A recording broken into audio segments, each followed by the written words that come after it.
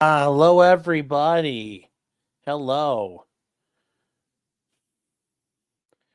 So I apologize for being a little late here. I was kind of feeling under the weather today, so we're gonna get started. But yes, we are back. The U-Taubers are allowing us back on. So let's get to Mr. Jorge Kelly and his trial. His trials and tribulations, if you would. So we are gonna get that loaded up here.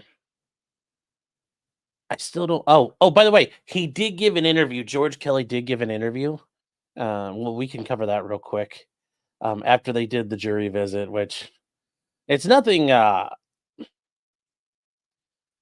really breathtaking. But if you haven't heard him talk before, he seems like a nice dude. Seems like a nice guy.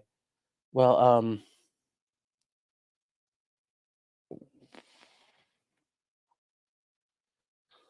all right. So shoot on a stick. All right. So poop, poop, poop, poop. Why isn't this not loading?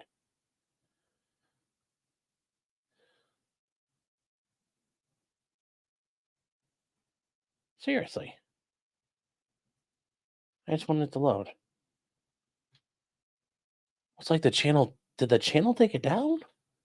It was like one of the local news affiliates. So anyway, they did the jury view and they're all hanging out outside the property. This is after the jury's gone. So it's not like George is talking in front of the jurors or anything like that. But it did happen. It's very funny. George, very folksy, very, very folksy. Let's see if we can get this up here because I do think it was rather hilarious.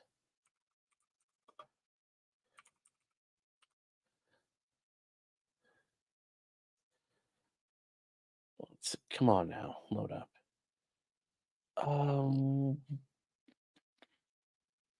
Yep. Oh, here we go. Got it. Okay, so here's George Kelly. Sorry about that, guys. Live TV. Live TV. When did we get Ryder trucks? So you had them for a little while. I've mentioned it a couple of times.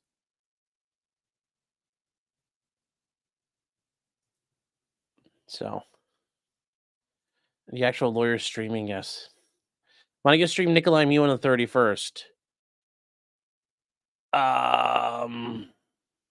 Oh yes, T Ree, yes. I did get your email with the interview, but I couldn't get to load through the email. I watched it earlier and I thought that was hilarious. So that's why we're going to cover it right now. So here is, I think this is the same place you had it from, but here's George Kelly after the jury view. First off, how did you feel about the jury trip to your property yesterday? Great. What's so great about it? Just good. Informative. You feel the jury learned a lot? Yes. The jury was welcome to be out there. They were welcome. Everybody was out there was welcome. What about the immigrant? How did you feel watching the detective interview you first had today? I better not comment on that. Do you think you'll testify? We haven't made that decision yet. How has this been for you and your wife and your family, this whole ordeal? Why don't you ask my wife? If you don't mind speaking to us, how has this been for you? How do you feel about this? Well, it's been a long journey. It's seems like we're stuck in a time warp. I'll be glad to get it over with so we can move on with our lives. A time warp that started last year on January 30th? Correct. It's been holding pattern ever since. So we're still there. I sometimes feel like I'm still on January the 30th when I'm listening to this testimony. So it's hard. So that is what happened there. So we are going to move on to the actual court case. How old is Kelly? He's 75. Yep, and that was good old Mima Shark. She, very nice. Now, guys, remember, we ended Friday. We ended the 12th with Kathy Lothorpe beating the shit out of the state's main detective, the investigating officer. And she was lighting him up. So get ready. There should be more fireworks. There should be more fireworks. as we do this. Court should be having naps. They should be, yeah, they should be having naps, not being stuck in court. Yes, they should. I know they act like he was shipping guns to Mexico or something heinous. No, we have people that do that for us in the government.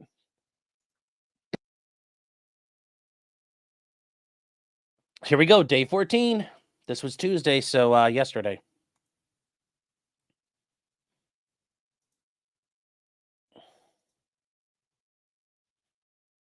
All right, we're back on the record in CR 2023-026, State versus Kelly. The records show the presence of counsel and the defendant, and the jury is absent. I just want to put on the records for public consumption. The reason we're starting late this morning is that between the recess last week and this morning, 2 jurors sent notes to the court. The 2 jurors, who I want to identify, expressed concerns with their ability to continue to serve, given what they anticipated the projected duration of the trial would be. They had some very serious, legitimate concerns about continuing to serve in terms of their personal, Yes. business, financial, economic, and supervisory type responsibilities. So we met with counsel on the record and myself with each of the individual jurors this morning. We reviewed with them what their concerns were and what their issues were. We informed them about what the now projected duration of the trial will be. I told them, each of them, that if they could not serve because of personal reasons or economic, employment reasons, whatever, if it just was too much of a hardship, that we would agree to excuse them. But having discussed what we now believe is the projected duration and progress of the trial, both of them thought it over and agreed to continue to serve. So that's why we're running a little late. That's what we did this morning. We still have 12 good jurors, and we're ready to proceed. And we can bring the jury in. And they have 12 good Yes, sir. jurors, but they can't have any other issues. That's not good. Uh-oh.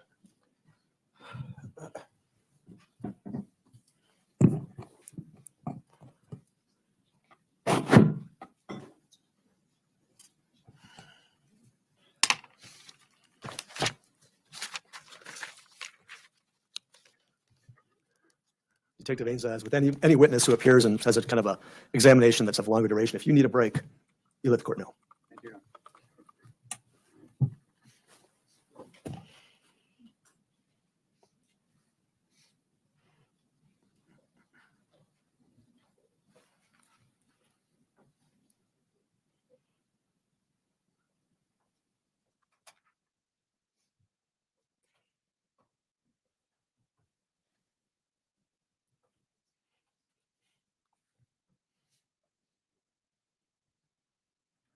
Please rise.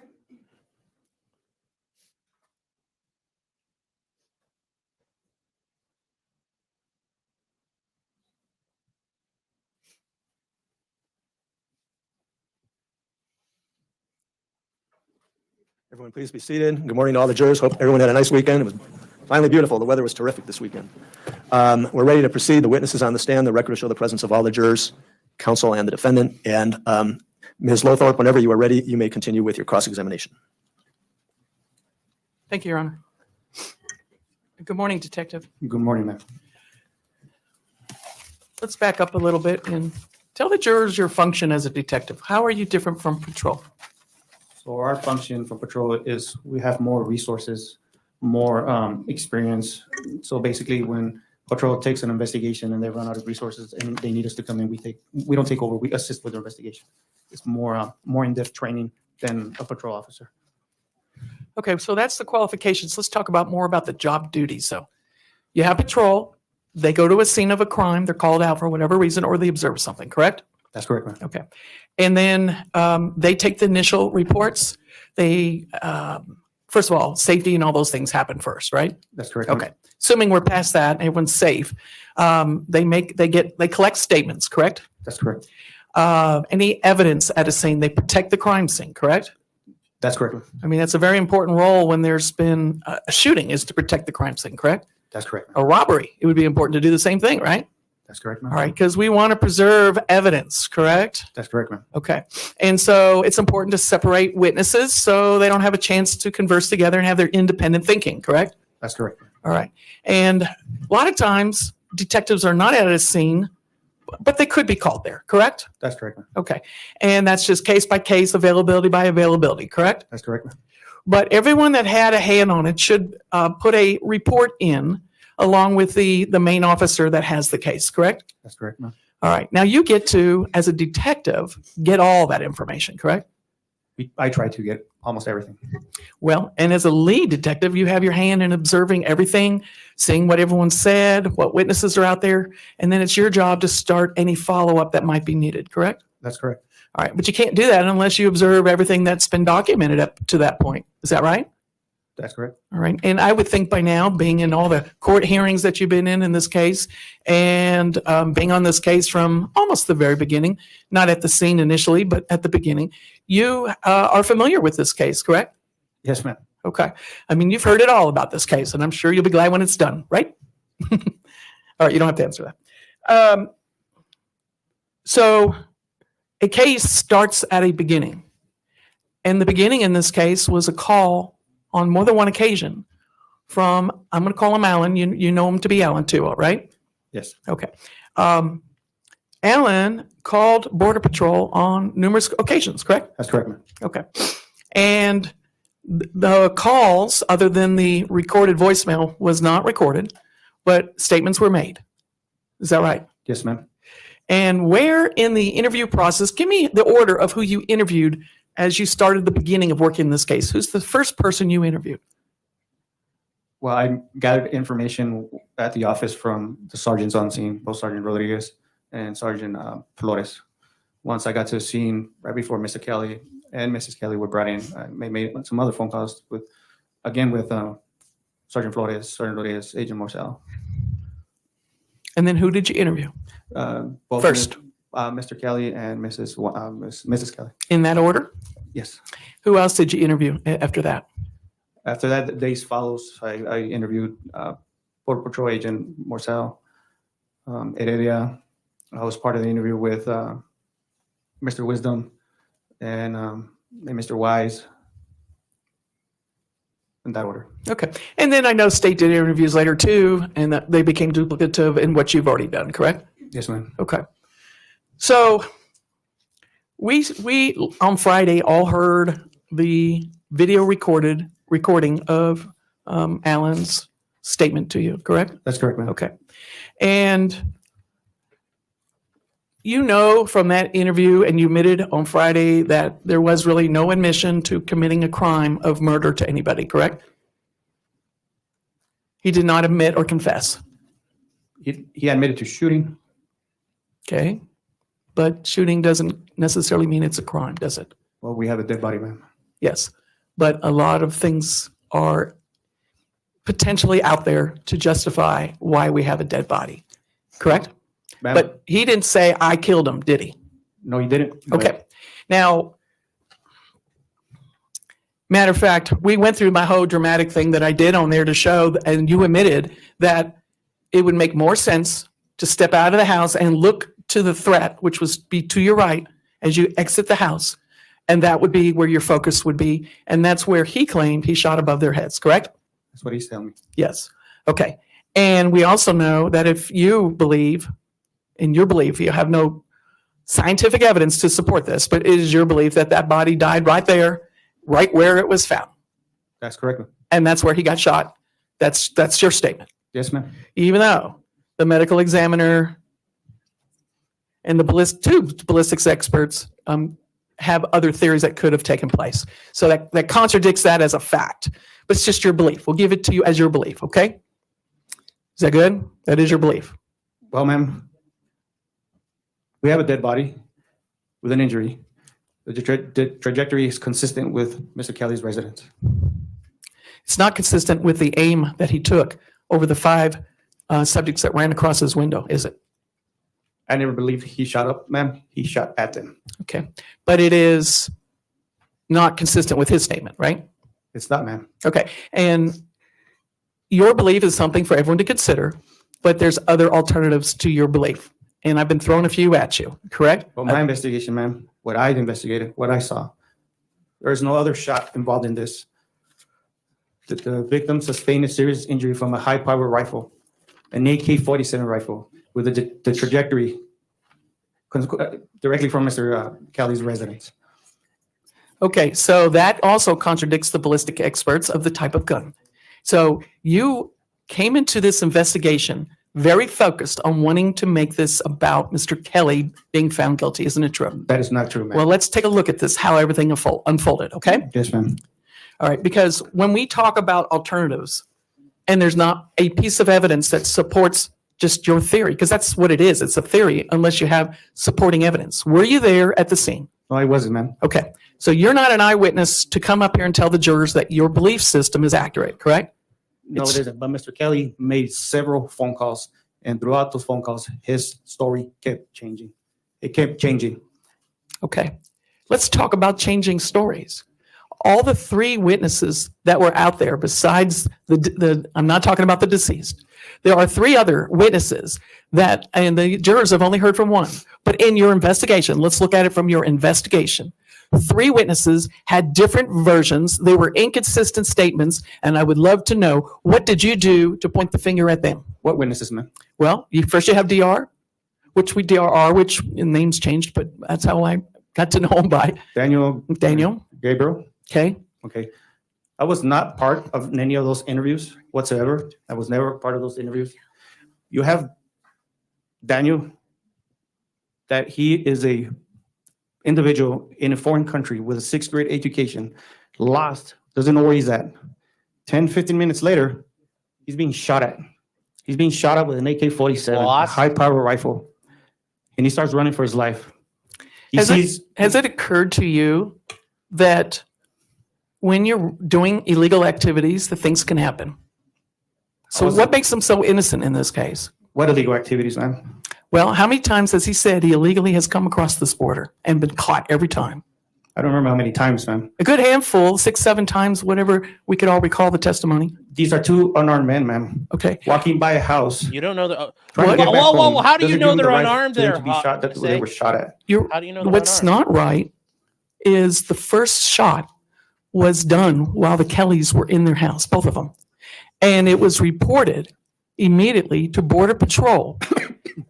Go ahead, take your time. Oh, sorry. Go ahead. No, You good? It was reported to Border Patrol that a shot has been heard and men with guns are running across. So why are the Kellys automatically the liar in the case?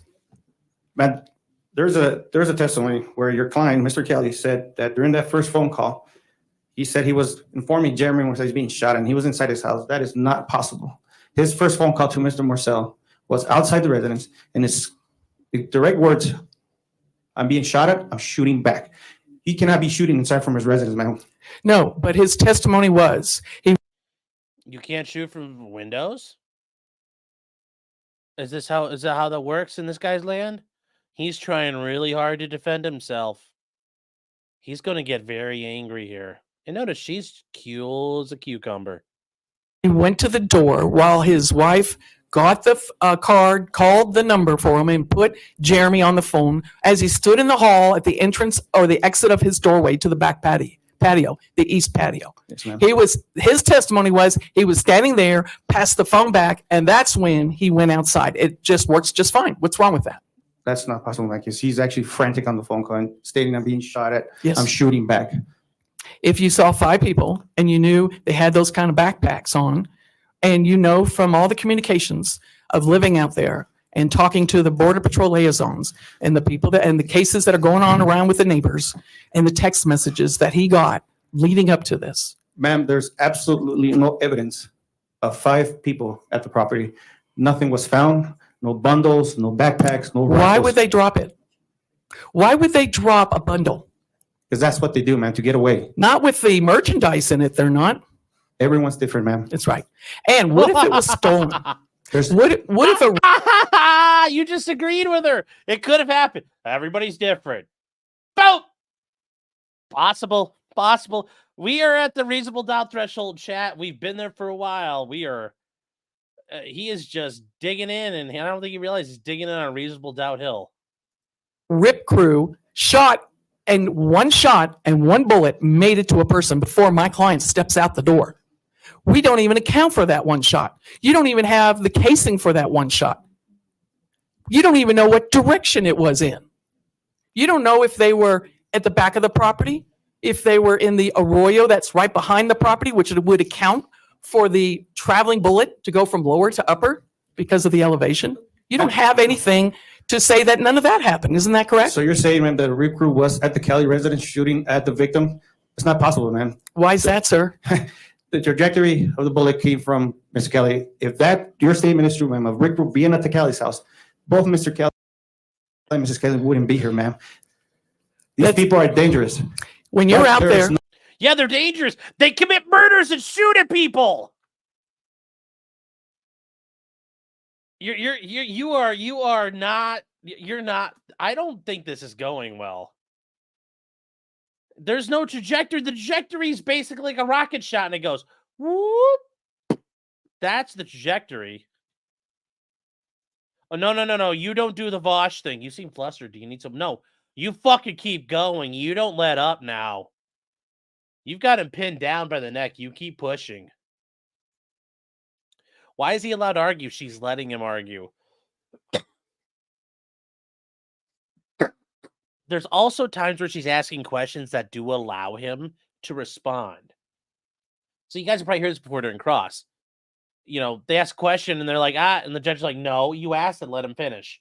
This is one of those times where she's going there. But Kathy knows what she's doing. She's letting him get his stuff out there.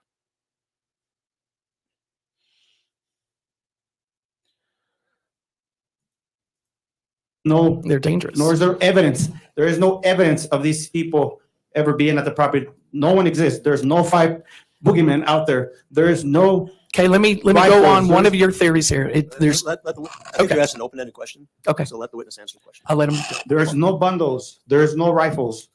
Nothing was found out there. Nothing. Nothing was found out there. That's exactly a great example of that. He's like, yes, an opening question. You got to let him finish. So isn't it a lot easier to take his big old tractor, dig a hole, and bury the body than call law enforcement all those times? Why would he do that? Ask him that question yourself. No, I'm asking you, sir. I'm not going to speculate. Did you see the big tractor out there on Yes, his I property? did, man, but I'm not going to speculate or guess on what your client might have Okay. done, what he could have done, or what was he thinking. Let's talk about. You're already if I were her, I'd be like, it seems like you've done a mighty bait. Like, if I were her, I'd be like, I mean, speculate. Like, you've done a lot of speculating. He murdered this guy, haven't you? Argumentative as shit, but I'd let it go.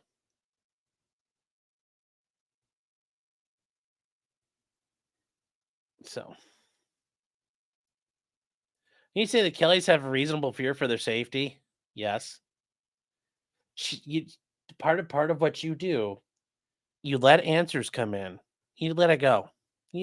Sometimes you want that, and you just let it set off to the side. It's there now. Come back to it later. Or if they don't say something, sometimes you leave that off. You don't ask a question. You can say, notice he never tried to explain why that happened. You just leave that for later. If you're Kathy. The no bundles, no rifles, no evidence. Let's talk about that. Yes, ma'am. There are 3 other people that have fessed up to being there since the beginning of the investigation. Okay? Not only DRR, but Miguel and Ramon, 2 different other additional people that has not come to the courtroom. Okay? But they did go to law enforcement and they gave you their stories. Not me. They gave your department their stories. You got a sheriff interviewing one and your new Boom. Extra people were there. Well, there's no 5 boogeymen. Well, now there are 5 men, though. We confirmed that. How do you know they're not boogeymen? Oh, they just innocent little Mexican boys. You know, oh, los míos, they've done nothing wrong. I don't know how you say, hold on. Google Translate. They have done nothing wrong. Into Espanolish.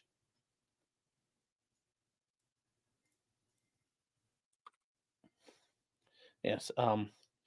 Ellos no han hico nada malo. Ellos no han hico nada malo. They weren't making trouble. They were just nice boys.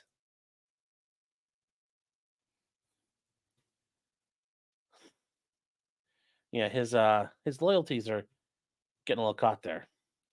Flux, did I get it right? I got it right? Great. Estás pisando. I don't know what that means. I use Google Translate. So basically he's trying to say they didn't do nothing wrong. Detective was with him, and then you have one more. I mean, they're all part of your staff. All right, hold on here. Brandon's got a better one. Brandon, because you donate in Mexican pesos, I will take your Ellos no estaban causando problemas. Ellos no estaban causando problemas. There you go. Thank you for the clarification. Good to see you, man. It's been a little while. They were good boys. You didn't do nothing wrong, apparently. You're the lead detective. So when I say y'all or you or whatever, you act as a group, correct, in this investigation? That's correct. We work Okay. as a team. Where is the proof that all three of these, DRR, Miguel, and Ramon, where's the proof that they were there? When the only thing you had was their admission to your department that they were. Where's the proof? Isn't it funny? They were trying to make the argument this was like there were no 5 guys, and it's like it turns out the dead guy, the friend, and these 3 other dudes. Isn't it kind of weird George Kelly got that right? I mean, is he so sinister that, like, how would he have known? I did not partake, ma'am, in any of those interviews. Sir, I'm speaking to you as the head detective, okay, who knows everything about this case, who has been in every single hearing on this case. So let's not talk about that. Let's talk about your hand on the case and your knowledge, okay? Do you have proof? Because you say you have no proof of the backpacks and stuff. Do you have proof of the people that you try to put forward, including DRR, who testified that they were there? Daniel said they were there. And so did Mr. Kelly say what happened. So why is the testimony of no proof to support his story any better than the proof that you don't have on the other 3 that were there? Objection argumentative, Your Honor. Sustained. Do you have proof that DRR was at the scene? Is there surveillance? No, ma'am. Okay. How do they escape the scene and not be under the camera? I cannot testify as to how those cameras work, ma'am.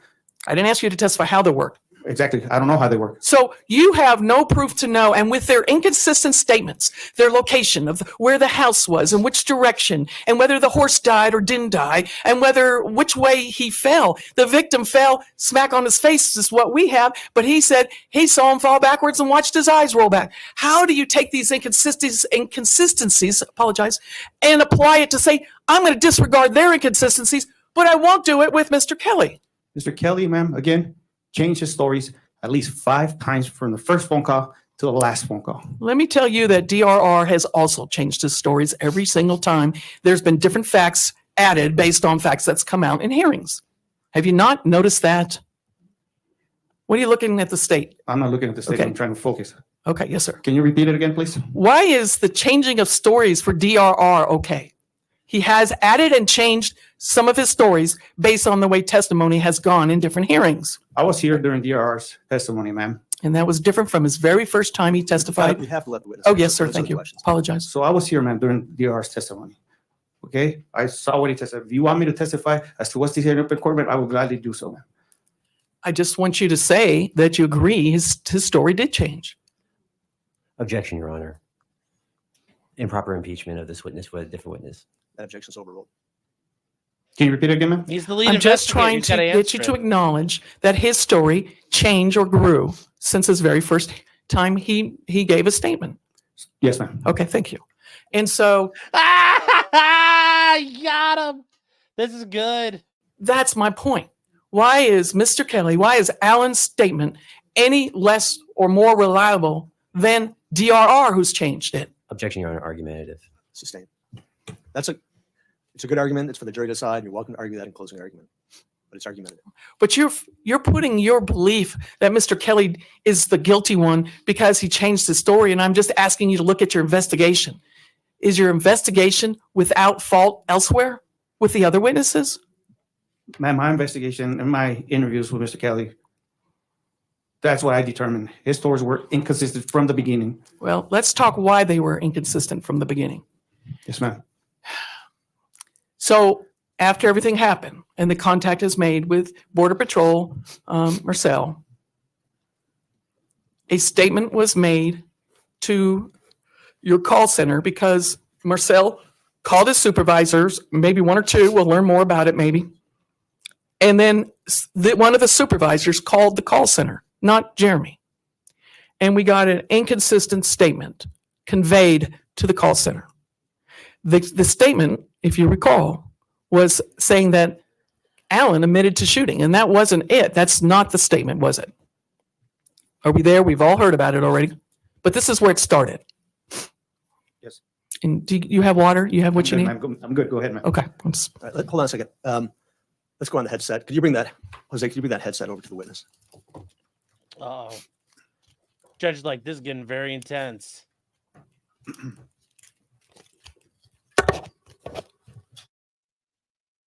think the judge is like, what the fuck are we doing here? I hope he's going to say, y'all understand I'm fucking throwing this out.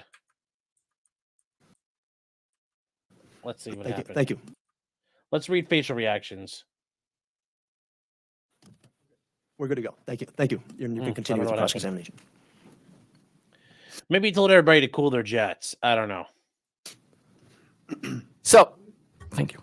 We were talking about the inaccurate statement that Mr. Kelly admitted to shooting someone when that's not what he said, right? That's correct. Okay.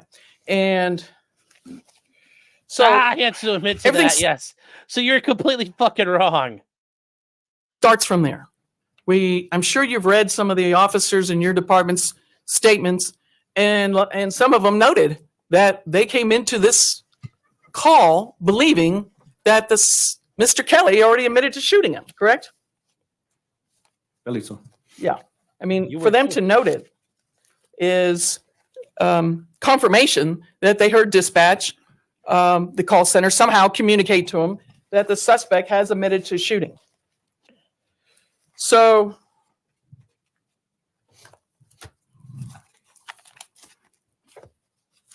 now we got everyone in the mindset that the homeowner, the rancher, said that he had struck this person that is now laying dead in his property.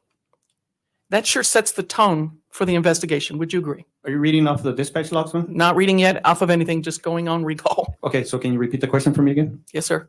So the tone has been set by dispatch conveying inaccurate information that she must, had received from a supervisor at the Border Patrol. Yes. Okay. That sets the tone to what everyone is doing and how they're handling it. Wouldn't you agree? Yes, ma'am. Okay. And the real statement was something may have been struck earlier, correct? I believe so, yes. And so it was not a confession. And it makes sense when you know about both earlier call and later call, correct? Yes, ma'am. Okay. I mean, think about it. Giving him the benefit of doubt for a second. The police, law enforcement, sheriffs, Border Patrol had walked around a lot of their property and walked around the location of where the body's later found. So there's a presumption. When was that body there? Was it there the whole time and law enforcement missed it? That could be one thought, right? Yes, ma'am, but you gotta understand too, during this time, the first contact with Mr. Kelly, he omitted ever shooting his AK-47. He never mentioned to anyone about that AK-47, which is a very important fact in this case. Actually, he didn't even admit to me 30 minutes into our interview. Okay, so I know that wasn't part of my question. That was non-responsive to my question, but I'm going to stop you there on your point, okay? Okay, ma'am. Rather than trying to get you to not include that statement, I'm going to address your statement. Who is trained in interviewing? All of us, ma'am. We all get trained in Law interviewing. enforcement, right? Yes, ma'am. Okay. Can I ask you, wasn't him calling and telling him a shot was heard and I'm going out to shoot, wasn't that an admission of what he might have to do to defend himself? Did he not tell someone? Yes. Okay. Now, going from there, every police officer that walks in the door is not giving a full sit down and tell me every single thing that happened. Because if they did, why didn't they do a walkthrough and say, show me? I was not there, ma'am. You weren't. I did not partake. Whatever these officers did, ma'am, I can't control what they did. Trust, if I would have been there, I would have walked. So why was the hurry to arrest someone without any evidence? Why didn't you say, let's go back to the scene and I want you to show me what happened with you? Or the trained sergeant that was there, who is a supervisor to you, correct? Yes, Sergeants outrank a detective, correct? that's correct. Okay. Why didn't they bother to say, Mr. Kelly, show me what happened. Take me through it. I can't answer that question, ma'am. I don't Well, know why they didn't do that. don't know. That's a poor investigation that not only it didn't happen at the time, but it didn't happen once you took over. His stories changed, man, when I did his interview more than one time. Well, it sure helps when someone gives you a visual and say, come, let me show you. I walked out this door. I already heard a shot. I was in the kitchen, just like everyone got to see the scene here. The jurors got to go out there. Started from the beginning, the kitchen, the view outside. Could someone see something more than that? Is it possible they saw 5 people? Is it possible that Wanda could have just saw 2 and heard her husband say there were 5? Possible, man, but there's Okay, but the walkthrough would be helpful. What did you do when you stepped out? Where were you when you stepped out? How did you hold your rifle when you stepped out? At least give him a chance to explain his story since he was being so cooperative with you. Isn't that true? You could have done that. I could have done it, man. Yes, Okay. I could. I agree with you. Okay, thank you for that. Now, when it's clear that the way he stood later reflects the casings, maybe you all would have found the casings a lot sooner if you know where he was standing. True? That's correct. Okay. Yes.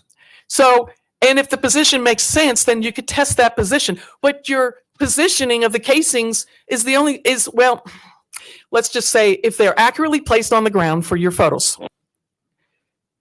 And we know where a dead body is. That's a gimme too. I mean, that's a defined location. But what we don't have is where Mr. Kelly was standing when he shot. And all you had to do was say, show me any one of your department to see if it makes sense with the evidence. He wouldn't have known better. You know, you let them talk until until they're done talking and see if it squares up or not. But no one did that, correct? That's correct, ma'am. Okay. And unfortunately for you and the rest of the department and the what I call the telephone mishap, which means when you were young and you told a secret and told another person, it gets changed. The stories get changed, right? Yes, ma'am. And unfortunately, we'll figure out later how that might have happened, but it did. And so now, unfairly to your department, you all are out there with almost blinded to the fact that he confessed. So isn't it true? It could affect your investigation. Oh, man. Okay, let's go on with No, he how says things he don't did it. You're like, get oh, I'm conveyed not going to correctly. believe him. We were looking to the arrest booking form. I'm going to repost it. It's already been admitted. It states 2. May I just kind of where we were on Friday.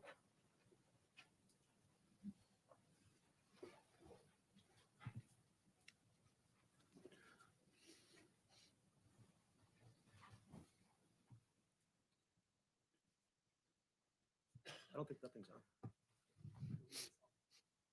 I don't see a light. There you go.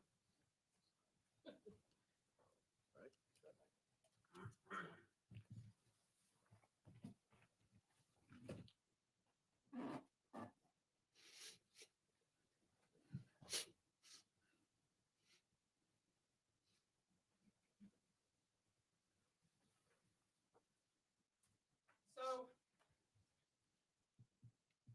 in a previous hearing, you denied doing this, but ultimately you realized you did do this narrative. You wrote that narrative, correct? Yes, after Ms. Larkin presented this during our original PH, I did ownership. I did tell her, but I was not lying about it. I completely forgot about me assisting our sergeants filling out the narratives during this portion of the booking form. Not only was I taking phone calls, typing up a search warrant, and multiple things, and I completely forgot that I did the narrative.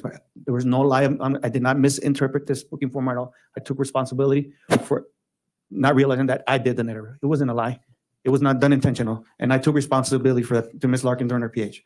Okay, so I think what you're saying is you're admitting that you misrepresented writing this, but later No, ma'am, changed it. I didn't say Oh, so you could, when you fuck up, it's a mistake. But when George Kelly does it, he's a lying murderer. that. I did not misrepresent this booking form at all. I just completely forgot that I requested assistance from the sergeants to book them in while I did everything else. I was doing finish up the interview. Notice they're not even listening to his answer. These two are just fucking talking because they're trying to figure out what the next thing to hammer him down on. They actually don't care what his answer is. No, he's just like, ay, oh, los míos, said they had the burritos, and oh, no, help me. That's him right now. And he's just panicking. He's trying to list things off, and these two are down there planning the next strike. He doesn't, you think he'd know better by now. You think he'd know better. They actually don't give a shit. And I don't believe this is helping the jurors at all. The jurors are like, fuck this guy. I was preparing evidence to go out to the scene. I was, finishing up preparing the search warrant on the phone with the judge to get the search warrant granted. I did not lie or intentionally say that I didn't do this. Okay. I owned up to it, and I told Ms. Larkin that I owned up to it. I did not lie about it. Well, let's just, even though that was under sworn testimony in a hearing. Yes, I understand that. Okay.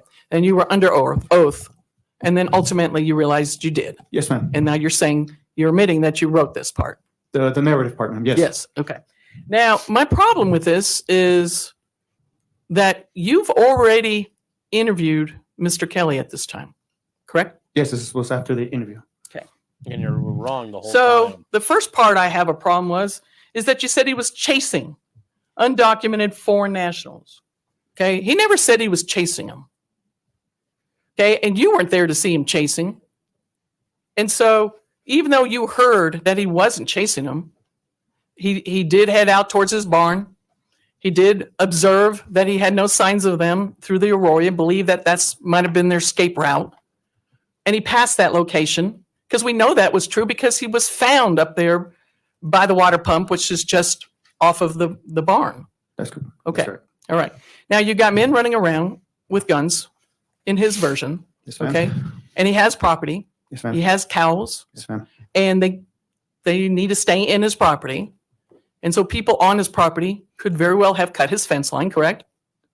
That's what he's testified to. I mean, told me to. Yeah, and that happens quite a bit. The Border Patrol comes back and tries to help them out and fix their fence lines and stuff with it, right? When it's Border Patrol, they actually cuts the fence, yeah. Well, I think they're very gracious.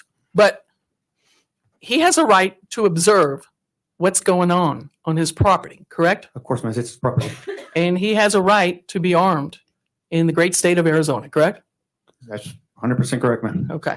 And but there's nowhere that he told you he was chasing them. He didn't say that, correct? It's also Just a yes or no. 75 years No. old.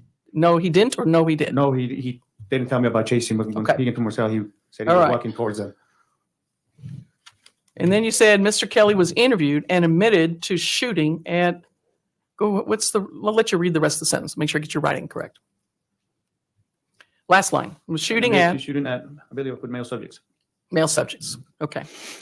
Well, yes, he did admit to raising his gun in the air to scare him away. He took a chance that he could have been killed, assuming that the person pointed a gun at him, and you admitted you wouldn't have done that. You would have shot him, right? That's correct, ma'am. Okay.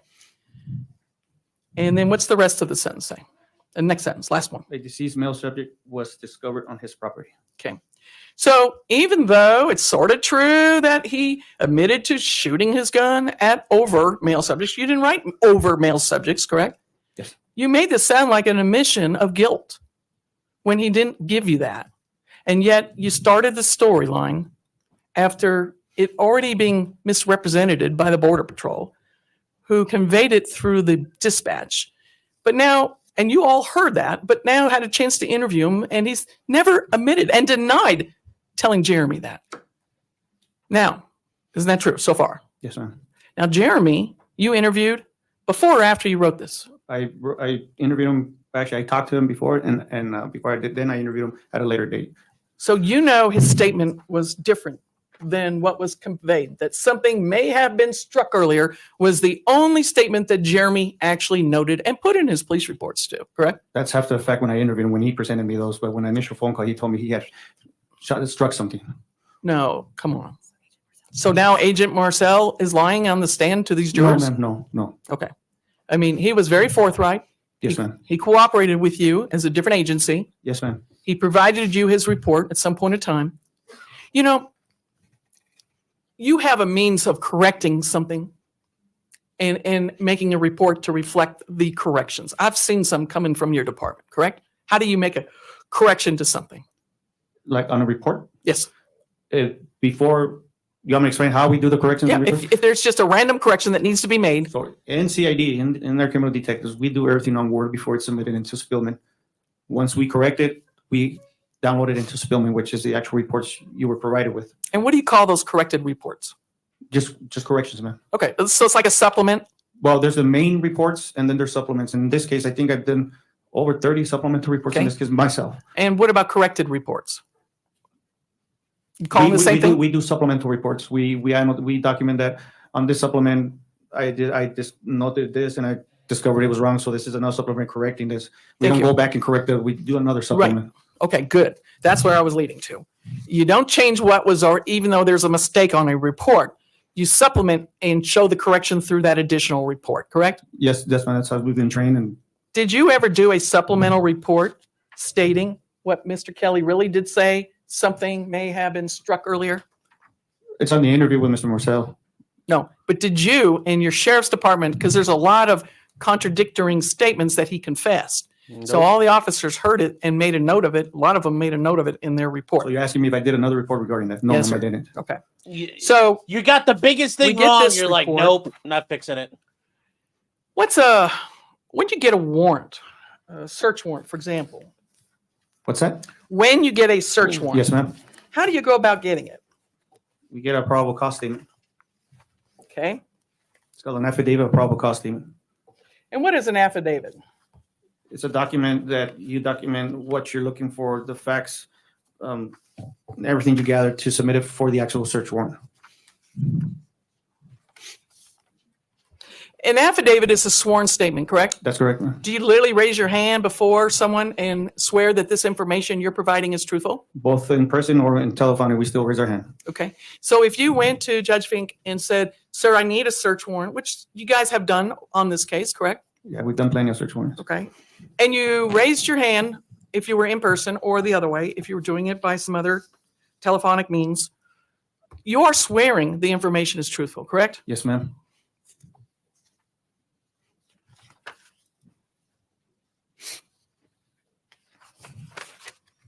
Now, with the actual warrant to be signed by the judge to allow you to do the search, usually the affidavit is accompanied by it so the judge can read your probable cause basis, correct? Yes, ma'am.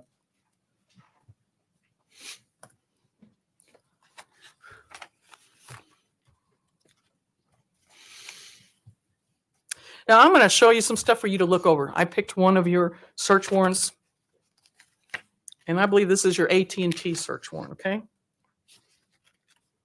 And I'm going to just let you review it first. I haven't marked it. I'll go ahead and get it marked, okay? Ma'am. I'm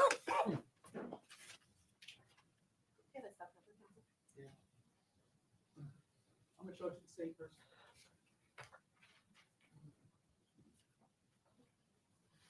What do we got?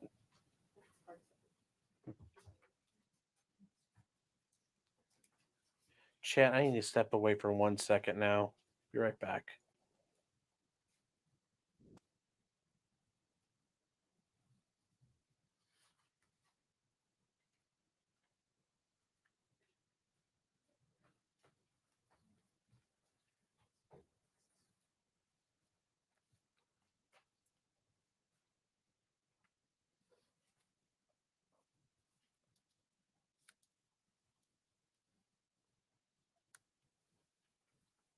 As you go through your affidavit, I did obviously highlight a few things. I'll let you just review it and just let me know when you're ready.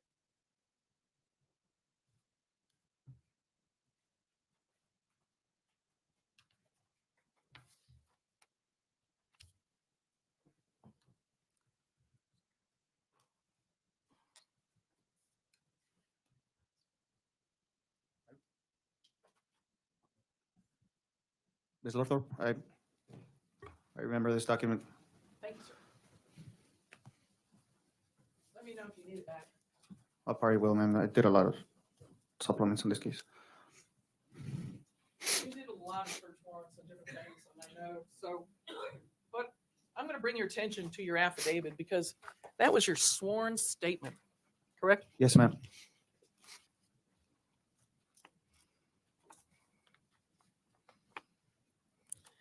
And what does the word affiant mean?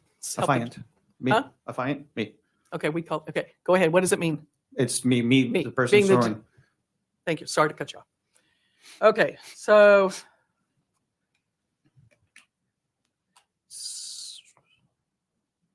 you told in your affidavit, you said you then informed George, Mr. Kelly, of the statement he provided to USBP agents, where he informed USBP agents that he needed for them and the sheriff's office to respond due to him striking something. Okay, and you're portraying that statement in your sworn statement to go get a search warrant. That's what I document. You also above that said that you call it affiant. I'll call it the way you call it. Okay, It's me. it's fine. So you, detective, learned from George that he heard what he believed to be a gunshot and began running after the male subjects. He didn't tell you that, did he? It was Agent Morcell. Well, you said you heard from George. You wrote to the judge in your statement to get this search warrant that you learned from George. You didn't say Agent Marcel. I understand what you said, ma'am. Okay, That's true. thank you. And on another page, that in this paragraph, at the end of this paragraph, you then learned from Agent Marcel that he had made contact with George at about 17:35 hours and proceeded to tell him that he needed for him to respond along with the sheriff deputies because he had struck something. Okay. He never said he struck anything. He's shooting in the air. So once again, even if that indirectly came from Marcel in your belief because of the mess up through the call center, you now know the truth that that's not what Marcel said, correct? That's correct. And this affidavit, search warrant, was signed by the Honorable Cartwright on the 7th day of June of 2023 at 13:17 hours. I saw that, ma'am. Yes. Okay. You know the story by now, and yet the story keeps going on and getting misrepresented, correct? That's what I documented. Thank you. And we kind of heard a little bit more about the medical examiner getting information about the case, which the narrative for the medical examiner wasn't accurate, correct? That's You didn't write it, though. You're talking about the OME report? Yes, the narrative on the ME's report. I had nothing, I didn't partake on the OME filling out the form. No, but when you are the lead investigator, detective on the case, and you see inaccurate information, you could supplement and stop that information, but you didn't, did you? Because I wasn't there, ma'am. I never saw the OME form and did not partake anything with the body until I attended the autopsy. I never saw that OME form. I know. Usually on all my cases, I did a when lot of things. not them prior ones, I take full responsibility of the OME because I know how important Not that going to form is. work, by But the way. I did not partake in this. I didn't see the OME form. I didn't see who wrote the OME form. I was not there. So we get a medical examiner form, and I'm holding up AAA defense Yes. evidence, and in it there was a narrative that the medical examiner relied on. And I'm going to refresh the location of this to you and show you this piece of evidence.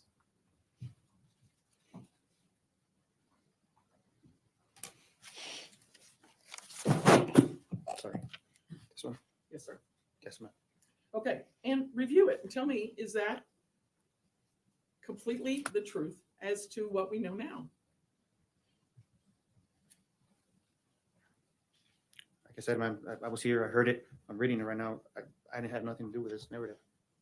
I didn't But write you it. didn't fix it. This had already been submitted by the time I got to it. So whenever the coroner picks up the body, the OME goes with the body. So I didn't partake in none of that. So So this false narrative continues. And unfortunately, it could have been conveyed down to all the other experts. Isn't that possible? Possible.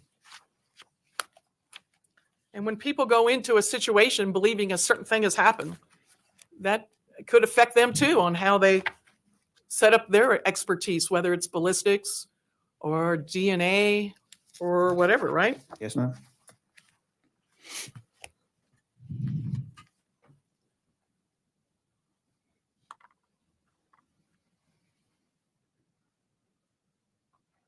So in this narrative, we have once again the homeowner indicated that the group was running parallel at the property and had long rifles on their possession. That part fits Mr. Kelly's story, correct?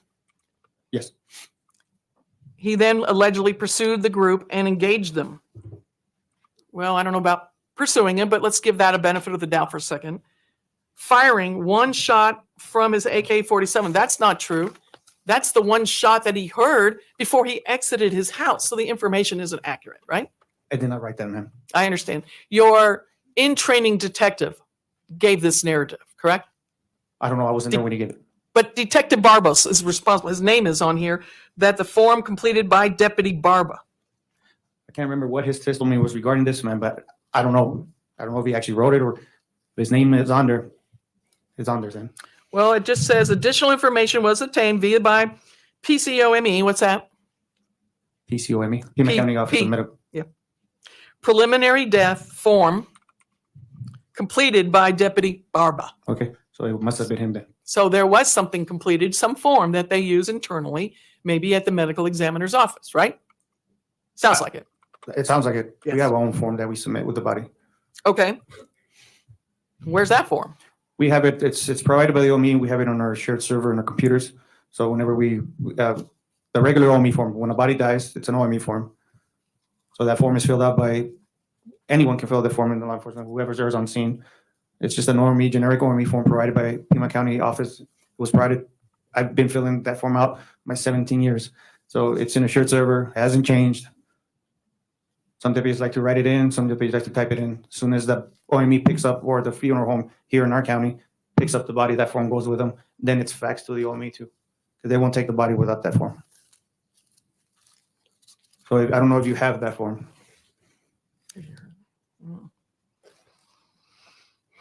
That form, we can tell you exactly who filled that, the OME form. Have you seen it? I haven't seen it, man. Like I said, I didn't partake in any of that. The only time I made contact with the body was at the autopsy. That's the first time I made contact with the body.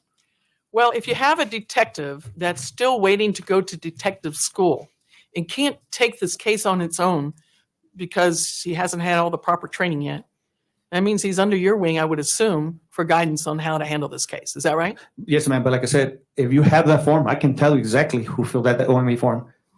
I don't think I have it. So I don't know. So like I said, it's an OME form. So if I see that form, because we put our initials on it, whoever filled out the form. So I don't know when or where did Detective Barba fill this form out. I need to see that form. I don't have it in front of me. So, and I don't believe I have it. Maybe the state's looking for it, but that's up to them whether they are or not. But I don't have it. But this investigator narrative was in the middle of the medical examiner form or a report. And this is their full report because it includes all their findings, photos, and everything. And this paragraph is nestled right in the middle of their forms in their report. Okay. Yes, ma'am. All right. And they identified Deputy Barba as supplying it. I guess my concern is, I mean, you can't be everywhere 24/7, but where does this stop with this story? I don't know, man. Like I said, if you have that form, I can put some light into this issue regarding this narrative on the OME form too. Well, maybe if you had sent out a supplemental narrative and said that part wasn't true, maybe others would get a copy of it and see it. I'm just saying is just the actions that are being taken by different parts of your department are still going on the presumption that he confessed and chased these people down. So here we have an investigation that's been slanted because of this false information from the beginning. Is that possible? No, ma'am. Okay. Let's look at all the evidence that you have worked on we all think to he show confessed, but and we're not gonna support fuck him or over not on that. support your version of the case. No. Okay. We have you guys doing DNA, correct? Yes. And if I recall right from testimony, all of the evidence, all of Mr. Kelly's clothing that was selected, no DNA was found on it. that would have been the victims. Okay, Yes, ma'am. correct? Yes, ma'am. And matter of fact, you didn't put him in the right clothing. He had I believe you said the outer layer was a blue shirt, but he had a sweatshirt on and a vest that was out over the blue shirt. So just so it doesn't confuse the jurors. Do you remember that clothing now? I do remember the calling, ma'am. Okay. Do you remember a let's see here. The vest, I believe, was It was a under his puffer vest. jacket. It was Huh? A puffer vest. I think Yes. I And think what color was that? Do you remember? I don't remember, ma'am. Your Honor, just for clarification, we're referring to defendant? Yes.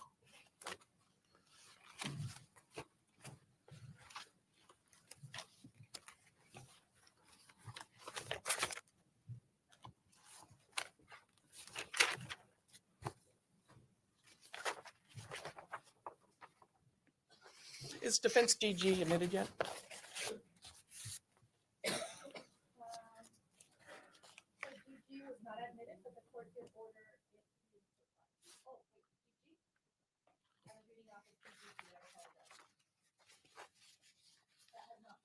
Thank you.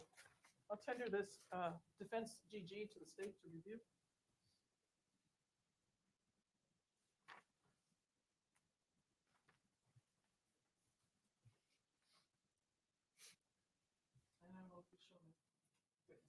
There's going to be no objection, Your Honor, if she moves to admit. Need a break? Okay. Okay, hold on. I'm sorry, I didn't see it before.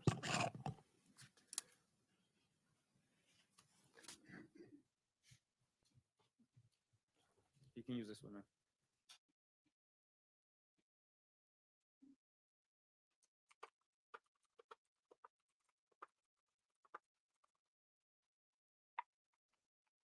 All right, guys, we're gonna skip ahead. Oh, damn it, wrong fucking tab. Whatever the fuck I'm at here. Hold on. We are skipping along. Oh, he took his little potty break. Taking a potty break. Breaking on the potty.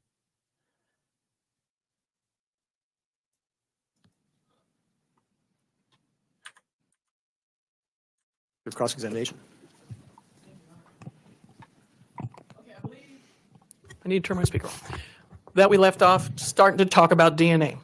And we determined that there was no DNA, including the defendant's gloves.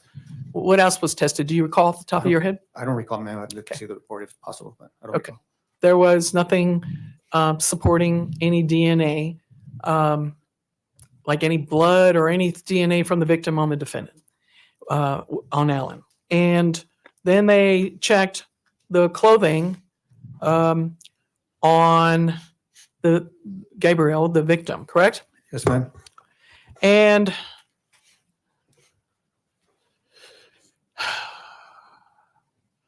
the backpack just seems to be excluded from all testing on the case. But we did have a patch from his jacket that was taken away from any blood on the jacket. And there appeared to be a possible second contributor, but couldn't determine who, correct? Did you hear that part? Yes, ma'am. I remember. Why didn't you collect some of the other DNA from and voluntarily ask if, DRR would have given some of his DNA since he put himself at the scene? I have no answer for that, ma'am. Well, if he fought you heavily, maybe he has a different role at the scene if he was there. I mean, what if he took the items and he's trying to point the finger at Alan so he's not in trouble with whoever supplied him with these items? What items, ma'am? Well, illegal things that would be leading to money. Well, there's no evidence of anything like that found on the property, ma'am. No backpacks, no Okay. bundles. Would you leave a gun behind? Or as a suspect, would you, if you're stealing, guns have value, correct? Guns get stolen, correct? Yeah, they get stolen. And they have value, right? Yes, ma'am. And did you, I don't know if you know this or not, but it's a crime to bring guns from America into Mexico. Is it illegal Yes. to export firearms from U.S. to Mexico? Yes. Yes, it is. Okay. So why would you show it? Why would you leave it if it has value, right? These are things you had to think about, correct? It's a lot of circumstances to that, ma'am. If why it wasn't or left behind or taken. Okay, now let's say in that fanny pack where half of it is empty is a lot of money for transporting someone over to America. Like $2,500 in 20s or hundreds or whatever. But that wad sits in the fanny pack. Do you think if you were stealing from someone that you would leave that behind? You're asking me to guess on that, man. So I don't know if there was money or not, but I'm not going to guess on that. But you are a detective that can handle a robbery case too, aren't you? A robbery case? Yes. I've taken robbery cases. Okay. And these are questions that you would say or could have said are unanswered. Let me explore it in my investigation. Isn't that possible? Yeah, man, but there's no absolute evidence of a struggle or a robbery that ensued where that backpack and fanny pack were found. Sir, you talked about no evidence of a struggle. We got a dead man, correct? With a shot. And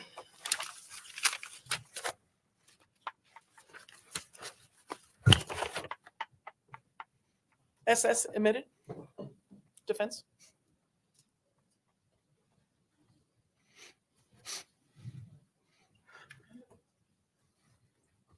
Thank you.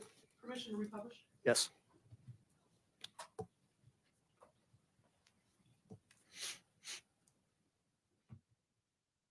To me, and I want to know to you, does this picture not cry out some sort of foul play? What foul play, man? It's a dead body facing down. Let's take a look at that backpack, sir. Yes, ma'am. Backpack, you can fall down 300 times and it will stay on your back. This backpack is pulled up over his head, it's unzipped, and a fanny pack lies on the side where it's not normally carried. Does that not cry out foul play, possible robbery? No, ma'am. What about the fact that the buckle was broken? So, since we've seen photos that Gabriel has been seen with a fanny pack across his chest. Do you remember that photo? I vaguely remember it, yes. It was about a week before, Yes, ma'am. shortly before this incident. Yes, ma'am. Okay. You put your most valuables possibly in there, possible, right? Possible? Okay. So money, drugs, things that might have value, ID, whatever might be in that backpack, correct? Possible? Now, assuming for a second it's still there when this happens, assuming that someone pulled it from underneath him, like he's laying flat down like we found him, and the strap, sir, goes across the chest where the wound is, collecting some blood, which we saw the photo, the fanny pack on the strap had blood. Do you remember that? I believe so, yes. Okay. So if you pull it across the wound and you collected a little blood, unzipped it like it was, and look inside of it, and half of the contents is gone, it appears.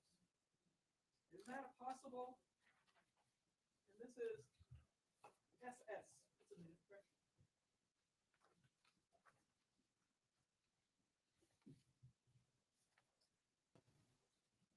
Seems kind of weird that whatever this item is the only thing that's in this area. Objection, argumentative. Overall. Does it not seem a little strange to you that something could be missing from this pouch? No strange at all, man. We don't know what he had in there. All I found was food. But sir, a good detective is going to look at these clothes and see where they might take you. And I want to know. What? Yeah, I don't know what was in there. Well, gee, doesn't that give you pause? I can't figure out what the hell happened. And oh boy, it is getting stormy out the stormy boy out there right now. Oh boy. Did you allow this to take you anywhere to possibly investigate? Did you ask for DNA from DRR? No, ma'am, I didn't ask any DNA from DR. So DNA is not conclusive in any way to show Alan's guilt, correct? Are we in agreement with that? Yes, ma'am. Let's look at fingerprints, sir. Yes, ma'am. Did fingerprints reveal anything that would show Alan's guilt in this case? There's no fingerprints found. Okay, so the answer is no, correct? That's correct. Let's talk about gunshot residue. Again, I made a point earlier with that testimony to show the biggest area on the back, and since this is the side and the back of the entrance, the biggest area was covered by a backpack and it wasn't tested, correct? The backpack wasn't tested. Right.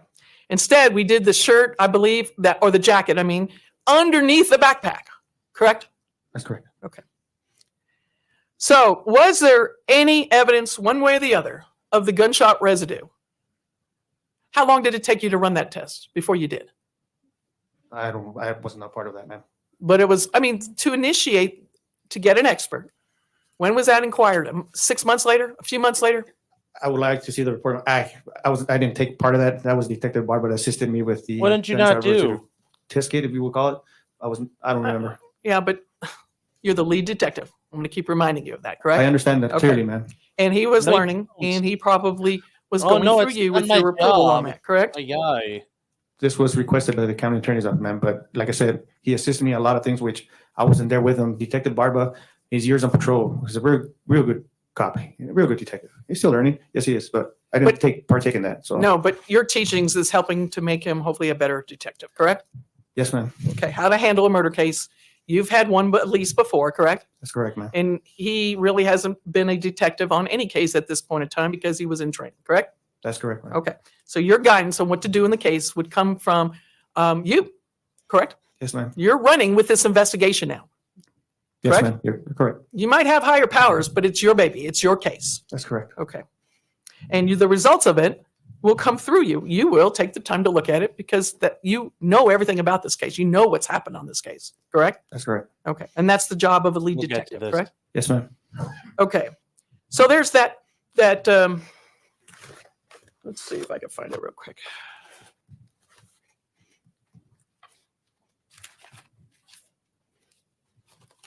This guy very much That sucks. mystery tree. Melissa.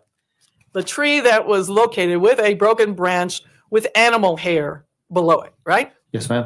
And so initially, no one thought much of it. But we did hear a little testimony that maybe someone suggested you check on it. But we're half a year later, correct? I believe so, yes.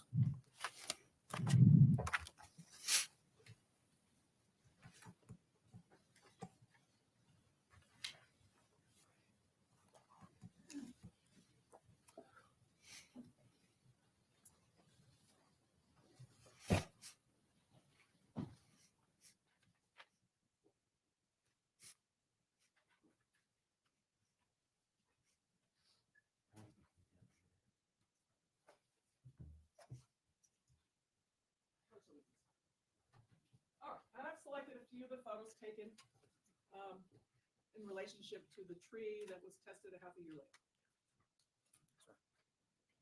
Can you identify all these photos? I wasn't there when these were taken. I think I need to mark them. Sorry, don't demark.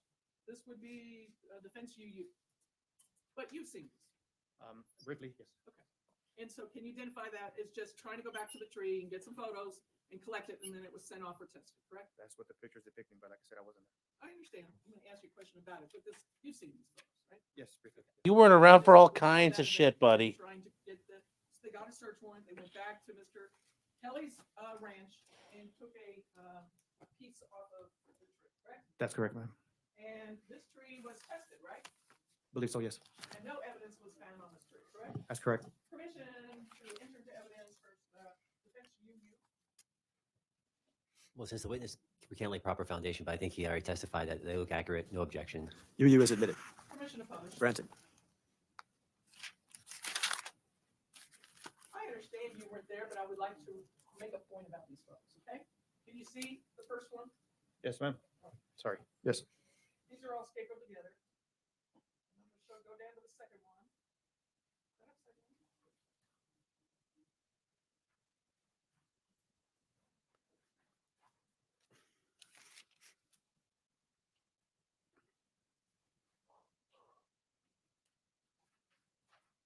I'm going to the third one.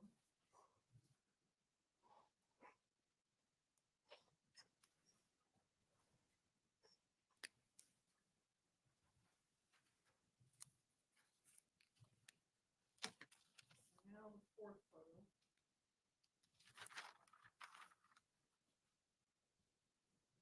I would use my computer for either one of those. Why would I use the phone? Fifth photo. Duh. All right, look, well, we've got to pause. I'm going to take advantage of this now. We got a bunch of questions to catch up on real quick here. Hung Hero for $2 says, "Hey, gringo, I'm going to come." ESA. Hung Hero for $2 says, "Late and gay and muted is no way to go through life." Fair enough. Janet says, "Is this what no lube looks like?" Yeah, she is beating the shit out of this guy. And that's a shame for 199 saying, "Ios no and io nada." Icho nada. Okay. Or Aiko. Or I don't know. I chose nada. And Soul Souffle for $9.99. Thank you very much. Saying, Attorney Lothar responded to our email, my email yesterday, thanking us for our support of George and Mima. I felt important to let the Kellys know that they're not alone. Well, I know you mentioned that. That's awesome. You got a response back. That is super cool. Pretty neat. And Carrie is right. The jury can nullify, but somehow it's illegal for anyone to point it out. It's just against the rules. It's not illegal, but I would create a mistrial by bringing up jury nullification. But yes, juries can always do it. And Juror 13 says Martin is too totally Hispanic. No. I get a tan going, I might look it, but nope. And then KJ says, Sean, how do you pronounce affiant? Affiant. If you didn't speak English as a first language, would you have the hubris to correct the native speaker? Well, he basically speaks at a native proficiency. English is his second, he's ESL, English is a second language, but he definitely could speak it as well proficiently as any native speaker. Then Flux says, don't get tunnel vision. Yep, these guys got tunnel vision, and they just focused in on him. I got him. Clyde's getting a little... We got some thunderings coming through, and our little Clyde's a little doped up, but he's still a little nervous. Hold on one second, guys. Clyde does not like the thunder. It scares him a little bit. Oh, I clearly have a Spanish accent. I can't roll my R's.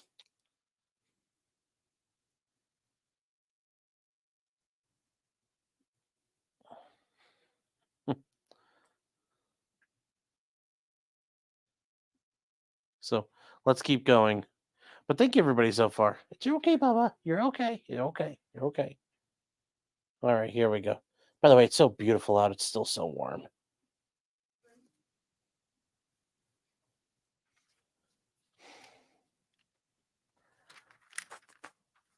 do you think, Baba? Huh?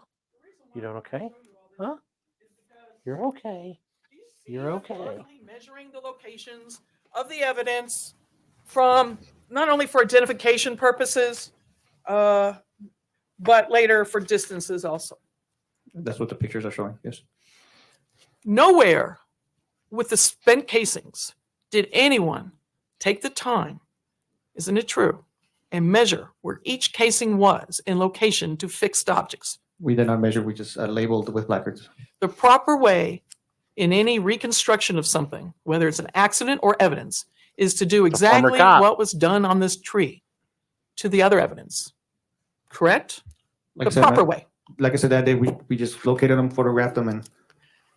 Wait. These guys are just fucking around. They're not doing it the right way. That's great to hear.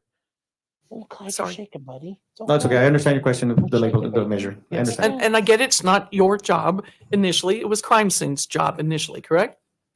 Correct? CID? CID, however you call it in your department. Yes, sir. Yes, sir. And the reasoning is because you had to put the casings back down on another time to help with the reconstruction. I mean, or any other reason you might need to go back and do it, and it's not even documented, correct? I was not part of that, man. Okay, but it is true. I don't know, man. I was not. I wasn't in charge. You're the boss. Oh, what? The John Coffey Act, folks. I just didn't know no better. I'm just a simple lead detective. Y'all can't expect me to do no police work, right? Ooh. Part of that. But you saw the photos. Yes, ma'am. You didn't see one measured out like you did in this grouping here. Then I'm sorry. Let me refer it to you, defense you for the record. I didn't see any casings on there. That's what you're asking me. No tape measuring where the no, casings were in relationship to the different fixtures of the patio. No, ma'am. So to accurately relay down, it's somewhat of a guess, just a guess by eyesight, an estimate, correct? That's correct. Okay. So the tree didn't offer any help. Let's talk about the shooting pattern. We sent this out to an expert, and he took the gun, a rifle of Mr. Kelly's, and shot to say it was in working order, correct? Yes, ma'am. Okay, which no one's denying the casings on the ground were the ones that were used to shoot over the head of the 5 subjects. That hasn't been an issue in this case, has it? Just for clarification, she referred to an expert. We have 2 firearm experts in this case. So which one is she referring to? I haven't got into the question yet. But we had a shooting pattern expert who shot and determined the pattern of the casings, correct? Yes, ma'am. Did that assist in any way in proving the guilt of my client?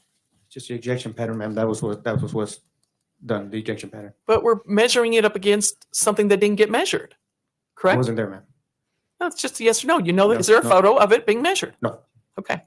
So it's a hypothetical that there could have been some other testing that was not ordered by your department or whoever had the authority to the angle of the fire testing wasn't done. Okay. And do you remember that part of the testimony? I believe so, yes.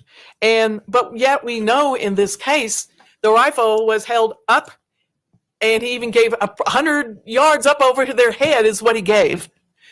And since we didn't do a walkthrough to have him show you how that gun was being held, maybe enough of a guess could have been done, but it wasn't compared with this expert, right? They didn't do that. I believe so. Like I said, I wasn't. So the shooting pattern doesn't really show you anything that would go towards his guilt with it. Ask me to guess, and I'm not going to guess.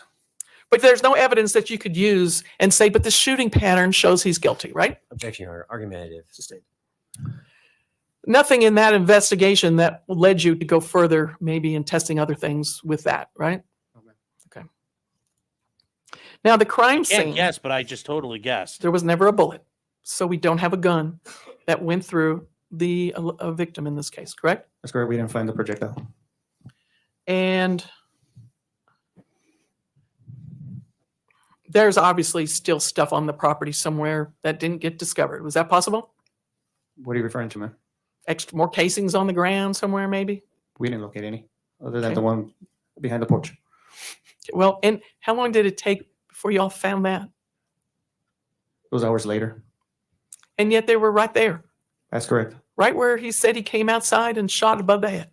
And your department couldn't find him right away, correct? That's correct. It was too dark. No lighting. Well, would it be fair to say then the best thing to do is make sure no one goes in and out of this property, protect the crime scene, and revisit it in the morning if you couldn't get proper lighting out there? There was no hurry, right? I mean, you could have evaluated it, waited for daybreak, and then go back out and keep looking, correct? Well, we cleared and I applied for another search warrant. Correct. Not the second day. Well, actually, hours after we left. Same day. And then you look to witnesses to determine your strength of your case and your investigation. And I mentioned earlier there was 3. The jurors are aware of 1. But there's also Mrs. Kelly. She's a witness, isn't she? That's correct. Okay. And then the defendant being cooperative, Alan was just chatting away, trying to help, saying that he wanted to cooperate, right? If he was 100% cooperative, ma'am, he would have let me know right off the bat that he discharged his firearm. But he never did. Also, he had the opportunity to tell several officers on scene. Well, let's look at that line of questioning. Because your questions was, if I remember, let me see if I can find some. It was something to the effect, did you shoot at that gentleman? And you kept asking, did you shoot at somebody? Correct? That's correct. And he kept saying, no, I did not shoot at them, at him, the gentleman. Question, George, did you shoot this gentleman? That's the type of questionings you were asking of Alan, correct? Yes, ma'am. And ultimately he says, how would I know? But then he said, but I did not shoot at anybody, okay? Because he's over the head. And he's owned a lodge. He taught people how to hunt and took them out on their property to do that. So we would assume in your investigation that you could assume that he knows how to handle a weapon, correct? We can assume that, yes. So you never shot this gentleman. And he adamantly said, no, no, I didn't. Okay, so that goes on for quite some time until you finally changed your question. After he says another time and another time, I did not shoot at those gentlemen. Did you shoot? That's the first time you didn't add someone else to it, a pronoun of some sort referencing someone. And he said, yes, meaning he did shoot, but I shot over their heads. So it was your questions that he's responding to, and you want him to do your investigation and tell you all that when he's relying on your questions and answering your questions. Oh, Mac he shot. He's the one that shot. Over their heads. Doesn't matter over the heads or at me. He shot, and there's a dead body. Why doesn't that matter, sir? What's that? Why doesn't it matter where he shot? Just that the fact that he shot. There's no way he could have shot over their heads and strike the victim the way he was struck, ma'am. Exactly. That's why we're here. Shooting that way, over the heads, to my right, as illustrated in the courtroom on Friday, and shooting at a victim that you believe didn't move and went down right there. There is no way he did it by your words, correct? Ma'am, Friday you were asking me some very hypothetical questions that I don't even remember what you were asking right now, ma'am, that day. But the shot, and Mr. Kelly, since the beginning, was very untruthful. Very untruthful. That shot came from him. There's evidence. I'm trying to find the evidence. So we're going through, we had witnesses that had inconsistent statements that didn't pan out even against each other or to the scene itself. There was really not a confession here. So let's talk about another piece of evidence. A footprint. You remember that one? I remember the picture, but I wasn't there. Okay. So the footprint was a close-up footprint. And it did not help us in guiding us which way that footprint went towards. In other words, you could tell a heel from a toe on a footprint, correct? Yes, ma'am. Okay. So if that was, and I don't know if an expert has testified to this yet, but I don't think it's going to happen. But if that was Gabriel's footprint, the victim's footprint, tracking his footprints might have showed which way he was coming from and which way maybe he was going. Did anyone do that? I don't know, ma'am. Do you know that Border Patrol, who was assisting you on this case, may have a lot of experts that could have offered help in tracking? Did you solicit their help at all? No, ma'am. I know when the first initial call, they went out there. That's different from asking them for anyone in their group of agents are able to assist with tracking because you found a footprint. So, and if it was the victims based on the boot design, wouldn't it have been helpful for us to hear today which direction was that foot aimed towards? Like I said, ma'am, I wasn't there when that footprint was I didn't found, ask that, sir. but You're the head detective that could have had the power to explore this piece of evidence. Yes, ma'am, but I was not there at that night. But you admit the photo that we saw was one footprint close up that didn't give us any directionality, correct? I don't know, ma'am. I don't know that footprint. I wasn't there. I didn't take it. You saw it in court, sir. I know I saw it, ma'am. Okay. Did that photo give you any hints to the direction it was aimed towards? The way it was taken, no. Okay, thank you. That wasn't a trick question. So it was close up, correct? It was a close-up, yes. Okay. Had they zoomed out and gave us some environment around it to help us guide us with that, that would have been helpful, don't you think? It could have helped. Yes. Now we could determine, wait, does that go against the way the bullet entered into his body? Or is there another footprint out there in that direction or coming from the direction to give us more information that could have done that, correct? I don't know, ma'am. I wasn't there. I didn't find any other footprints when I went out there the next day. But we know there had to be.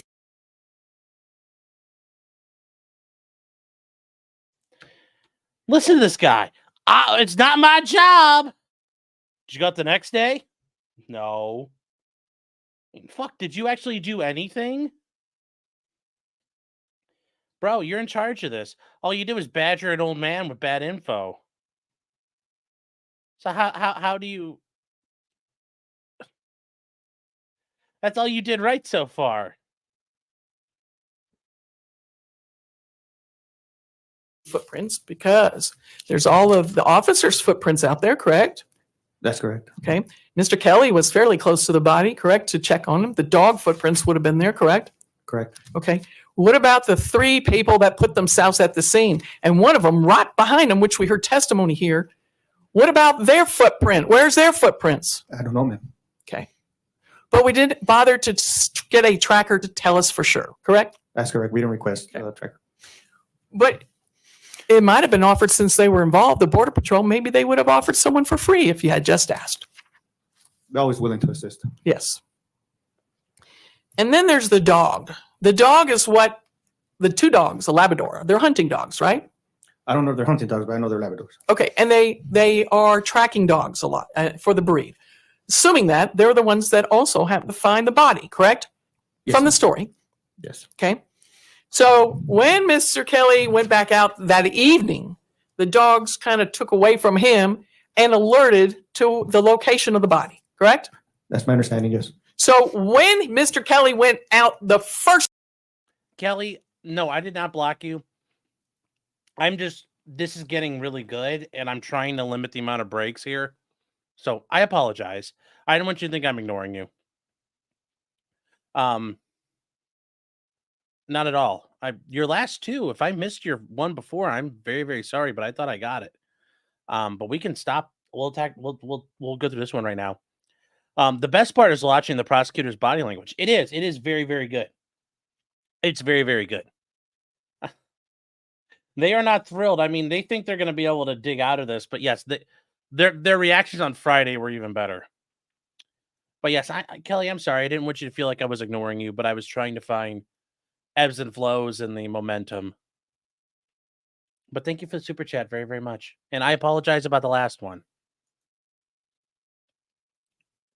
Yes, I can say, sorry, it's not my job.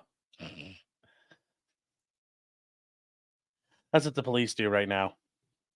You answered $10. I did, Carrie. I'm sorry. I'm sorry about that. Robert said, do we see the Uber driver thing? Yes. Oh, you don't sound like, you don't, Kelly. I don't take it that way. And if anybody else takes it that way, fuck them, because it's not their channel. I take no offense to that. I truly, don't worry about it. We're good. We're good. Pound it. I promise. Yes, Robert, I did cover that. We'll cover that tomorrow on the Thursday night show. He just got indicted. So, very interesting. time to check on his horse and make sure the horse wasn't shot, which would have been in that same area, according to DRR or witnesses that are in the case. Why didn't the dogs alert to the body then? Did you ever ponder that question? I don't know why I can't answer that question. Is it possible it wasn't there then? You're asking me to guess, man. Is it possible that this backpack was dragged? If it wasn't pulled to look into, maybe it was a body being dragged. Have you thought of that? There was no evidence, man, of a body being dragged, the backpack being involved in the dragging, or a struggle, man. Okay, so why does the medical examiner note abrasions on the body? When he fell down, man. Sir, that might be a bruise. An abrasion is more of a scraping. If he's running, man, if he's running, he fell face forward with his momentum, his body weight, that can cause injury too, man. You didn't check the alternative, did you? What alternative? Well, the fact that his hand is holding on to grass, maybe because he's being dragged. The thing you just gave a hypothetical to, well, he could have fell down. He could have done a lot of things. He could have done a triple axel. He is being very defensive, and this is the problem with police. When you corner them, they get very defensive. They'll lie to protect themselves. Dragged. There's no evidence of that, man. There's no evidence of a struggle. I'm trying to show you evidence that there could have been evidence of a struggle. Are you saying that's impossible, that this deceased grabbed on the grass in that type of motion? When he's falling down, man, the grass is pretty high. So he's grabbing his chest at the same time, probably grabbing hair too. Grass, I mean, I apologize. Well, maybe the reason the right hand was I just said probably, but you don't know really, do you? No. under the body and the left was out, correct? Sound right? Yes. Maybe he was trying to hold on to his fanny pack. Possible? I don't know that answer, ma'am. Okay. His hand is cupped. I believe she watched, seen the pictures. What about the fact that the abrasion matches up to one of the sleeves? The abrasion was located where one of the sleeves was apparently damaged or frayed also. Did you notice that? No, ma'am, I didn't notice. And this would be the abrasion on the arm. What about the evidence that in the, let's take a look at this.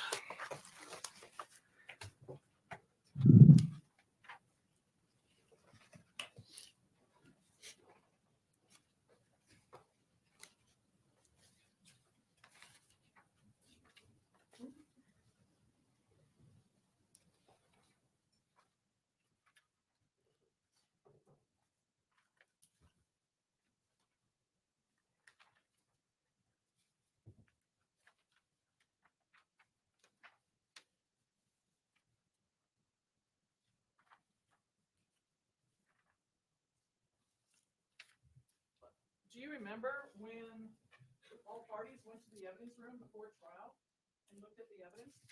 Were you present? There is no rationale for the detective's speculative findings. He's got no idea. Yeah, probably, maybe, I don't know. Yeah. This is just, all of it is just speculation. And Elisa is saying, how are they charging someone murder and they don't know for sure? Because they can. That's why they're doing it. And they're not held accountable if they're wrong. That's why they don't care. I mean, if there was accountability, they would care, but there's no accountability, so they don't care. If they're wrong, they get to say oops. Or they'll say the jury got it wrong. Do you remember that we also took photos and you observed us taking photos, correct? Yes, ma'am. And did those photos look like the type of photos that we were taking? Specifically the ones on top or the pants? Yes, ma'am. Recognize the pen and the coin Mr. Martinelli was using. Yes. And is it common practice sometimes to put something down as a comparison for size and length? Not for us, man. We don't touch anything with another object to not cross-contaminate. Well, if you use a pen and you were upset about it, I will give you that. But if you use a pen to lift up, there's no DNA. It's a way of collecting evidence. Correct? Yes.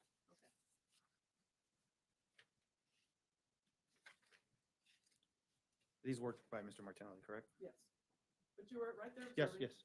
And you took your own photos of some of the same items that we were focused on, correct? Yes. Okay.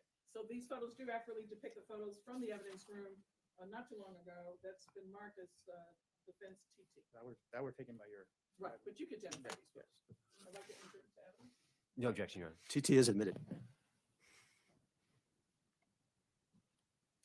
Permission to publish. Granted. Now, there was a broken zipper pocket to the pants on this first photo. And so it's kind of potentially gaped open. The quarter was not there just for the juror's sake of information. It was to help determine size, okay? Yes, sir. But the pocket was from the deceased pants pocket that was wide open, so possibly with a broken zipper. And there's a lot of debris in this pocket, correct? Yes, ma'am. We got some of the grass, particles, dirt. So if a body was dragged in the pants pocket, I'm gonna turn to the next photo down. And there's a pen being reflected to some of this debris found in the pants pocket. Sorry. And again, the pen is not part of the evidence. It was used for measurement.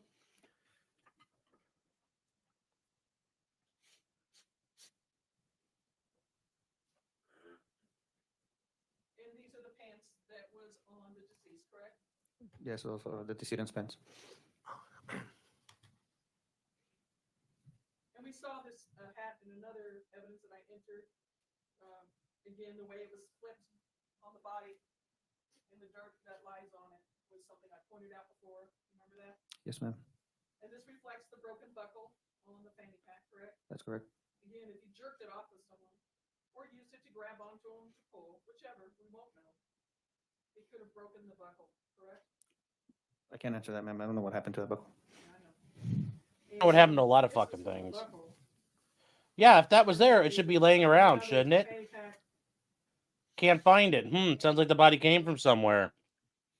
Oh, I don't know. Maybe. That's correct. And again, I know this person was probably out there for a while, but the fact that there was also a lot of debris in the stitches of his shoelaces, perhaps a little bit of ruffleness at the tips of the toes. That's what these two photos have. Can you see these two? Yes, I can see him.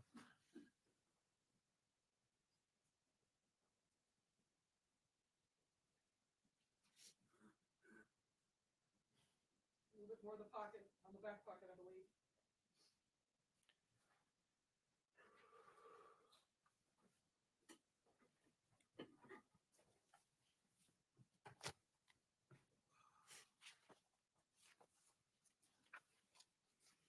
So you say there's no evidence of dragging, but wouldn't it be more fair to say there was no evidence pursued for dragging this body?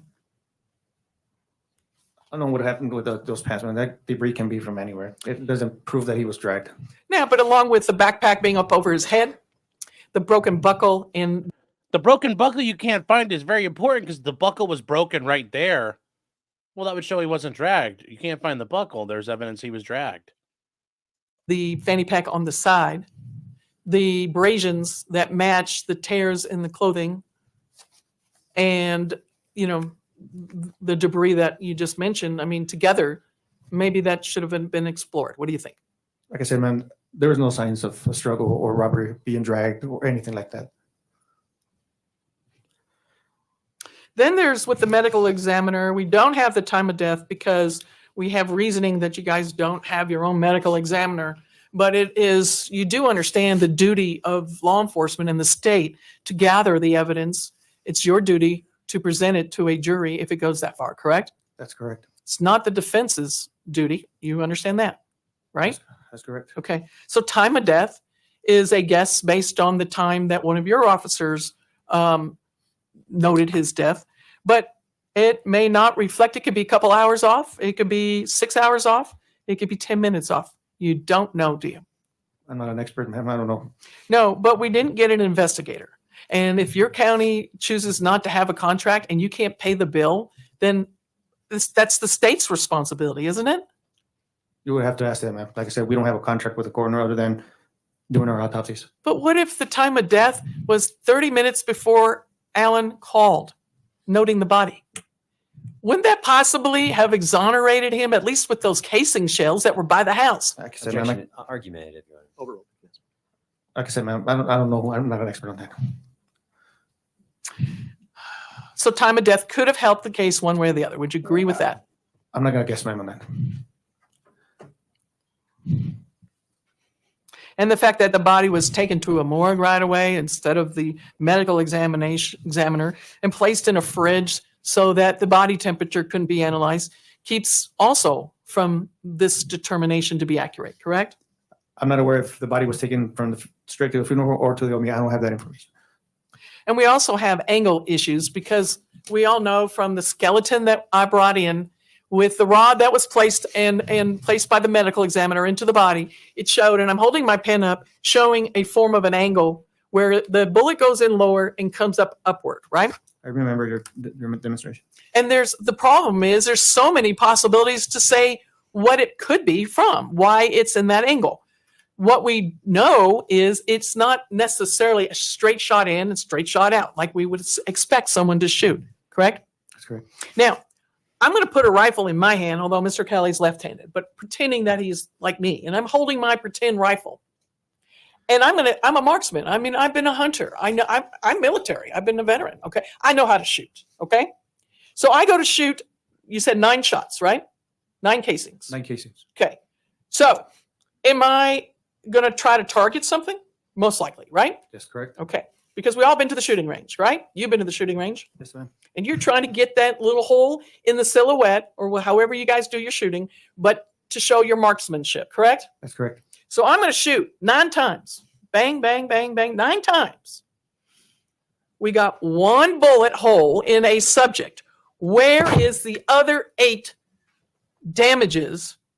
Why isn't there 1 bullet in DRR who's right behind him?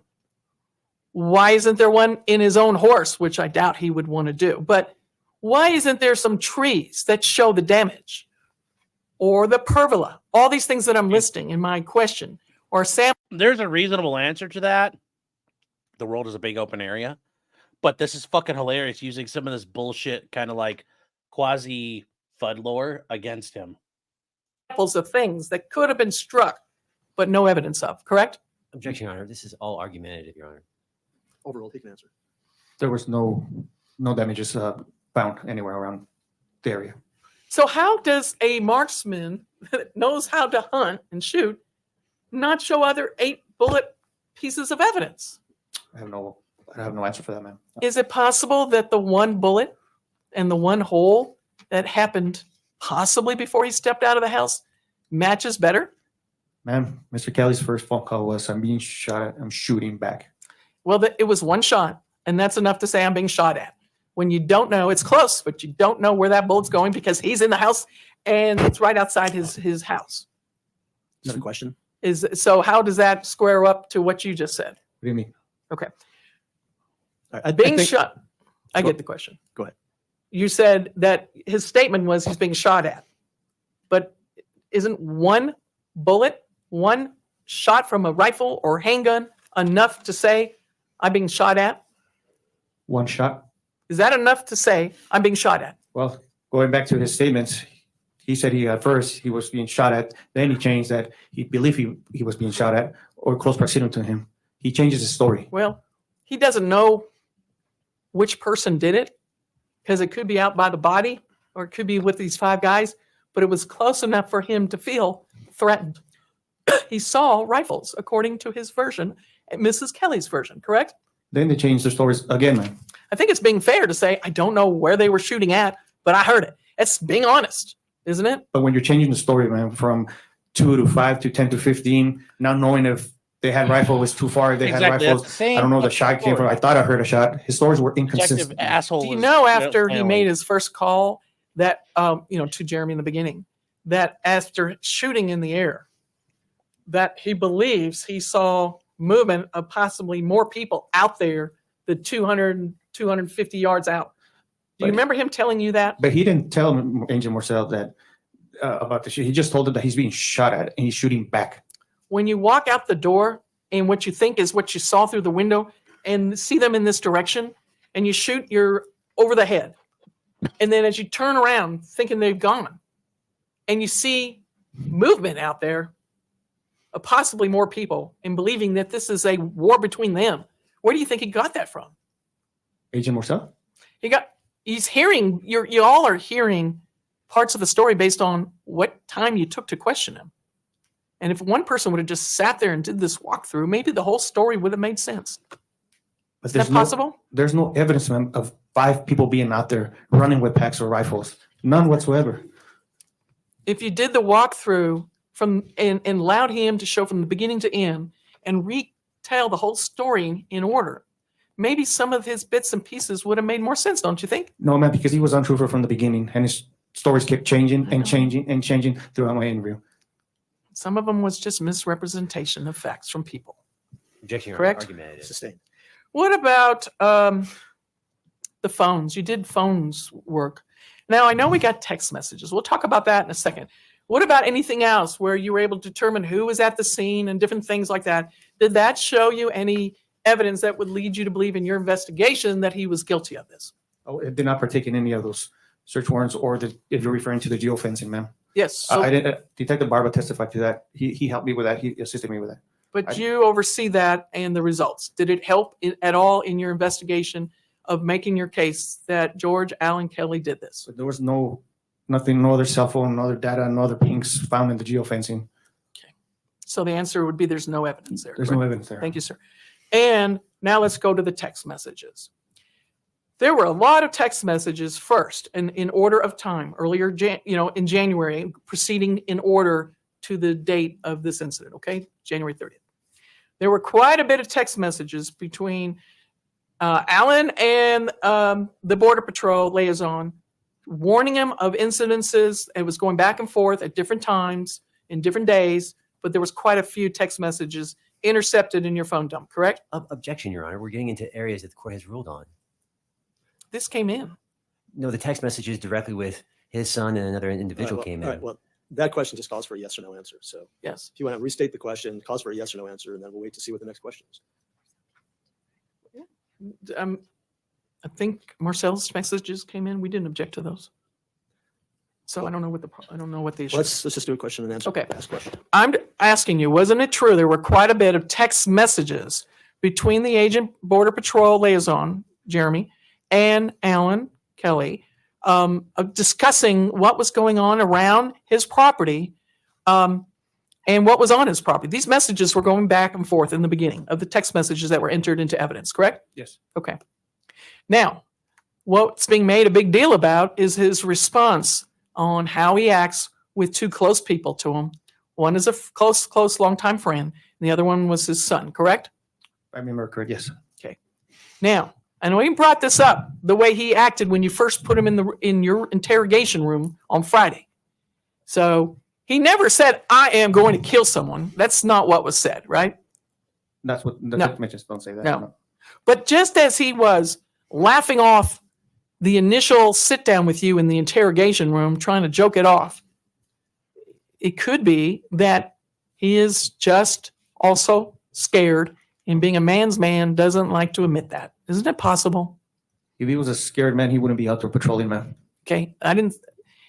Being scared and going out on the front line in the military is two different things.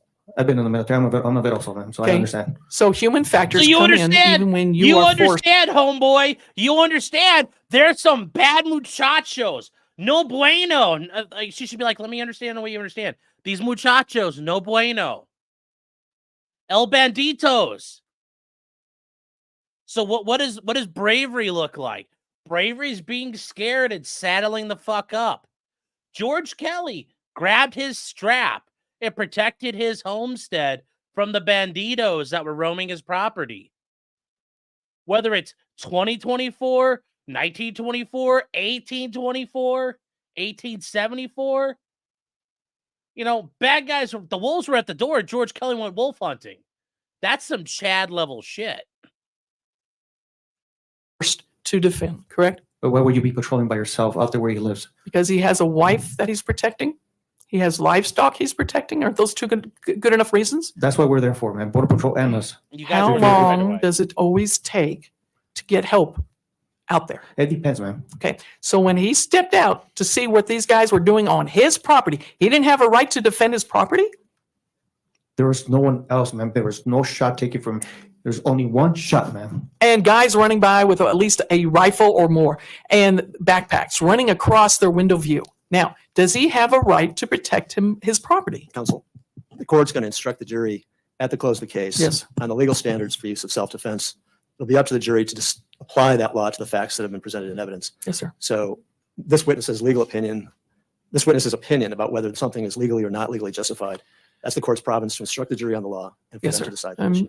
And if I may, to the court, to tell him I wasn't really trying to get him as a legal opinion, but as to his investigation and his comments that he should have stayed inside and waited for All police. right, let's give the court's instruction here. You could ask another question. Okay. You can try and rephrase the question or ask another Okay. question. You will admit that he was on his own property, correct? Yes, he was in his property. And the only other person in his home was his wife, correct? That's correct. And whether it's brave or not, Mr. Kelly stepped out to see what was going on his property, correct? That's what he stated. Yes. Yes. And that doesn't mean that he fears and have concern. The moment she does that, that's a mistrial. She can't do that without evidence. Like, if half that department just got wrapped up in a federal indictment, she could probably do that. If guys in the CID unit, including guys who handles investigation, did that, she could bring it up. But just bringing it up like that, nope. Mistrial, she gets sanctioned. She might get held in contempt. No, it's not a good look. Concerns for his safety and his wife's safety and his livestock safety, correct? He's got concerns. I mean, his horse was out there, right? That's correct. Okay. Do you really think he would have shot towards his horse? It was right next to him. It saved the life of DRR, didn't it? Mr. Kelly went out there to check on the horse, to check if he himself had shot the horse, ma'am. No, sir. He never said that. Let's ask questions. Do you really believe that a old horse that is more like a pet than anything else on that ranch, Mr. Kelly would have shot at it? Well, you're going out there and shooting 9 rounds, ma'am. Mhm. With none of those rounds hitting anything, correct? Well, he's running. Horse is running. And there's testimony to that, ma'am.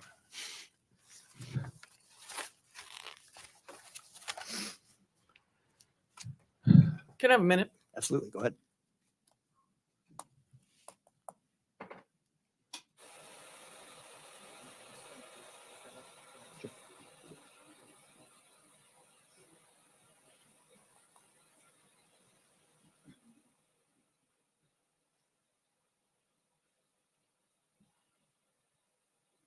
Figuring out what they're gonna do next. Oh, here we go. You testified Friday there's a pine tree on his property. Where is this pine tree? I said there's pine trees around the property, not on his property. How far away, sir? I don't know, ma'am. I will be guessing, but I don't know how far the Kino Springs area is to his house. Well, you know how big his property is, correct? I believe, yes. And to get to different communities and say that that testimony is accurate to place them at Mr. Kelly's property would be a far stretch, wouldn't it? Can you repeat the question, ma'am? The fact that someone else at some other location has a pine tree, when you're saying everything happens right here at this location, how does that support that statement of DRR? Like I said, ma'am, this is an individual that's in a foreign country with a 6th grade education, doesn't know where he's at. 15 minutes later, after he sees Border Patrol, he's running. That's when he starts receiving the gunshots.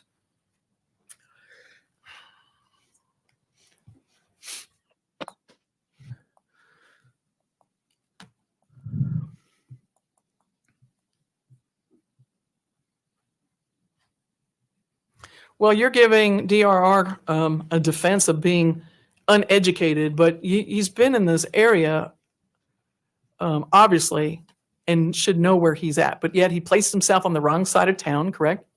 Objection, Your Honor. Argumentative. Sustained, but you can rephrase the question. Did DRR say he was on the other side of town versus west versus east? He just said he was in the area of Kino Springs.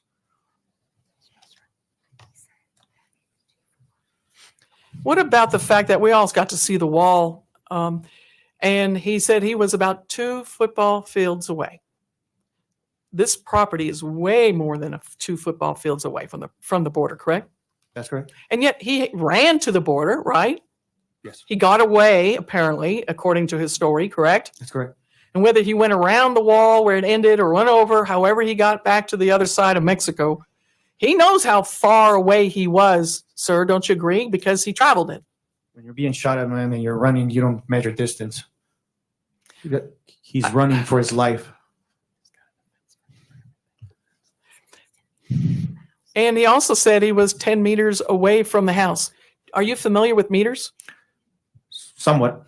If I was to stand. Somewhat? Oh, buddy. Tell me about, not exact.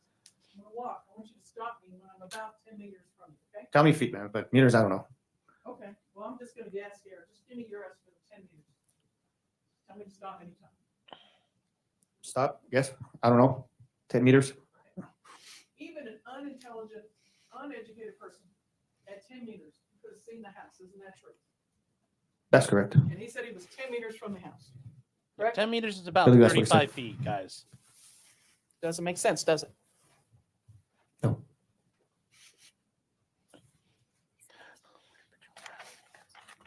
But he's a poor little Mexican man who's trying to be dreamer.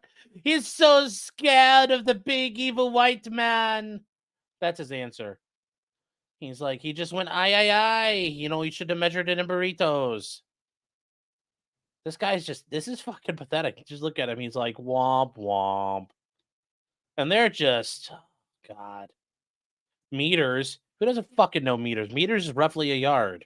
Roughly. Not equal. But yeah, 10 meters is about 35 feet. And if 5 guys were 35 feet away from the house.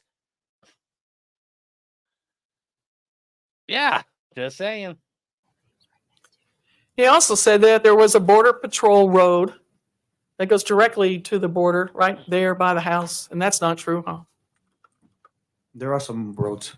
Well, we traveled probably the most concise road to get to the wall from Mr. Kelly's location, and you had to leave his property, go back out to the street, and go down a ways and take a different road to get there. Isn't that true? We took the safest road out there with the jurors. That's the safest road we could take. But there is more roads out there. Is any of those on Alan's property? Not directly on the property. Yes. Is any of them near where the body was found? No, man.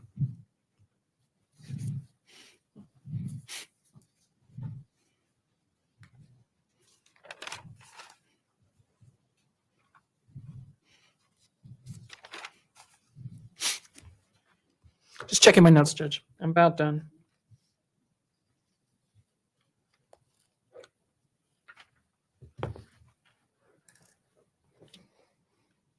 Yeah, I checked. It's 32 feet. I'll pass the witness. It's about, hold on.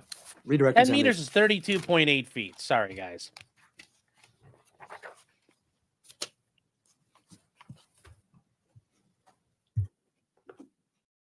All right, before we get too far, we got a bunch of comments here. Let's get these going here. Porcelain Thunder says, Sean, get the Conquistador combo at Don Pablo's. Are those things still around? I thought those all went out of business. No, I've never gotten it. Kelly says, see, the judge rearranged his panties after the meltdown. Well, yeah, I'm sure he realized that didn't look good out in the world, but also the main investigator, you're not really going to get away with curtailing the defense on that for cross-examination. Keenan says the detective is a moron. Yes, he is, very much. Welcome, Keenan. I don't think I've seen you before, so if you're new, welcome. Luke says, holy shit, that was just a straight up fucking lie.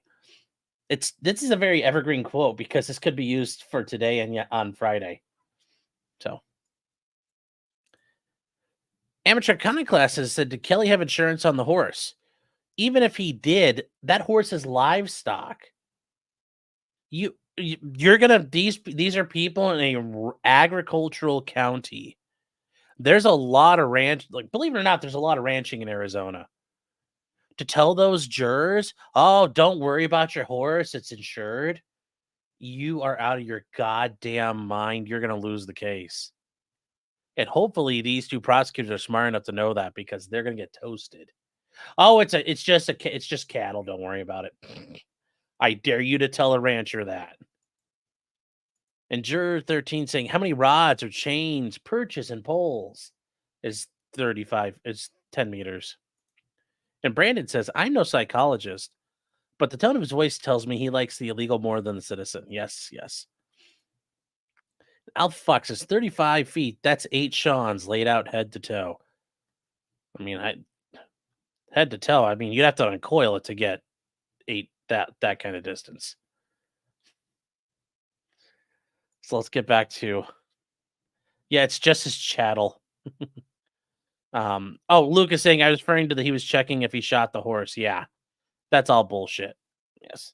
And horses do get pet insurance. I'm not saying they don't, but to tell people out in the West, oh, it's just a horse, don't worry about it, it's a pet, you are going to immediately piss them off. Like, that horse is part of your ranching. You use that horse to drive cattle. You use that horse because it can get around on the terrain better than you can in like a 4-wheeler. There's a reason why cowboys still use horses. And B. Jefferson says the meltdown. No, I missed the meltdown. Yeah. The last day we watched, the judge stormed off the bench and let the defense up by themselves.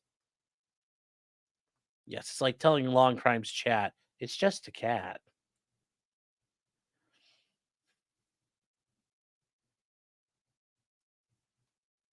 It's like saying Clyde is no big deal. Well, that too, yes. Well, and Valhalla's got a very good point. You know, you go back 100 years, 1924, we'd hang people for stealing horses still.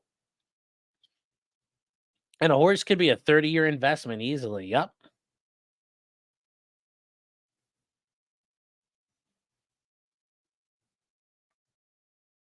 So here we go, guys. We're going to get back to it. Good morning, Detective. Morning, sir.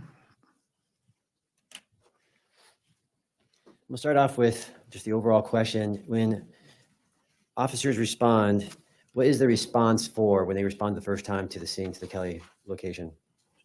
What is the response? What's the purpose of the response? Do you know? Preservation of life. What's going on? Active shooter. Active shooter. That's correct. In your investigation, and you sat here in trial, heard all the evidence. Yes, sir. How many shooters are there in this case? One. And who's that shooter? Mr. Kelly himself. Your Honor, I'm going to object to foundation. He wasn't there. Well, it's his opinion, right? Yes, You're asking his opinion? correct, Your Honor. This sounds like she'll get recross.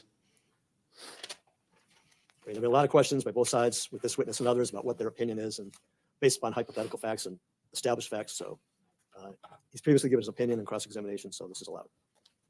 This is in no particular order, just based upon my notes. I'm going to show you what I believe has been entered as Defense Exhibit JJJ. Can I have a, let me just take your copy over there. You have JJJ? Would you have JJJ? They're going to make me look for it with no warning. I'll move on as counsel looks for JJJ. Detective, you're lead detective in this case, Yes, I am, sir. and as lead detective, you did the search warrants. Yes, I did. What's the standard of proof for the search warrants? Probable cause. You also assist in the arrest of the defendant. Yes, I did. What's the standard of proof for the arrest of the defendant? Probable cause. We're here in trial under a different standard of proof, right? That's correct. And who makes the decision, the final decision, if you know, on the charges being brought against the defendant? County Attorney's Office.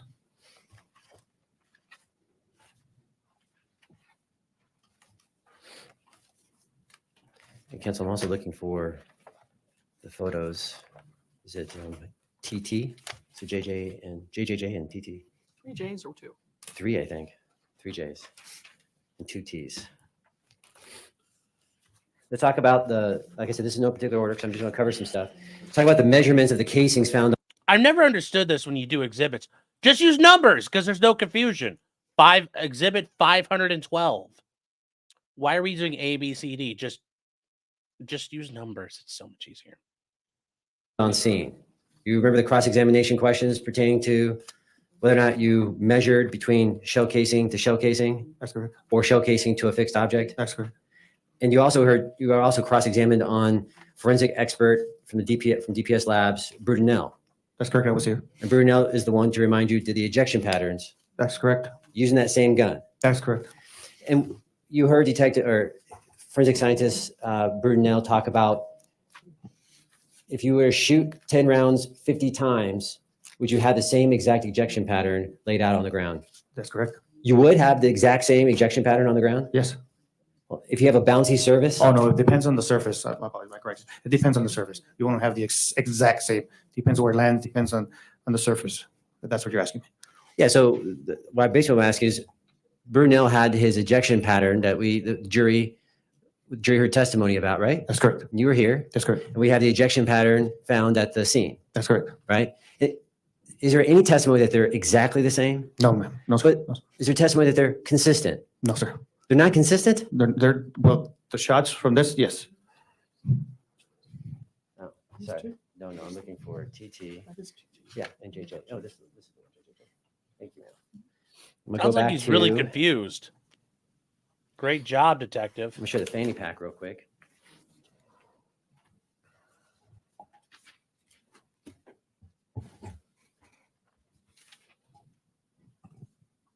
You remember the cross-examination questions regarding the fanny pack and the backpack? Yes, sir. You recall the examination questions pertaining to, I'm gonna show Defense Exhibit TT, which has been admitted. I'm looking at image 1, 2, 3, image on page 3.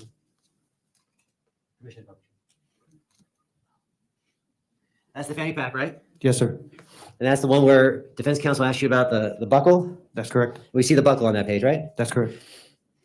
Besides being possibly pulled and ripped, in your opinion, could the buckle have been broken when the victim fell to the ground after being shot? Yes.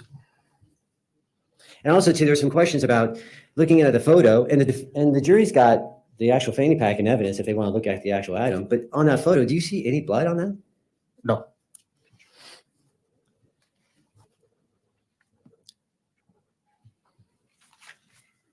And once again, in the backpack, in the fanny pack, what was found? What items were found in those? Items of clothing and food.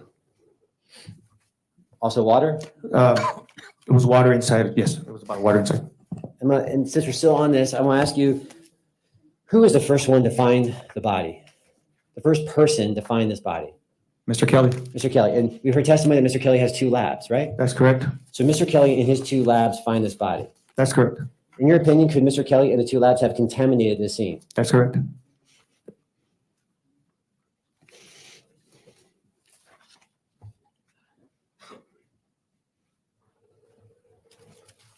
There was some discussion on cross about the time of death. You recall that? Yes, sir.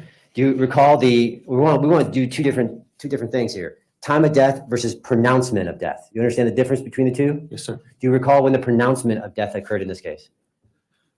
I can refer, but it's an approximate 6 something, sir. I need to receive the report. Would 6:24 be approximate? It was somewhere around there, 6:24 p.m. And that's the pronouncement of death, which means the time of death happened before that. That's correct.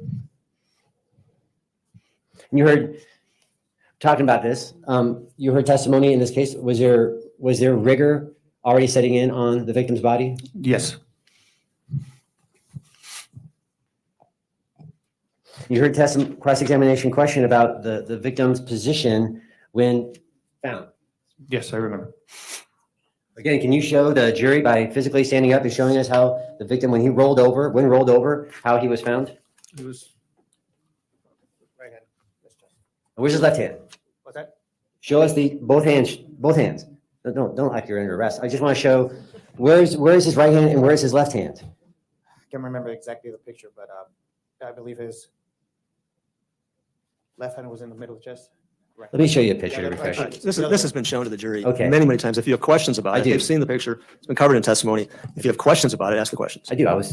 So on this picture, you follow me? Yes, And he falls. The victim has fallen forward, that's correct. right? Is there grass on the ground? Yes, Like high grass, right? yes. So if you fall forward, if you have one hand on your chest and you fall forward, what's going to happen? What's going to happen with your hand in the grass? It's going to come in between. He's trying real hard, chat. I'll give him credit. And do you have any information whatsoever that the marksmanship or the ability of the defendant to shoot correctly or accurately, do you have any information whatsoever? None whatsoever. Let's talk about the casings found on scene. Yes, sir. We have the first, do you remember the first phone call the defendant says? Yes, And that was to Agent Marcel that's correct. at 2:30, right? That's correct. And then we have a litany of officers who have contact with the defendant after that phone call, right? That's I'm correct. going to object to leading. Foundation, Your Honor. It's just foundational, so it's overruled. We have a litany of officers who are on scene who have contact with the defendant. That's correct.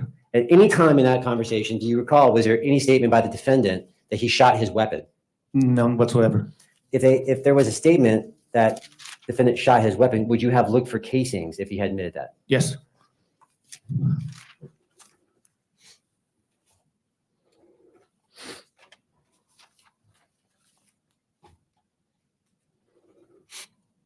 As far as the pine trees go, do you recall when Daniel said when he saw the pine trees?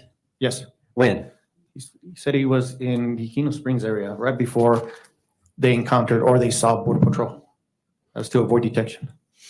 Then after that, they see Border Patrol and the event ensues from that, right? Leading, objection. Sustained. I want to show you that we're going to go into the transcript real quick.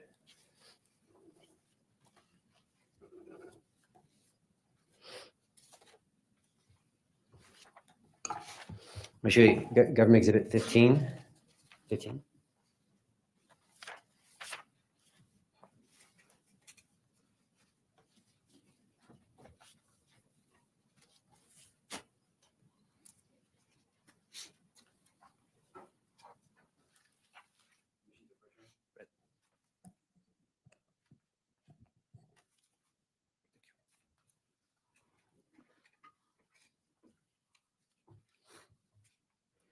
You recognize Government Exhibit 15?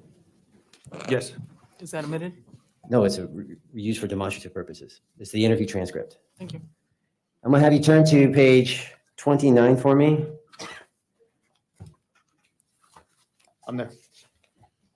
You there? We're gonna look at line 12. You see line 12? Yes, sir. Your question was, this is about shooting his weapon, okay? Yes. And if I read something out of context, I want you to correct me, all right? Okay. Question, that's not on line 11. I'm getting the question beforehand. That's not what you just told me. You shot at them. Answer, not at them, over their heads. Did I read that right? Yes. I want to walk us through what does not at them, but over their heads mean to you? No difference. No, doesn't mean anything. I'm gonna show you, turn to page 31 for me. And this is 30 minutes into the interview, right? Yes, sir. 31, line 11. You asked a question, a follow-up question. On line 11, 150 yards away from you, question, answer, 100 to 150. I didn't measure the distance. Did I read that right? Yes. So he's putting the victim, do you know how far the victim is found in this case? Approximately 116 yards.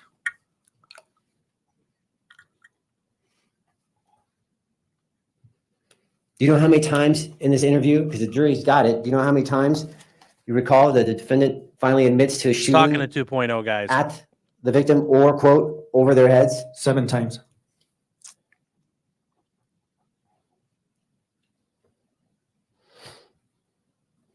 Let's talk about Daniel's, before I move on, I want to talk about Defense Exhibit JJJ. These are call detail reports. I think they've been admitted, JJJ. Yes.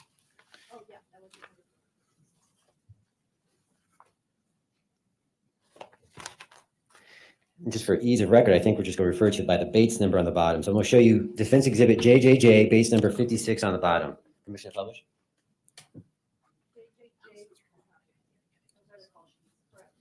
They have not or have? They were used in demonstrative, permission to use in demonstrative purposes. I thought the defense attorney went laboriously over each of the call logs. So you want to use it for demonstrative purposes? We can use it for demonstrative. I thought they were admitted. Is there any They objection? are omitted. They're omitted. I published the whole thing. Triple J. Well, we'll resolve that, but in the meantime, you can publish. Do Okay. you have any objection to publishing? You think it's submitted, right? No, sir. Right, thank you. Side.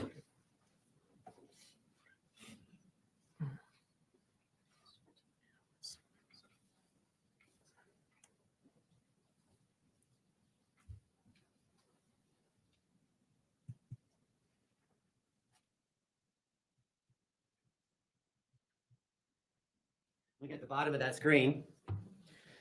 Call report. We're looking at 3:05 in the afternoon. Do you see that, detective? Yes, sir. And it says called and advised. What's the A65? Do you remember what an A65 is? 865 is the call sign we use for Nogales Border Patrol. Border Patrol called and advised they contacted the spouse of Alan. And that's going to be who? Who's the spouse of Alan? Ms. Wanda Kelly. Ms. Wanda Kelly. And advised there were 5 on property. Caller advised Alan is trying to chase them south of the property. That's correct. Did I read that right? Yes, sir.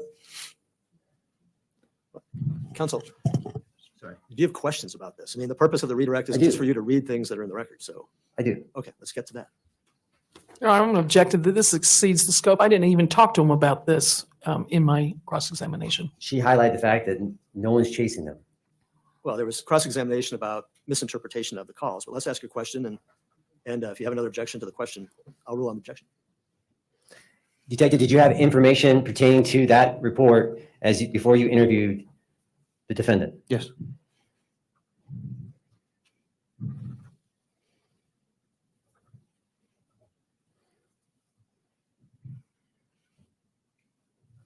And again, let me ask you, in your investigation, did you find any evidence of RIP crew activity? None whatsoever. Did you find any evidence of backpacks with drugs? None. Did you find any evidence of guns? None. Did you find any evidence of a robbery or a struggle or dragging? None. Just one moment, Your Honor. Let me look at my notes one more time, Judge. He's wrapping this up because he knows he got caught out. That's all the questions I have, Your Honor. All right, thank you, Mr. Jetty. Ladies and gentlemen of the jury, any That questions is a for this limp witness from any dick. members of the jury? That's a limp dick redirect. You I see at little least one or two. little floppy wiener. We'll go onto the headsets. Floppy wiener redirect. I hope one of the questions are you such a fucking liar all the time? Oh, there's going to be jury questions, chattel. My chat titles. My chatanistas.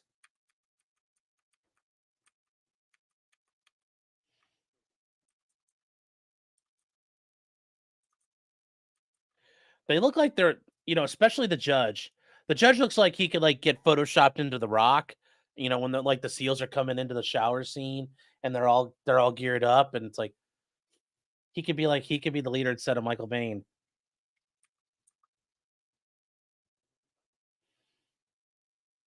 Uh-oh. Unmute it. Unmute it. Come on. Come on. No. No, we can't hear this.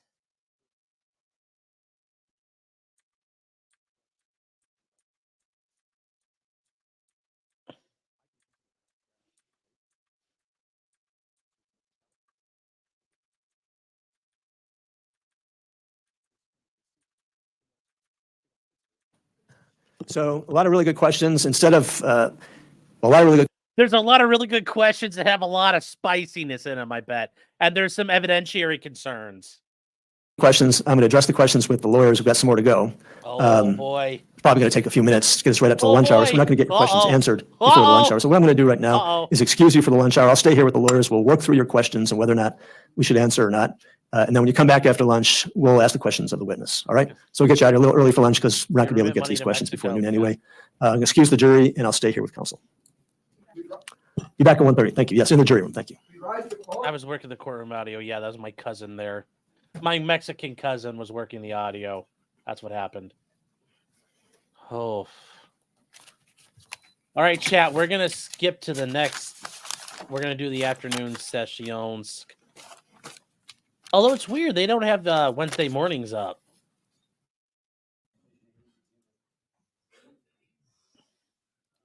Look at that flawless transition.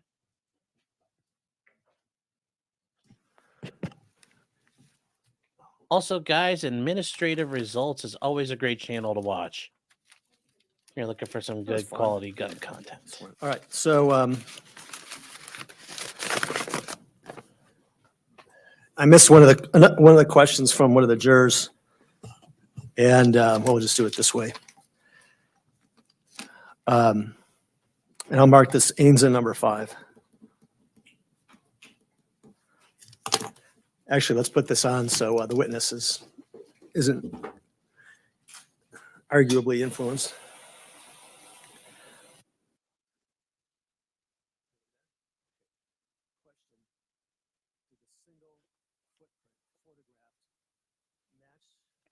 If he keeps lying during the questioning, is it the jury or the state supporting the perjury? The jury can't be supporting perjury because they don't know it's a lie.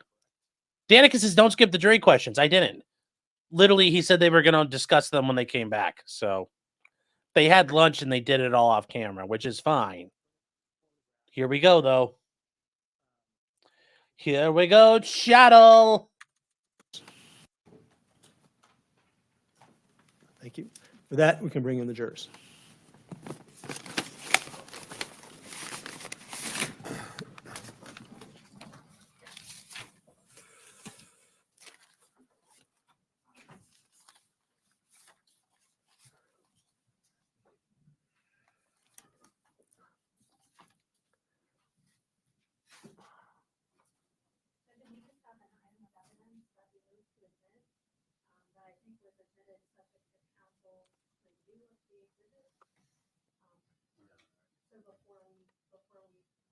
Rest.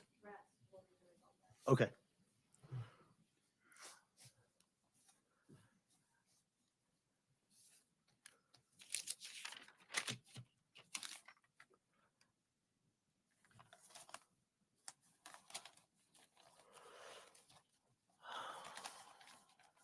He's just like, oh my God, I want to go golf.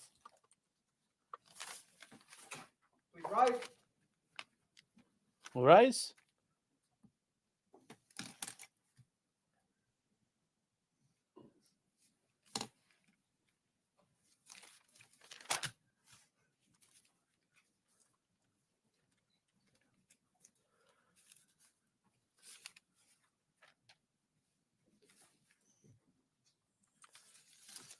I'm sorry. Thank you, everyone. Please have a seat. The record to show the presence of all the jurors, the defendant, and counsel, the witnesses on the witness stand. We're going to, the jurors have some questions for the witness. Yes, sir. And with all of these, it's if you know. If you don't know, let us know you don't know, and why not. All right, question, Detective Ainza, has ATF, meaning alcohol, tobacco, and firearms, ran the serial numbers on the AK-47? I don't have an answer to that. All right, the follow-up question was, is yes, how are they registered? But since you don't know, I won't ask the follow-up question. Normie should Okay. not know guns are in Arizona. They're not, but Were Mr. Kelly's shoes and the deceased victim's shoes the same size? No. All right, again, if you have personal knowledge or foundational knowledge, let us know. If not, let us know as well.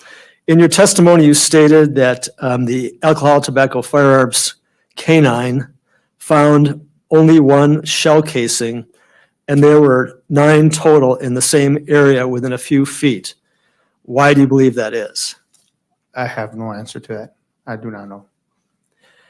Next question. In the autopsy photos, there appears to be blood on the outer tan pants, but there is no blood on the physical pants shown to the jury. Why is that, if you know? And I think the juror's referring to, I assume you're referring to the physical pants being the actual physical exhibit that was brought into court. So I'll just repeat the question.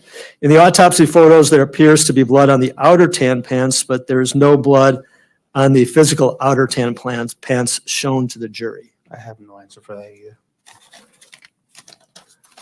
like thinking is Right, hard on Mano.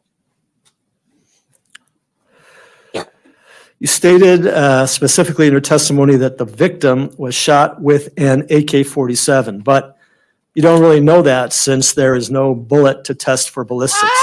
So how can you be certain it was an AK-47 or that the bullet was shot from an AK-47? Oh my God! Stop the fight, chat! That's a hung juror right there, chat. That is a hung juror right there. Stop the fight! Stop the fight! I gotta pull Herb Dean and get in between them. You can't stop. You can't quit hitting him. Kathy, quit hitting him. He's dead. Gotta do the Joe Rogan like, oh, he stung him. That's not good.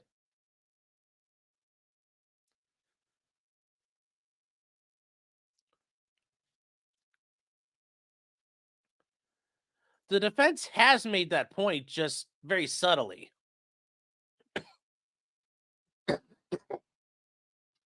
Because he's going to say, well, this guy fired a gun and there's a body with a bullet hole in it, therefore I'm drawing a conclusion.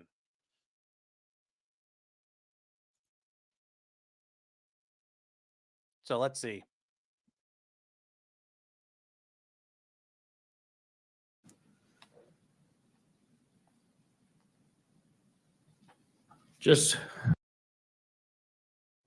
We got to go back, chat. We'll do that in real time. This is in real time right now. Oh boy, we're going back. We need to go back, chat. We have to go back. We have to go back. Here we go. It was an AK-47 or that the bullet was shot from an AK-47. Okay. 6:01. Time starts.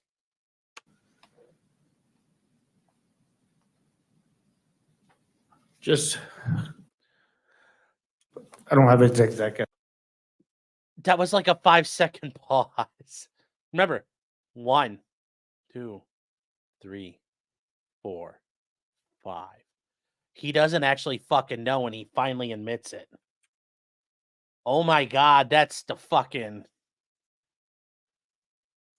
buffering.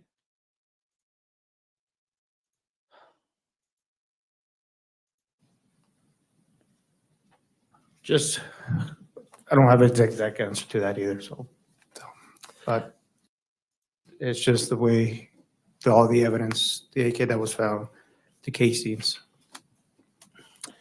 There were 2. That's reasonable doubt, folks. Pack your bags. War's over. War's over. War's over.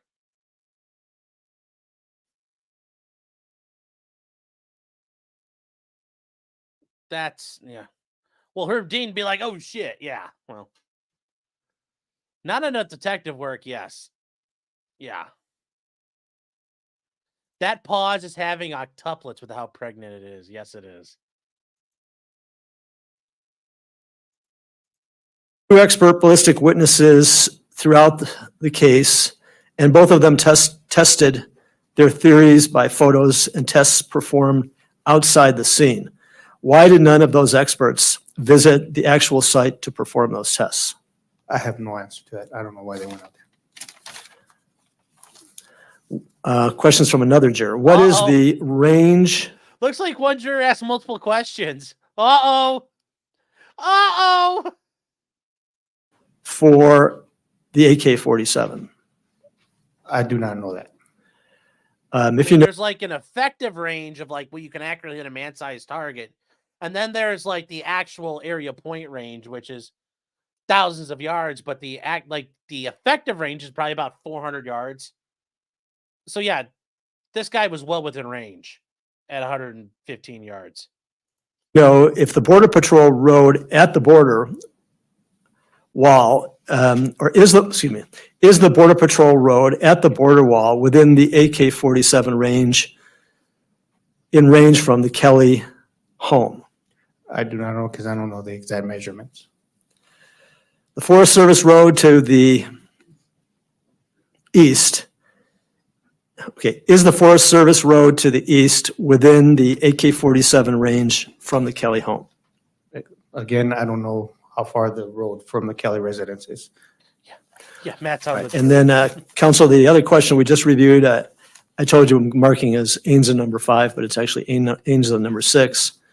Question, did the single foot,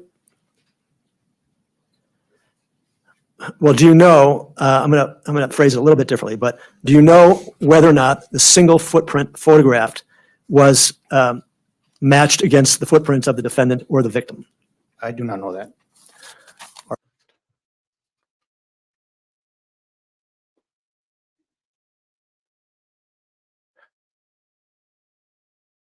I will give Detective Ains a credit. He is the epitome of a county employee. We took a picture of a footprint. I took a picture. I'm coming with you. A picture of a footprint. Okay. Oh, so these guys, people were wearing shoes. Whose shoes were they? Mo.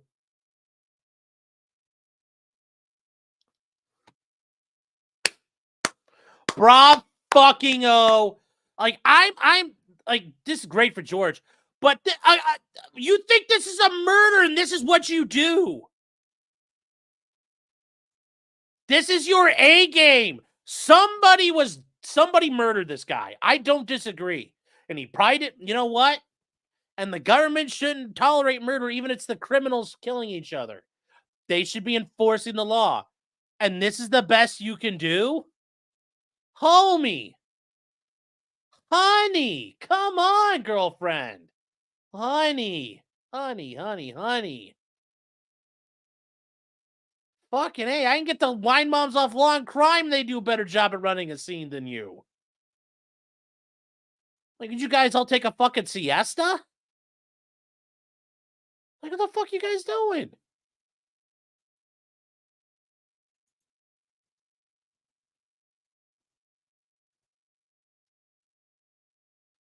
Yeah, did you do anything? That's almost a question I'd like to ask right now. Well, I didn't do it. I don't know. Did you actually do anything here, detective, besides show up and soak up overtime? No.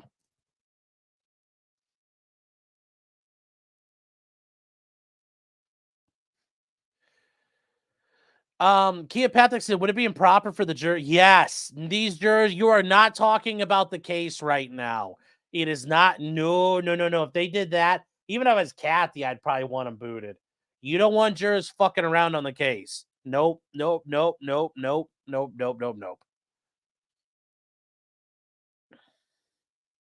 So if the defense only gets a week, so it'll be a layup. No, it won't. This is going to be the fight of their life. It's still a gunfight. It is still a gunfight. Kelly R for $10. Biden did say we could shoot off our porches. Yep.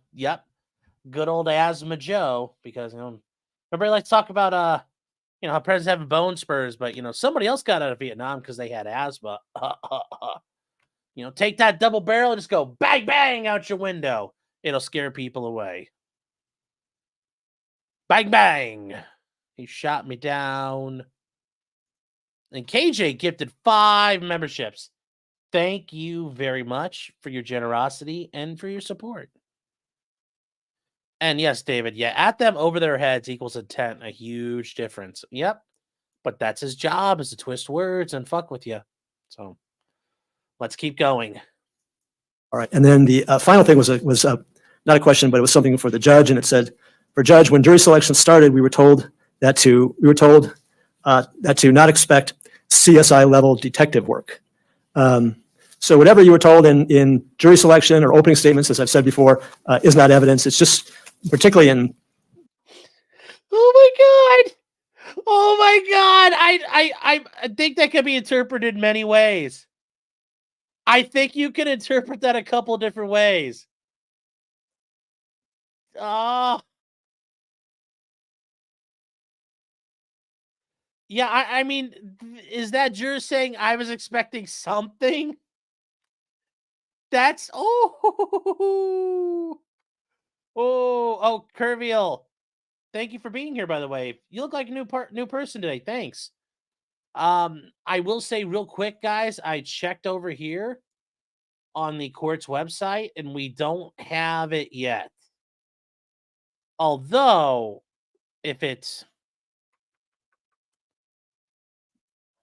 I'm going to try to find something real quick. Santa Cruz, let's just check the YouTube page itself.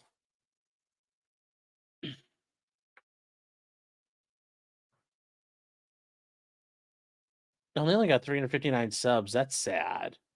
Yeah, they haven't updated anything yet. So, no updates for today yet. If they had it, we would immediately go into it. But, thank you for being here. I appreciate it. Thanks. Thank you for coming around. If you are new, I'm an attorney. I'm in the Cleveland area, Cleveland, Ohio.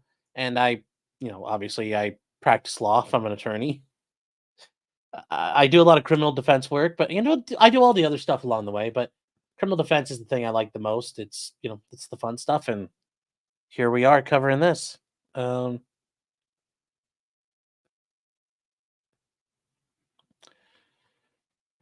Yeah, but this is that look at his face. He's like,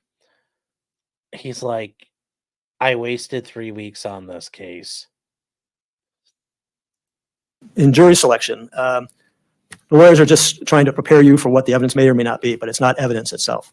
So that's what that was all about. And of course, a defendant never has the burden of producing any evidence. The burden is always with the prosecution to prove the case by proof beyond a reasonable doubt.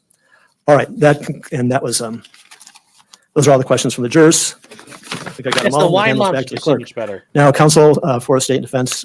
Let's start with the state. If you have any follow-up questions to any of the questions of the jurors. Kathy girl. Detective, let me ask you a question. Are you a ballistic? Kathy girl's strapping her fucking cleats on. She's gonna get ready. Oh, Kathy's getting ready, sharpening that knife. Expert? No, I'm not. And how many ballistics experts were hired in this case? 2. As far as the AK-47 question, the injury sustained by the victim, was it from a high-powered weapon? That is correct. In your opinion, is the AK-47 a high-powered weapon? That is very high-powered. As far as the question pertaining to the blood photo versus the physical pants, we're referring to the physical pants shown to the jury versus the photo on scene. That's correct. You got those two in mind? Yes. The photo was taken how close in time to the event? I don't remember the exact time, but it was pretty close. Same day? The same day. We were at the same day. And it's been how long since the pants have been in evidence? Over a year. Blood doesn't disappear like that, though. If the pants were bloody, they'd still be bloody. I think that indicates, and I don't recall them talking about this, but like the pants should have been in a paper sack so that it's allowed to breathe and it doesn't mold. You keep it, you hang them on a drying rack, you hang in a temperature controlled room, you store them in a temperature controlled room. How did the blood disappear? Because it doesn't disappear if you do it the right way. It stains. As far as the ATF canine, I think the juror's question pertains to, if you remember that picture with blue and then yellow, a little blue circle with 1 casing and a yellow circle with 8 casings? Yes, sir. Which one did the canine find? The one in blue. And what happened after the canine found that one shell casing? The agent retrieved his dog and left the scene. And this is, what time of day is this? It was early morning hours. Early morning hours, some could be 7 o'clock in the morning, but how early is this? It was probably soon after I arrived for the search warrant, after midnight. And the last question is there any doubt who owns the AK-47 with the green strap with the flashlight taped on the barrel? There's no doubt. Who owns that gun? Mr. Kelly himself. That's all I had, Your Honor. Defense, follow-up questions. So the blood that is not for the eye to see, and that was on the backpack, is that correct, Judge, from the question? Pants. Pants, thank you. That's kind of the same thing. Would you agree to the fanny pack photo, which shows the blood on the straps and not as visible when we pulled it out? Did you notice that? No, I didn't notice that. Okay. Did you look at the photo with the blood on the strap of the fanny pack? Yes. Okay. But when we showed it out here to everybody, it was harder to see it. Would you agree, or do you remember? I didn't see it. Okay. So somehow things absorb possibly, right? For both Possibly. pieces of evidence. Sorry. Okay. Possibly. No, you're fine. And I heard the experts say that an AK-47 was only an intermediate weapon, not a high-powered weapon. So why are you still drawing that conclusion? To me, it is a high-powered rifle, man. Well, every rifle can be high-powered then, correct? But this one is a high-powered rifle. I mean, yes, technically everything over 22 is high powered. But yes, now, detective, you're arguing with the experts. Are you better than the experts? And you can have high-powered handguns too, can't you? What's that? And there is such a thing as a high-powered handgun too, isn't there? Yes. Okay, nothing further. Thank you. Any follow-up question? Any other follow-up questions or any other questions for this witness? Seeing none, all right, very well, sir. You can step down. And the state had is there an exhibit that the state wanted to offer before we go any farther? That's correct, Your Honor. Government Exhibit 117. This is a CD of photographs pursuant to court order. We called out some other photos. All right. And it's been provided, I think, last Wednesday or Thursday for defense to review. And Your Honor, we will say that we didn't review, but we have no objection subject to those agreed upon things were pulled out. Very well, subject to confirmation that those agreed upon items. Okay, real quick, that's a shame. You're saying, "Ooh, I don't think that is good for the defense." Saying we weren't promised CSI. Is that your way of saying you think this juror is arguing? I guess here's what I'm thinking. I thought about this when I saw your tweet. Are the jurors now having their arguments through the questions? They're not allowed to talk to each other. Are their questions being used to make arguments against each other? So is this juror trying to remind the rest of them, we were told you're not going to get CSI quality? That could be a point. Although I think at the end, Kathy's got a very good point to say, they didn't tell you it was impossible or we can't do it. We just didn't do it.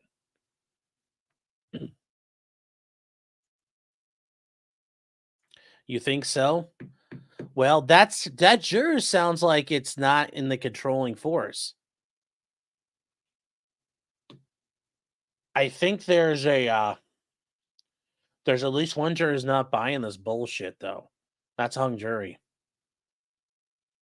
I think if there's one thinking that, there's probably at least 2 or 3. It's my guess. Ariel's saying the judge cut out the end of the CSI question and included defense could save time. These guys are amateurs. Maybe. But no, if the question wasn't admissible, they wouldn't have asked it, period. Because at that point, you can't go through and reword the question because that's not fair. That's not even evidentiarily proper. So, what fuck video game am I in right now? I'm not in a video game. I'm sitting here talking to you guys. I'm not playing games. Weird the judge read that, isn't it? I mean, the judges I've been in front of when it comes to the questions, he did say that's a non-responsive question. That's a statement, not a question. And he would have struck it. And I would have asked, honestly, recovery addict turns up the volume and can hear the sidebars. He can hear them talking. He is rewording them. He's got to be careful about that. Got to be careful about that. I don't like that idea, really. I'll have to reach out to Recovery Addict then about that because I haven't heard any sidebars. I mean, I would have objected to that question anyway because it's not a question, it's a statement. And I'd argue it's not responsive to the witnesses and the questioning that was done, the examination, so it shouldn't have been asked. He did it on the Maya trial. Huh. Kelly R. saying one juror is hell-bent on guilty. Yep. DC says get a volume adjustment extension. I have one. We have a booster. But it doesn't allow us to do it. We've had it on before and we can't hear stuff. So, but yes, Kelly, thank you for that super chat. I think there is one of these jurors is hell-bent on being guilty, at least. But I think there's probably a camp of jurors who aren't. Remember, it only takes one for a hung jury, but I have a feeling it's a couple. And then Senor Spielbergo says, bruh, blood disappears in 1 year. Must be weird how cold cases get solved decades later. Yeah, I know. It is weird. Word.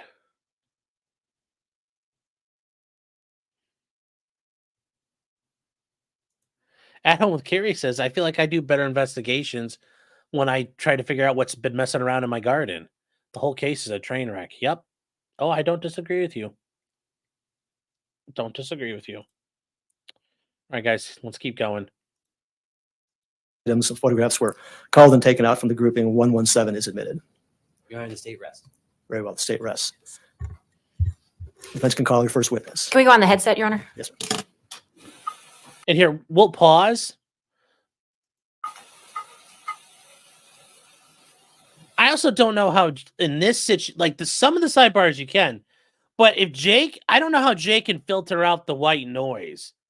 That would require him to be like, if he's an audio guy, I get it, but there's white noise in the background too. So now you got to fight that. And then sometimes they just blank the sound, period. Hold on a second, though. Yeah. See, I don't know how you can have the sound there if it's completely cut off.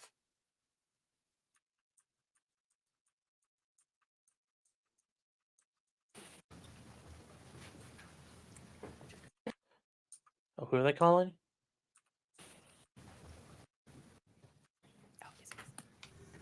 Oh, they got a Border Patrol agent coming up. Nice. Nice. It's always good to your case when you're calling police up on your stuff. Do you solemnly swear that the testimony you're about to give in the matter before the Oh, okay. Thanks, Eric. and nothing but the truth, so help you God? Thank you, sir. If you'd step over here to the witness stand. Over here, step up.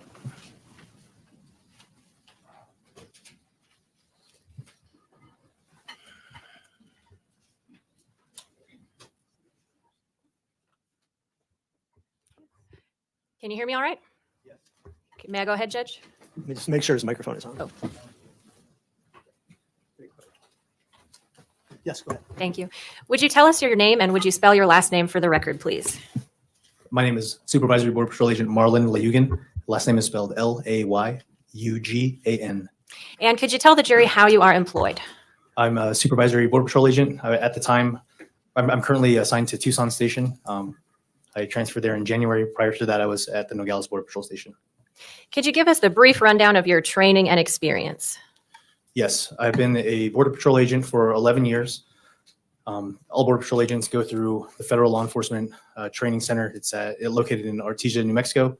We learn immigration law. We learn customs law, arrest techniques. There's a lot of physical training. Vehicle pursuits, that sort of thing. And after you completed that training, did you get stationed in the Nogales sector? So I was stationed in Tucson Station, which is part of the same sector. And then I promoted in Nogales in 2021. I think I meant to say Nogales Station. No, so I was only in Nogales for 2.5 years. Okay. And what was your role on January 30th of 2023? Yes, I was assigned as the swing shift communication center supervisor. So that's an inside position when we facilitate like a lot of the phone calls. We put out information on different traffic that's being worked in the field. And did you at some point receive some communication involving George Allen Kelly? Yes. Tell us what happened. So the shift starts at 2 o'clock, and about 2:40, one of the agents that was in the communication center with me was receiving calls from his friend, who was our ranch liaison. And the report was that the ranch liaison stated there were approximately 5 people who were trying to cross through his property, and that he was getting shot at and was going to return fire. And so I just want to break down that communication chain for a second. You are in the office, correct? Yes, ma'am. The communication center has like all of our camera feeds, and there's generally between 4 and 8 agents in there, 1 supervisor, and then 1 like a radio dispatcher. And who? Sorry, go ahead. Go ahead. Go ahead. Finish up. So the ranch liaison was talking directly between George Kelly and then relaying information to Josh Tersey, who was one of my agents. And Josh Tersey was trying to give me the information so that I could notify whoever I was going to notify or take whatever the actions were appropriate. Okay. So you were in the communication center with Agent Tersey, right? Yes. And Agent Tersey is receiving some communication from Agent Morcell, right? Yes, ma'am. And Agent Tersey is passing that communication on to you. Yes. And your understanding from Agent Tersey is that Agent Morcell is receiving this information from George Kelly. Yes. Did you believe that George Kelly was speaking with Agent Morcell at the same time that Agent Morcell was speaking with Agent Tersey? Yes, but can I clarify that a little bit? Yes, please do. So for some of the communication, it sounded as if it was happening all simultaneously in this long telephone game. And some of the communication wasn't, because there was a period of time where Agent Morcell wasn't communicating with Mr. Kelly, but was only communicating with us and saying he couldn't get a hold of Mr. Kelly. Okay, so you had more than one communication with Agent Morcell, right? Yes, but again, to clarify, for the most part, Agent Tersey and Agent Morcell were talking, and then Agent Tersey was relaying the information to me. And when Agent Tersey relays information to you, what do you do? It really depends on the nature of the information. In this specific instance, with the report as it was, that there was potentially an active gunfight going on, I dispatched 2 available agents I had and notified the Pima County Sheriff's Office dispatch that was the report that we had received. And so when you say you dispatched 2 agents, are you talking about Agent Heredia and Agent Dugan? Yes, ma'am. Did you communicate with them directly? Via the radio, yes. Do you remember what you told them? I told them that we had received reports that Mr. Kelly, or from Mr. Kelly, that there was a group that was crossing his property and he might be engaged in a gunfight with them, and that Mr. Kelly was going to attempt to clear his property, so that when they arrived, just make sure that it's unmistakable who they are, just because different use of force events can get very confusing or foggy. So I wanted to make sure that they were readily identifiable, showed up with their lights on, and maybe trip their sirens just to identify themselves, so that they would be safe in that situation. And then, basically, they were going to make sure that they were going, as from what I understand, to help Mr. Kelly, because he was reporting that there might be people shooting at him. And so did you communicate to them, there might be people shooting at this person, he might be shooting back, not sure what's going on, but go ahead and go check it out, more or less? Yes, ma'am. Okay. Was that at about 2:30 in the afternoon? Sometime between 2:30 and 2:40, ma'am. Okay. And they go out there. Did you also communicate with the sheriff's department? Yes. And what did you tell the sheriff's department? Okay, so at the time I was talking to the sheriff's department, the situation that you were describing earlier with multiple people talking or communicating simultaneously, some of that was going on. I told them the same information that Mr. Kelly had reported. People were shooting at him and he was going to shoot back. And then later, Agent Morcell relayed that now Mr. Kelly wasn't certain that people were shooting at him. And when you say Agent Morcell relayed that, that's Agent Morcell talking to Mr. Kelly, who then Agent Morcell then communicates with Agent Tersey, and Agent Tersey then passes that information on to you, right? Yes, ma'am. That's correct. Okay. Is that why you described it as sort of a game of telephone? Yes. Okay. What happened next? So Santa Cruz, the Santa Cruz County Sheriff's Office sent, from my knowledge, it was going to be 2 deputies to the property. Then they met up with the agents that were there. There may have been more deputies, but I don't know for sure how many there were. And what they did was they swept the property to look for, well, they were looking for Mr. Kelly at first because they couldn't find him initially. And then they were going to sweep the property to look for what would have been a gunfight or some sort of active shooter event that was going on. But about, I want to say it was about 3:45 or so, I got word that they were going to be clearing the scene because they weren't able to locate a group or anything that happened. Okay. And had Agent Tercy also attempted to search with cameras that general location? Yes, ma'am. So we have the board has several integrated fixed towers, and some of those have camera equipment. The tower that they were using was on Hines Ridge, and so it's a straight shot. Now I don't want to give you the impression that it can see everything. It's from a fixed position. So they tried to search that area for any group that was, retreating southbound from the property. Just couldn't really see anything. It was able to see like where the agents park their vehicles, but wasn't able to see or to detect like a group or anything like that. Can you tell us if you know about the reliability of those cameras? I mean, they're cameras, so they give us a video feed real time. They're reliable in the sense that the information you can get from them is, what's actually happening. You can't see everything though. Like it's not like a drone or something like that where you can change its position, or you can only really zoom in and zoom out. Okay. And then if you're going to change it to a different location, does that take some time to do? They're fixed, ma'am. You can't can't change their location at all. Okay. Okay. It's on a tower. It's affixed to the ground. You can't really. Could you tell us a little bit if you know about the effectiveness of those cameras? I've been a fixed tower camera operator before. If it's a clean shot and you're looking at, a mountain range and people are silhouetting themselves on the ridgeline, you can see maybe, 13 miles on a clear day. When you're looking at different terrain, or if traffic is going down low in washes, you can't really see what's down low, especially because the way washes work, that's where a lot of vegetation grows as well. So it's generally easier for groups to conceal themselves in the low spots, like out of view of the camera. And when you say groups, what are you talking about? Well, what I'm talking about is non-citizen migrants who are coming or who are illegally entering the country, or narcotics traffickers who are illegally entering the country.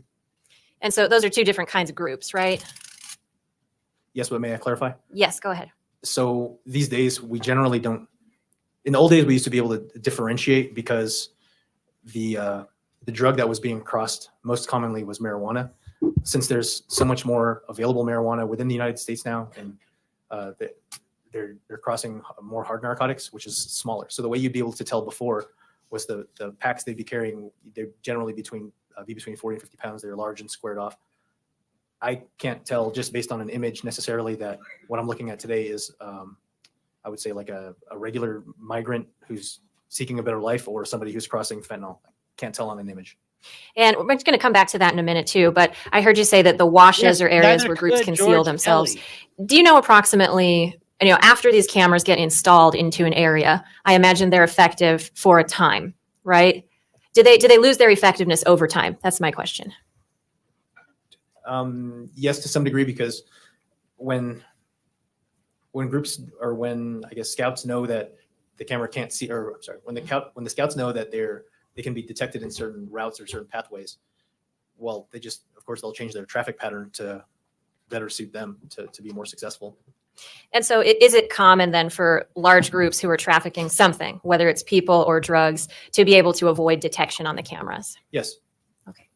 And before we come back to some of that, can you just go ahead and tell me what happens next? Everybody clears the property. We're done with call number 1. What happens next? So it was approximately 2 hours later. I'm not exactly sure. I can't recall the exact time, but about 2 hours later, we had already considered this matter closed. But about 2 hours later, Agent Morcell contacted Agent Tercy, who told me that Mr. Kelly had called again and wanted only us to come. He said that he needed help, and from what Agent Morcell was saying, that Mr. Kelly says he may have struck something, but would not go into further details about what was what he was talking about. And describe for me again, is this the same scenario that you had earlier in the day? Was Agent Tercey talking to Agent Morcell, who's talking to Mr. Kelly? Is that how this was working? Yes, ma'am. And then, so we'll do that backwards, I suppose. George Kelly calls Agent Morcell. Agent Morcell calls Agent Tercey. Agent Tercey talks to you directly, and then you contact the sheriff's department. Is that how that went down? Yes, ma'am. And just to clarify, I contacted the sheriff's department because the two agents, Agent Heredia and Agent Duggan, who I had previously dispatched, were no longer in that area. So I wanted just to reach out to Santa Cruz to see if they had anybody available that could respond. And I believe you said that, what did you tell dispatch that Mr. Kelly had stated? I don't recall my exact words. I told them that I asked them if they had anybody that was available to respond back to Mr. Kelly's residence, and said that I told them that just basically what happened was that he called again, said he may have struck something, but was being intentionally vague with the details. So that's what you communicated to the sheriff's department, that Mr. Kelly said he may have struck something. Yes, Is that ma'am. right? Okay. And that was after a number of different steps in this telephone game, right? Yes, ma'am. So you never talked to Mr. Kelly directly, right? No. Okay. And so then what happens next after the sheriff's department goes out there?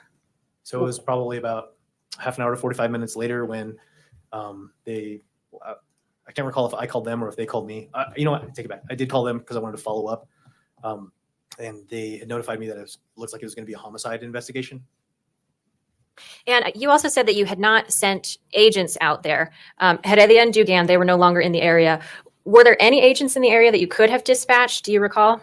No, we had a flex unit at the time, and that just means that they weren't necessarily going to be tied to a specific area, for the duration of their shift. So that's why they were the two that were called earlier, because it was early enough in the shift that I knew they would still be in range of comms and I could get them over there. But at that point, later in the shift, once the SCSO had discovered the deceased subject, they weren't there. They were on the other side, sort of, I think near Patagonia. I'm sorry, not in Patagonia. What's the name of that lake? I already forgot. They were on the west side at that point. Okay. And this area is on the east side of Nogales, right? Yes, So the agents were in a different area and they were not readily available to be dispatched to this area. Is that what you're saying? Yes, ma'am. If they had been readily available, would you have sent them out there? Yes. Okay. Because that's what you did earlier in the day, right? Yes, ma'am. Okay. Tell me a little bit about this area. What do you know about the area where you'd sent these agents to?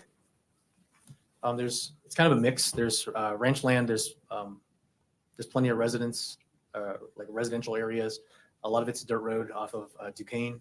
It's probably about a mile or a mile and a half north of the international boundary fence.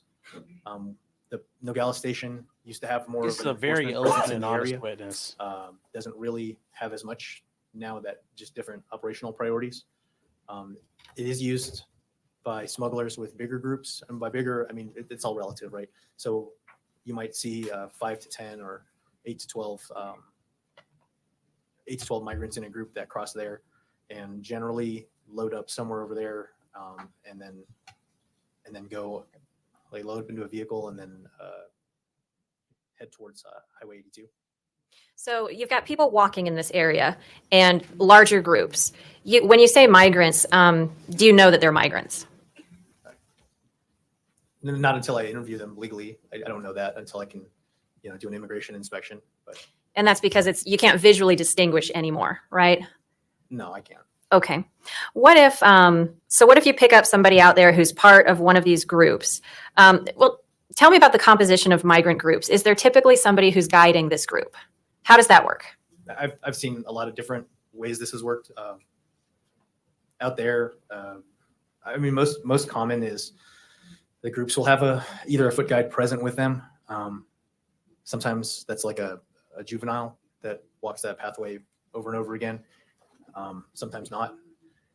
Foot guides that I've encountered either have a radio or some means of communicating, sometimes a cell phone. A lot of the groups, if in different parts of the journey, they'll like separate out.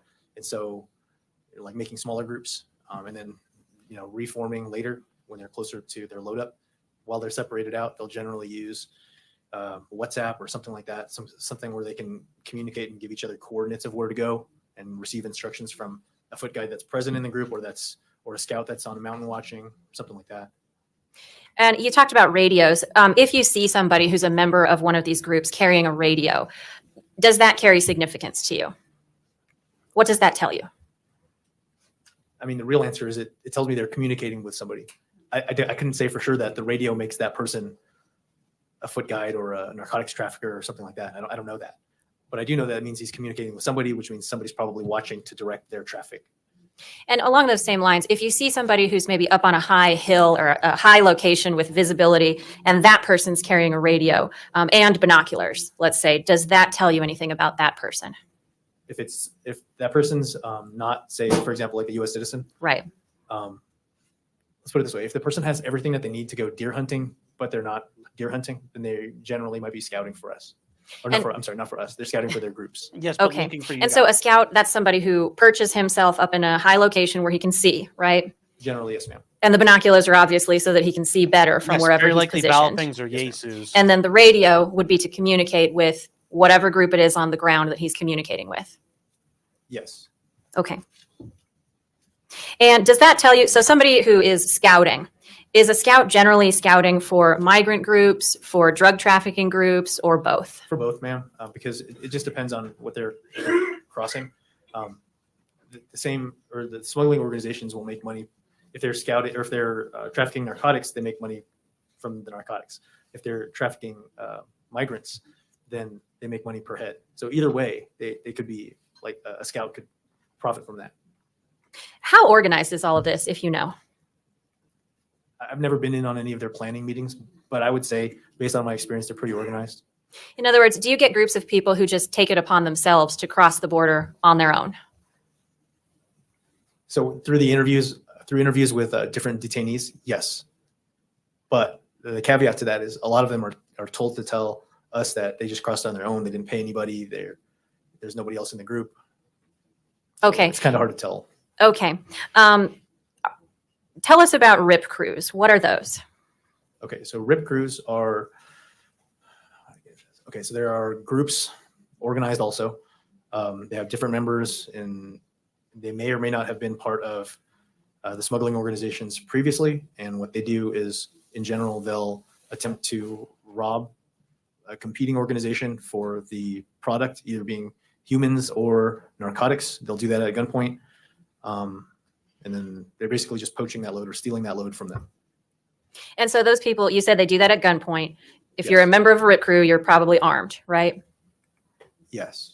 Do you know what the typical gun is? Is there a weapon of choice for RIP crews that you're aware of?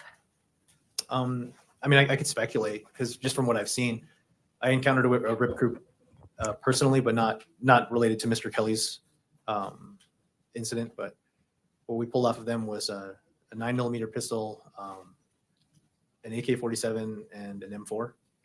Okay. Again, that was in the Green Valley area. That wasn't here. Right. But just as a general example, rifles, Yes, these pistols, guys are armed these to groups the carry teeth. Rifles. something of that nature, right? Yes, They're ma'am. ready to They'll carry fight. some sort of a firearm. And the purpose of that is to rob whoever's bringing over either drugs or people, right? Yes, ma'am.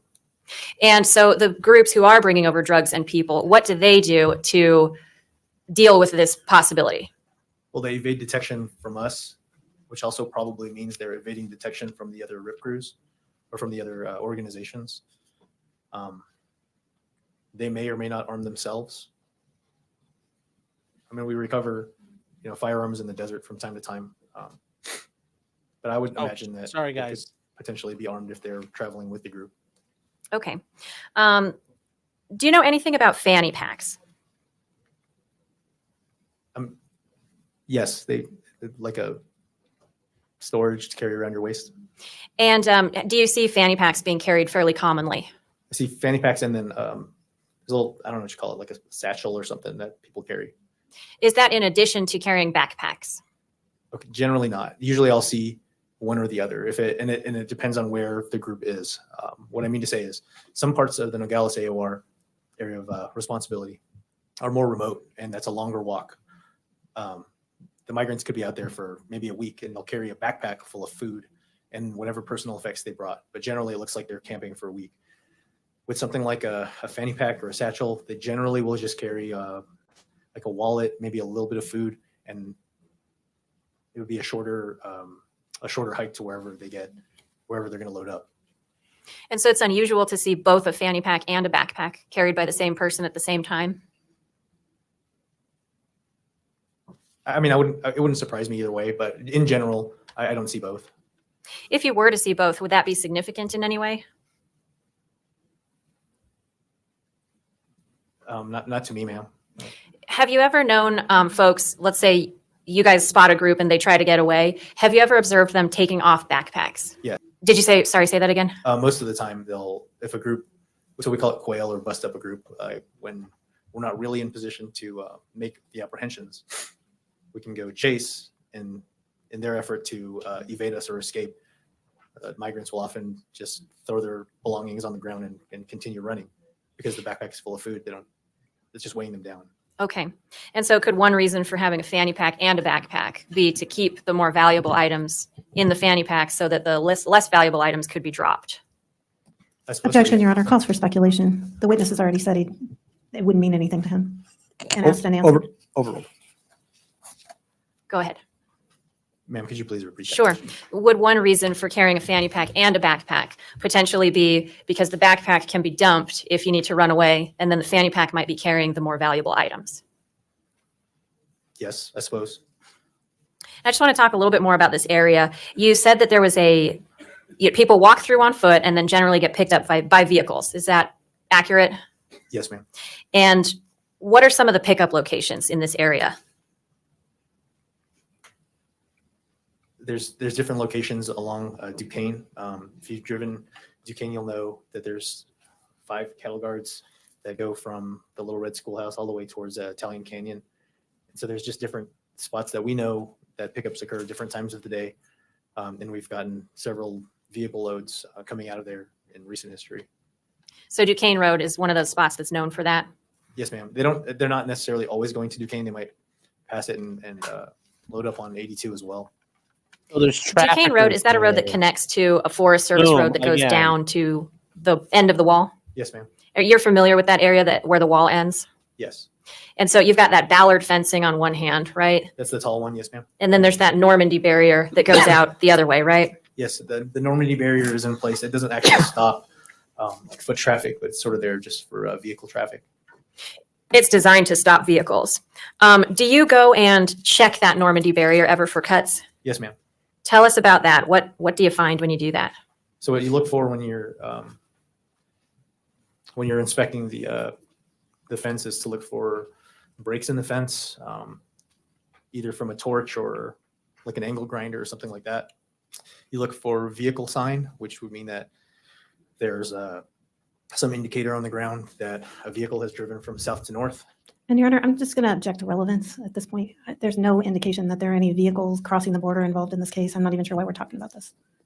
And Your Honor, the reason it's relevant is because I expect what the agent will testify to is that he observes those cuts, he observes sign that there is vehicle traffic, significant vehicle traffic in this area, and yet Border Patrol has never actually apprehended vehicles in that area. And it's relevant to show that there's criminal activity that's taking place in that area that's not necessarily detected or apprehended by Border Patrol.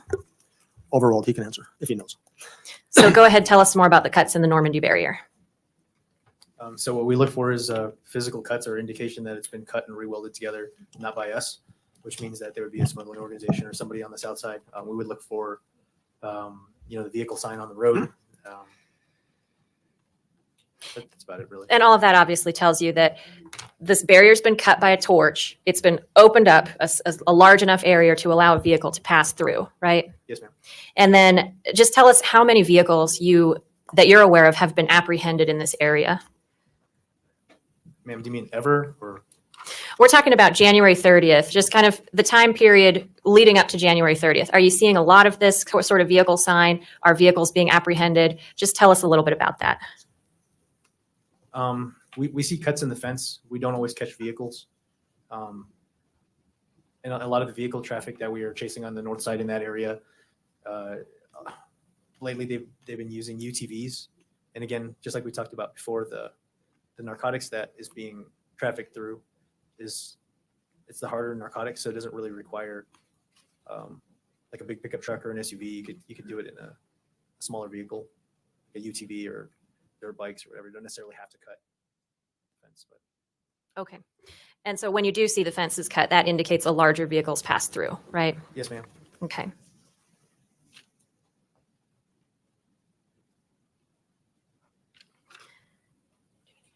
Give me just one moment, Jeff.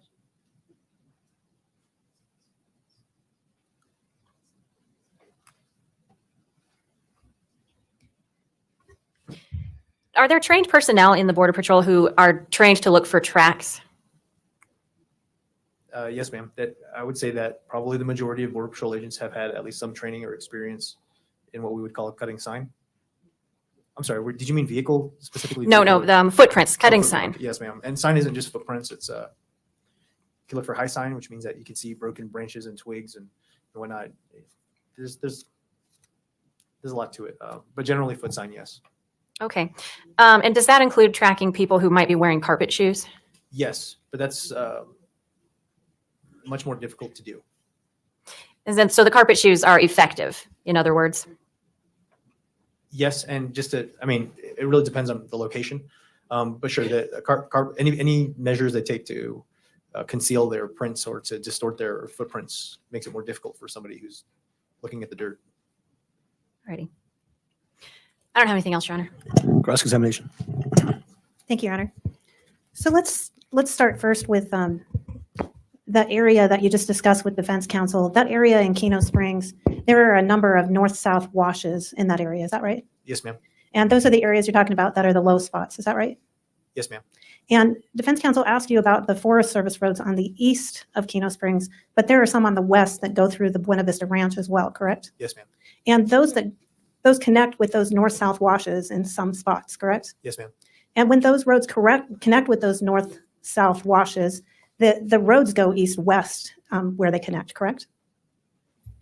I'm sorry, you lost me a little Sure. bit. Okay, So we got the north-south-ish washes, right? Yes. And on the west side of Kino Springs, sort of in that Buena Vista area, Buena Vista Ranch, there are some roads that go to the border wall, correct? Yes. And do those cross over those north-south washes? Yes, ma'am.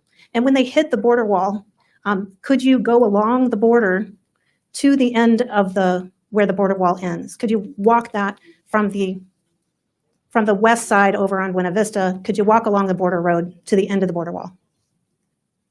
Do you mean me personally or as an agent? Or No, just a I just human? mean as a human being. As a Yes. human being, is it possible you follow that north-south wash until you hit the roads that come from the Buena Vista Ranch that go then to the border road that goes along the border? Yes, ma'am.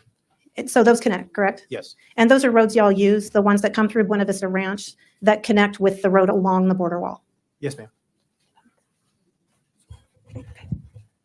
So there's not just a way from the Kino Springs area on the east side of Kino Springs to get to the border, correct? Correct. You can also get there from the west side. Yes. And if you were going south in those washes that go through Kino Springs, then you could connect with one of those roads from the west side that connects to the border wall. Yes, ma'am. Does that make sense? Yeah, I get what you're saying. Okay. There's not one single avenue that they're using. And do you see some traffic on the Buena Vista side? Yes. By the Buena Vista, called the Buena Vista Ranch or the Buena Vista Reservoir. For a long time, we had a mobile surveillance truck that it's like those camera towers, except it's just on a truck. It's a less power, not as accurate. But we had one there to try to detect a lot of the foot traffic that was going up it's at the wash right adjacent to where the ranch is, just goes straight north there. And if Mr. Kelly had reported some cuts to his fence on the west side of his property, that would be consistent with folks using that avenue on the west side of Kino Springs, correct? So to clarify, are Sure. we talking about cuts like with vehicles? He was just talking about, he reported some cuts to his fence on the west side of his property. That would be consistent with groups passing through there, correct? I couldn't tell you for sure that the cause of what damaged a fence. Sure. But Does sure. that happen when you Yes, see ma'am, groups it's of happened. migrants? They cut the fence They can cut the sometimes. fence, or they can lift, depending on the property, they can lift the fence post out of the ground and just lay it down. There's plenty of things that they can pull the wire up so that it's just dangling. You can get through the fence without cutting it too, correct? Yes, ma'am. So a lot of times they'll just separate like up and down, just enough for a body or a backpack to go through or what have you. Okay. Now, Ms. Larkin asked you some questions about some fanny packs. Do you recall those questions? And Yes. whether you wear those in combination with backpacks? Yes. You'd agree that you'd just be speculating if why people would wear two, is that right? Yes, ma'am. I couldn't tell you for sure why somebody wears a backpack or a fanny pack. I know generally backpacks are full of food, sometimes narcotics. If you don't find any narcotics in a backpack, you find food and clothing, is that generally a migrant? Yes, ma'am. Now, you talked about rip crews, Kino Springs. In the 2 years you were in Kino Springs, 2 years, right? Yes, ma'am. I was in Nogales for 2.5 years. Do you ever know of a rip crew in Kino Springs during your 2 years? No, ma'am. Do you ever know of anyone carrying a high-powered rifle on the north side of the border in the Kino Springs area? Yes, but may I clarify? Yes. There's plenty of hunting that goes on all over the southwest border. It's not abnormal for us to encounter subjects, and when I say subjects, I mean it could be a U.S. citizen, it could be an alien. We do encounter weapons. Most of the time, the hunters you can tell who they are because they like to wear orange and camouflage versus a lot of the migrants just wear camouflage, not so much orange and red. The rip crews that you do encounter, fair to say those are on the west side of I-19, generally? If I'm talking about specifically the one that I dealt with, that was west of I-19. I couldn't tell you for sure that there's no rip crews at all in the Kino Springs area. I really couldn't speculate that. But you don't know of any? No, ma'am.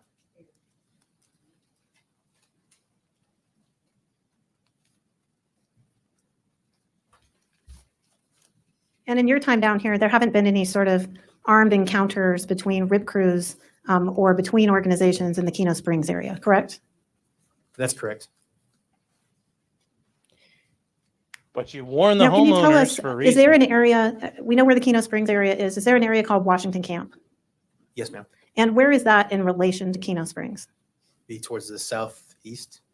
And would that area be an area where migrants load up? Yes, it's possible to load up there as well because the roads connect. Okay. And we had some testimony earlier in this case that 98 to 99% of the arrests in the Kino Springs area are migrants. Does that sound about accurate to you? Yes, ma'am.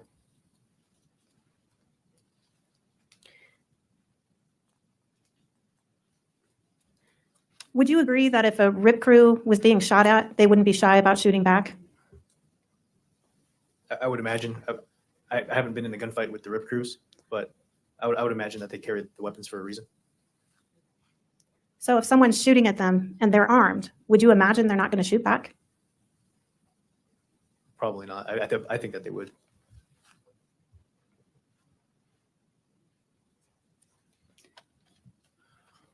Other than on hunters, are you aware of an AK-47 in the Kino Springs area on a non-hunter that you were able to identify in the 2 years you were there?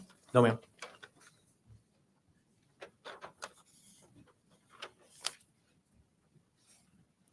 I want to go back to the calls that you made to the Sheriff's Department. And I think maybe you misspoke earlier when you said something about Pima County Sheriff's Department. All of your interactions were with the Santa Cruz County Sheriff's Department, correct? I apologize, ma'am. Did I say Pima County? Only one time. I think maybe you just misspoke. I just want to clear that up. Pima Yes, County Sheriff's Department was only not Santa involved. Cruz County. Okay. And that's probably because you're in Tucson now. Is that right? Yes, ma'am. Right. And so you said you had some initial calls, that the initial call came from Agent Morcell to Agent Hersey. Is that right? Yes. And that initial call you got, the call was from Mr. Kelly, I'm being shot at and I'm shooting back. Is that right? Yes, ma'am. And that's what you conveyed to the Sheriff's Department? Yes. However, may I clarify? Sure. Initially, yes, that was the information that was passed. And we'll go to the second call in a minute. So I'll get to that in just a sec. So the first call is I'm being shot at and I'm shooting back. Yes, ma'am. And so then there's a second call. And on the second call, that's when Agent Morcell tells you now he's on a second call with the rancher, and the rancher is now saying he's not sure if he's being shot at. That's correct, ma'am. Did Agent Morcell pass on the information to you that that Mr. Kelly told him they were too far away for him to tell if they had weapons or not? No, ma'am. At some point, did you get some information from Agents Dugan and Heredia that you passed on to the Sheriff's Department? Agents Dugan and Heredia were physically on scene with the deputies. I learned that when they initially arrived, Mr. Kelly wasn't present there. They met with Mr. Kelly's wife. And did you pass on the information they gave you from Mrs. Kelly's wife to the Sheriff's Department? I don't recall that. Yes, actually, now that I think about it, yes.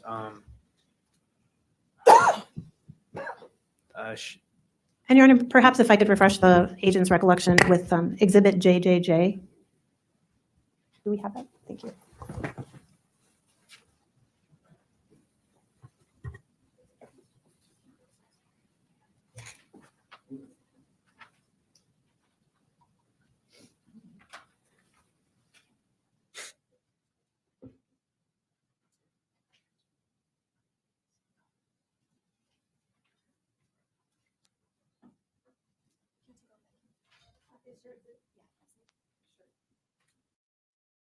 All right, guys. Sorry, I had to step away for a minute. Taking care of some stuff.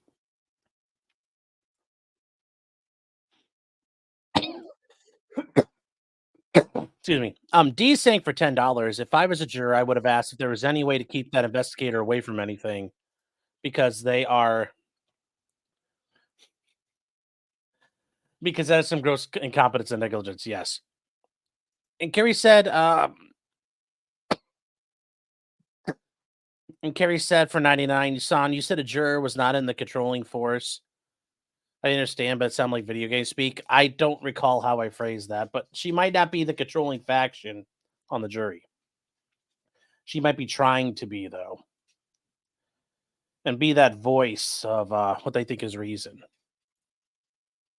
Automata for $2 saying, catching up, hearing lead say no ma'am to the prosecutor. Yes. And Darcy for $20. Thank you very much for the support. Says, are we near Portage County? We're about an hour away. Excuse me. We are about an hour north of them. So yeah, there's a lot of tornadoes and stuff going on in southern Ohio. It sounds pretty bad on the scanner. Hope y'all aren't close. Yeah, no, we're well away from it. So if we have a tornado up here, we got really big problems. So we're all safe. Just got a little loud. Thank you for checking in on us.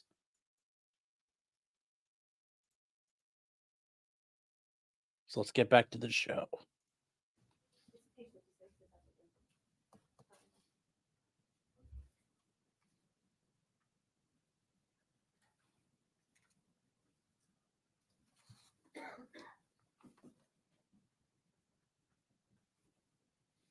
So Agent Lagulian, I've shown you what's been marked as Defense Exhibit JJJ, correct? And if I've turned you to page 56, I believe. Is that right on the bottom? Does it say 56? Yes, ma'am.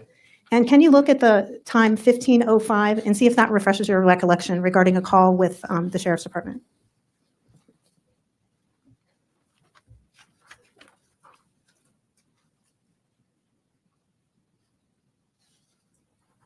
Yes, ma'am. And can you tell us, did that refresh your memory? Yes, ma'am. I did. Can you tell us what you communicated to the Sheriff's Department about what Agents Heredia and Dugan informed you of? Yes, Agents Dugan and Heredia informed me that they weren't able to immediately locate Mr. Kelly, but they did speak with his spouse, and that they were told that he was going to chase the group of 5 or so that were armed off of his property.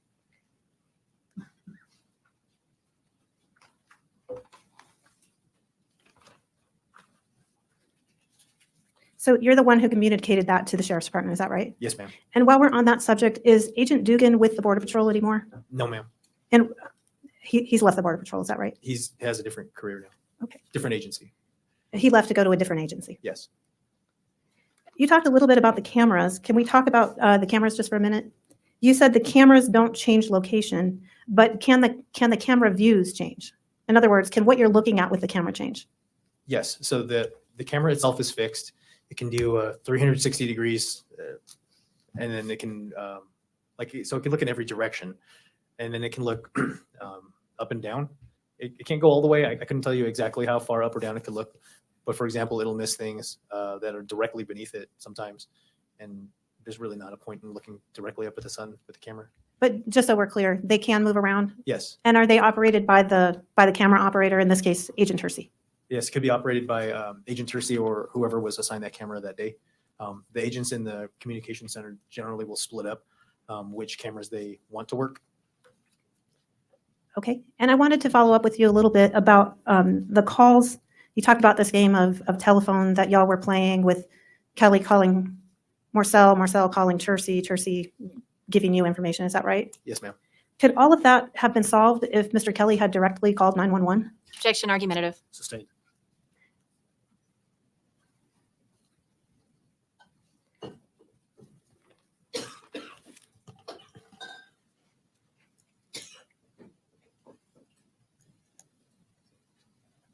You said that when on the second call, you received the information from Agent Marcel that you relayed that he told you the defendant said he struck something. Is that right? Yes, ma'am. And is that how Agent Marcel related to you? Yes. May I clarify? Yes. There was a considerable amount of confusion going on as far as what was actually happening on the ground there. As we've talked about the telephone game that was going on, so we didn't know exactly why there was a follow-up call from Mr. Kelly, and Mr. Kelly was specific about wanting a response from us. I wanted to ask you about that as well. Did Agent Marcel relay to you that he talked to Mr. Kelly about including the sheriff's department? Yes, Agent Marcel was trying to get to I guess the reason of the call. He asked Mr. Kelly about whether he needs like emergency response or medical response, and what was relayed to me was that that Mr. Kelly wasn't going to answer those kind of questions over the phone, but would rather talk to us in person. Did Agent Marcel tell you that he told Mr. Kelly to call 911? I don't recall.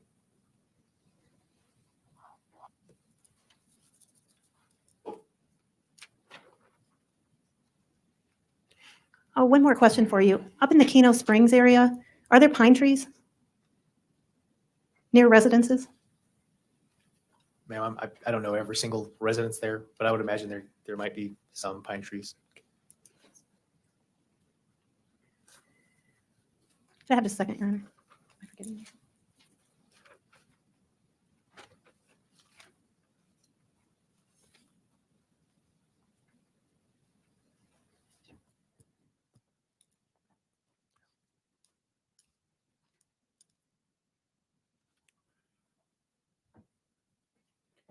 I don't have anything else, Your Honor. Redirect examination. Thank you, Judge. You talked about the confusion on this phone call, this game of telephone that we're talking about. Obviously, under those circumstances, something can be miscommunicated, right? Yes.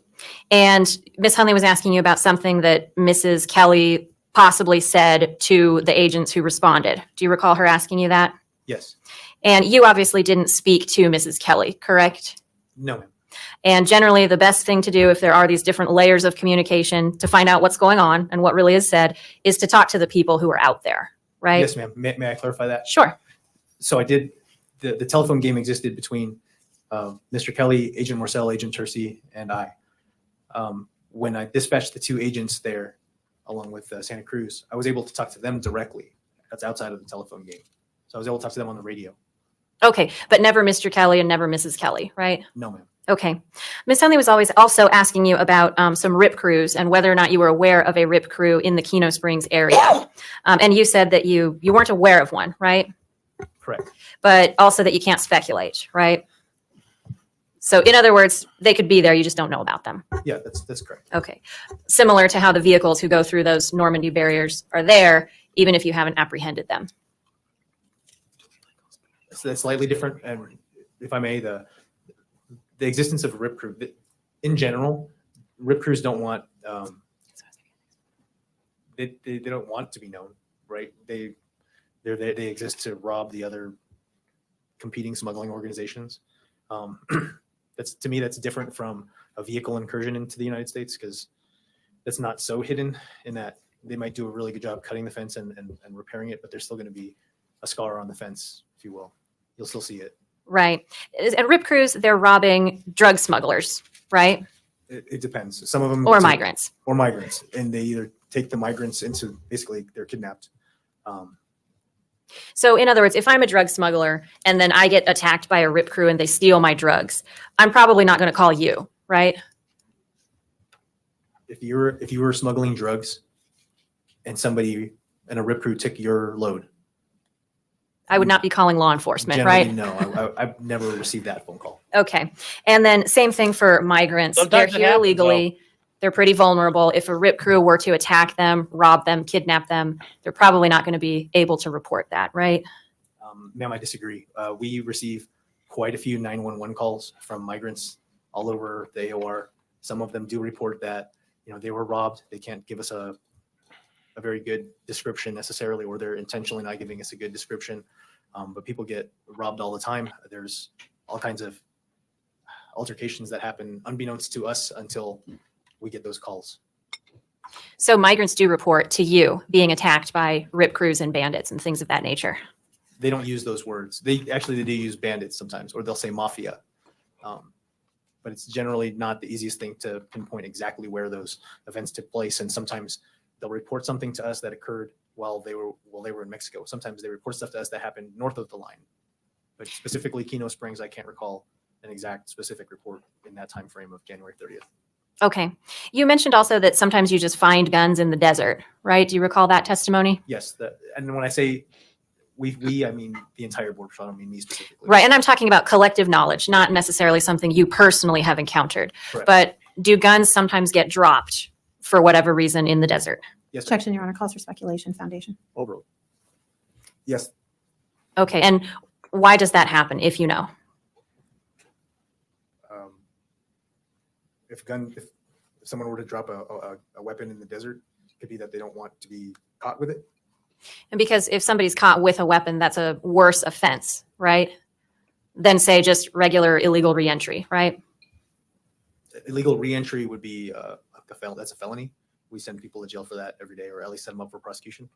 A non-citizen migrant in possession of a firearm is a worse offense. Okay. And if you saw a group that was carrying backpacks and rifles, and they're not hunters, they're not hikers, okay? They're present in the United States illegally. A group carrying backpacks and rifles, what conclusions would you come to about that group? Objection, Your Honor, calls for speculation. Sustained if you establish more foundation. You can ask additional questions. You've seen or you've apprehended drug traffickers, is that right? Yes, ma'am. And have they ever been carrying large backpacks? Yes, ma'am. And have they ever been carrying rifles? With cases that I've been involved with, there've been rifles and pistols. Okay. And so if you were to see a group of migrants or people who are in the United States illegally carrying large backpacks and carrying rifles, that's likely a group who's engaged in drug smuggling, right? Objection, Your Honor, leading. Sustained. If you see that group that I just described, what are they likely to be doing? Probably smuggling something. Or defending themselves from a RIP crew, which means they're smuggling something. Thank you. We were asking something about this game of telephone that we were talking about. And I believe you stated that what was relayed to you was that Mr. Kelly said, I may have struck something, right? Yes, ma'am. Did you ever learn later that that's not actually what he said? No, ma'am. Okay. So you never learned that what he actually said was something may have been struck. This is the first time I've heard that. Thank you. I don't have any other questions, Your Honor. Thank you. Any questions for this witness from members of the jury?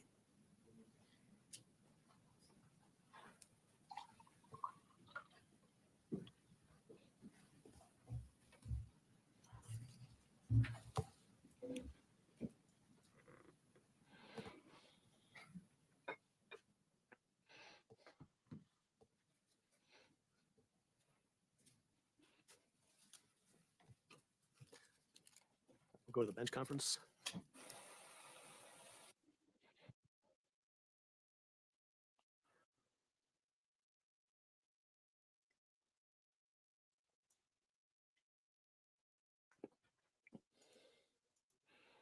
This was pretty good, guys. Let's see what we got. That was a very, very good witness. They please can the camera out every time. The border bros. Yes, not migrants, illegals. Well, he's got to use the right words or he gets rode up. So, and what were the Normandy bears called before Normandy? Czech hedgehogs. And they are, hold on.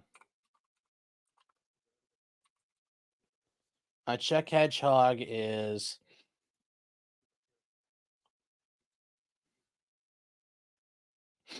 these types of things here, chat.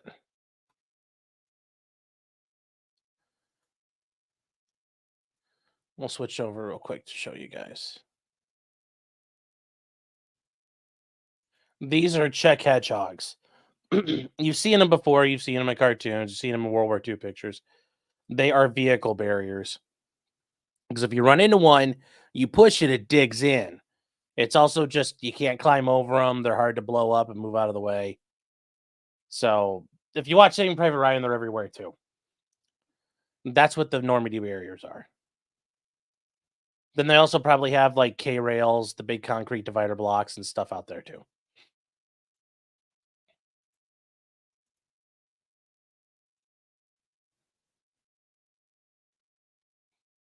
It didn't. I'll show you anything that'll get me heated. Yeah. Why is this jury allowed to ask questions? Because the judge lets them. It's up to every judge whether or not he allows the jurors to ask questions. I think generally it's up to each court. But I think there might be states where it's not allowed, but generally the judge has control over their courtroom and they can run it however they want, just like this judge. Question from one of the The bench conferences are done at the table with headphones on. Some judges bring you up. It's all dependent on how this judge wants to run his courtroom. He seems to not like wanting people up in his business, and I get that. jurors. Agent Layugan, was there a point in time when you noticed that there was a change in the trend when people were crossing and carrying backpacks? Was there a change in the trend in what they were carrying in the backpacks? What the contents of the backpacks were? No, but if I might clarify, generally contents of the backpack will include food, clothes, a blanket, and from time to time, hard narcotics. When that happened would probably not, so not everybody that carries a backpack is carrying narcotics. Notice what we didn't find in his backpack, any of that stuff. It was, something happened. But when the harder narcotics, when we started to see that more frequently was probably about, I don't know, 3 years ago or so. All right, that's because the harder narcotics are smaller volume of. Yes. Right. Does that answer your question, sir? All right, thank you. Any follow-up questions to this question to the witness from the state? No, Judge, thank you. From the defense? No, Your Honor. Very well. Any other questions for this witness? Seeing none, you can step down. The state can call its next witness.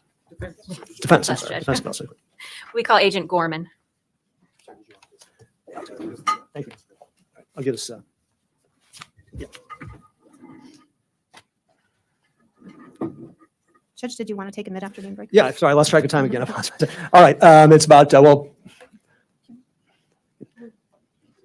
intercept Agent Duggan.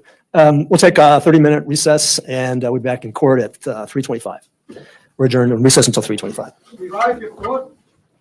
Okay, guys, we're going to get to, there's two questions I want to answer real quick. Tilly Singh, is there a casino in the Kino Springs area? I'm not sure. I doubt it. And I doubt it's a Canadian-run casino either, if there is one. Faka says, by state won't allow juror questions. Do you mean the state judiciary? Sure. The state Supreme Court or their governing court may not allow it. It might not be allowed under state law. I don't know. There's 50 different states. And I mean, Connecticut, we learned through the Michelle Troconis trial, they don't do opening arguments. That doesn't happen. That was a new one for me. So everybody's different. Everybody different. Nobody the same. Now Fox says, I've totally warmed up to the jury questions. Yeah, I when I first started, like I said, I was doing work as the assistant prosecutor in the court where they started doing that. And I'm like, that's been 7 years now. I've really warmed up to it myself as well. Totally get it. I agree. So let's do a little bit of time travel here. Whoop, whoop, whoop, whoop, whoop, whoop, whoop, whoop.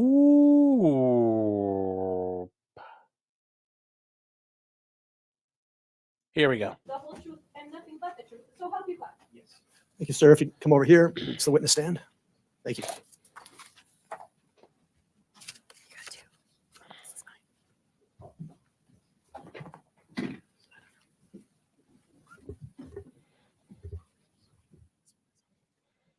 Whenever you're ready. Could you tell us your name and spell your last name for the record, please? Yes, for the record, my name is Kenneth Gorman, and it's Gorman. Could you pull yourself a little bit closer to the That- microphone. Yes, that works for me. Thank you. Thank you. And you're currently retired, right? That is Oh my What God! did Wait, you do wait. before you retired? This is the guy who's been testifying in front of Congress. I think the Gorman guy. Is this the same dude?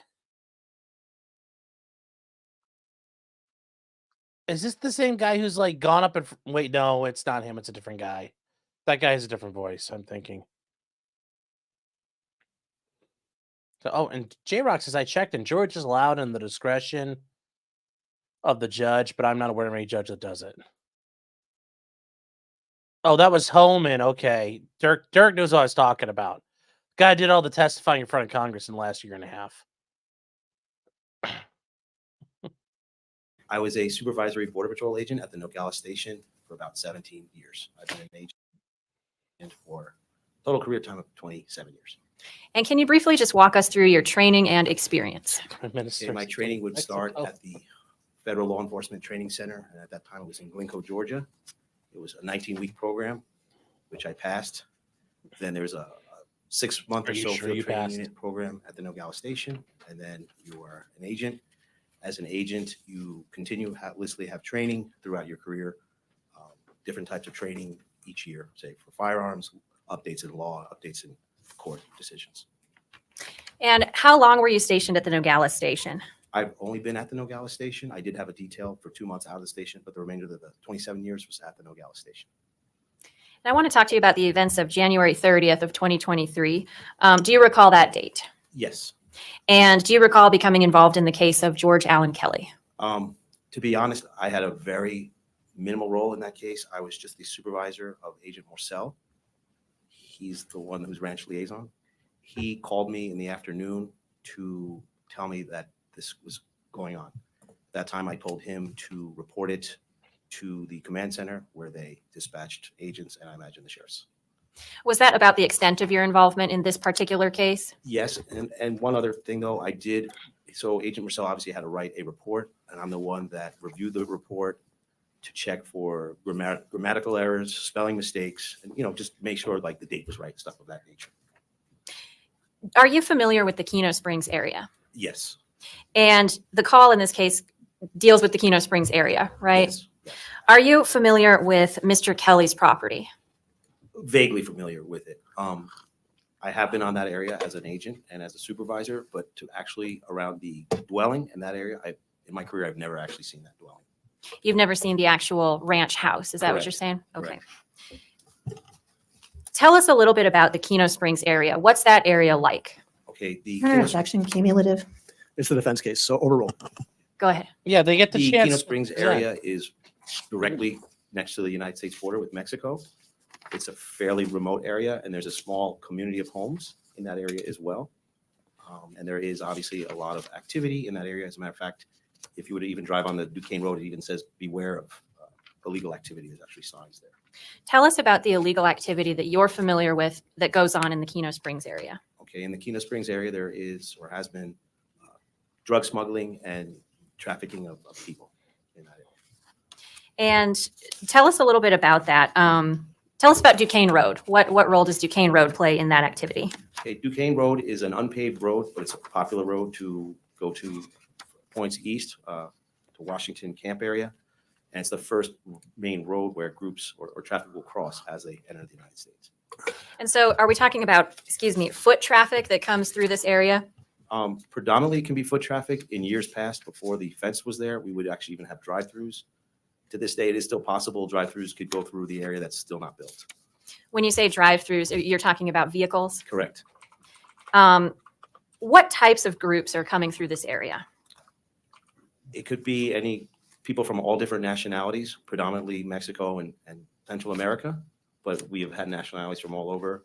And then, of course, there has been some marijuana smuggling when that was popular.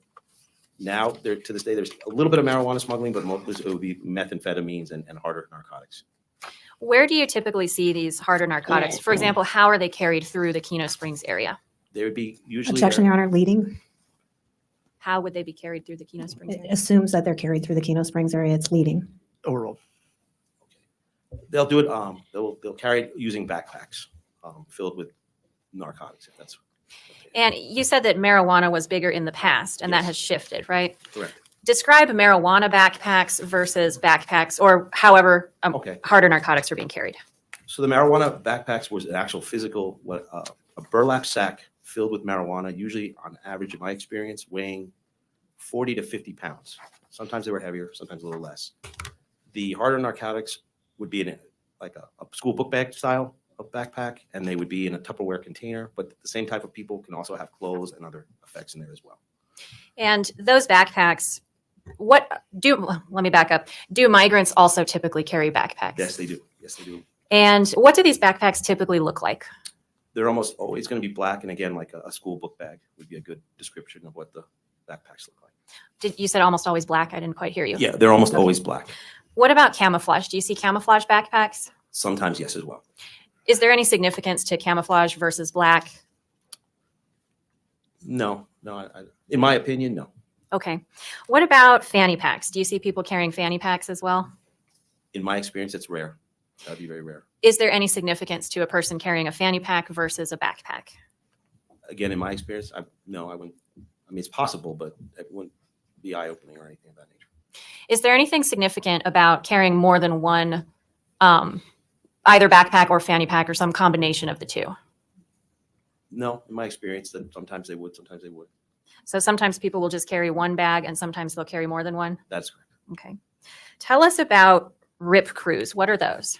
So what a RIP crew is they're people that work for the cartels generally who are trying to either steal marijuana from another group who's smuggling or to take the migrants actually and then redirect them to another smuggling organization. Usually the RIP crews will either be very close to the border so that they can go back, or they're going to be points much further north because they're afraid of retribution from the cartels. When you say very close to the border, how close do you mean?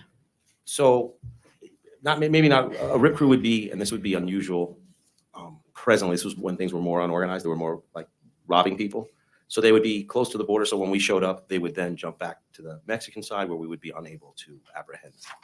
The modern day RIP crew that I guess what we're talking about now were like what I first described. They work for another cartel trying to rob the other group, but they're generally further points north of the border. So like, I don't know how everyone is from this county. There was a large RIP crew, for example, in Tumacockry at one time.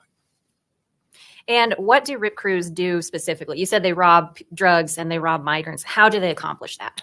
They're usually armed, and they will do it at gunpoint. And so at gunpoint, they'll confront drug smugglers. Yes, ma'am. And they might take the drugs, right? Yes. Are drug smugglers likely to report that sort of attack? No, they would not. When a RIP crew targets a migrant group, what does that look like? Usually they'll take the group themselves to redistribute, to resmuggle them. And usually there's a little bit of confusion with the migrants, or sometimes they just rob the migrants of their belongings and money.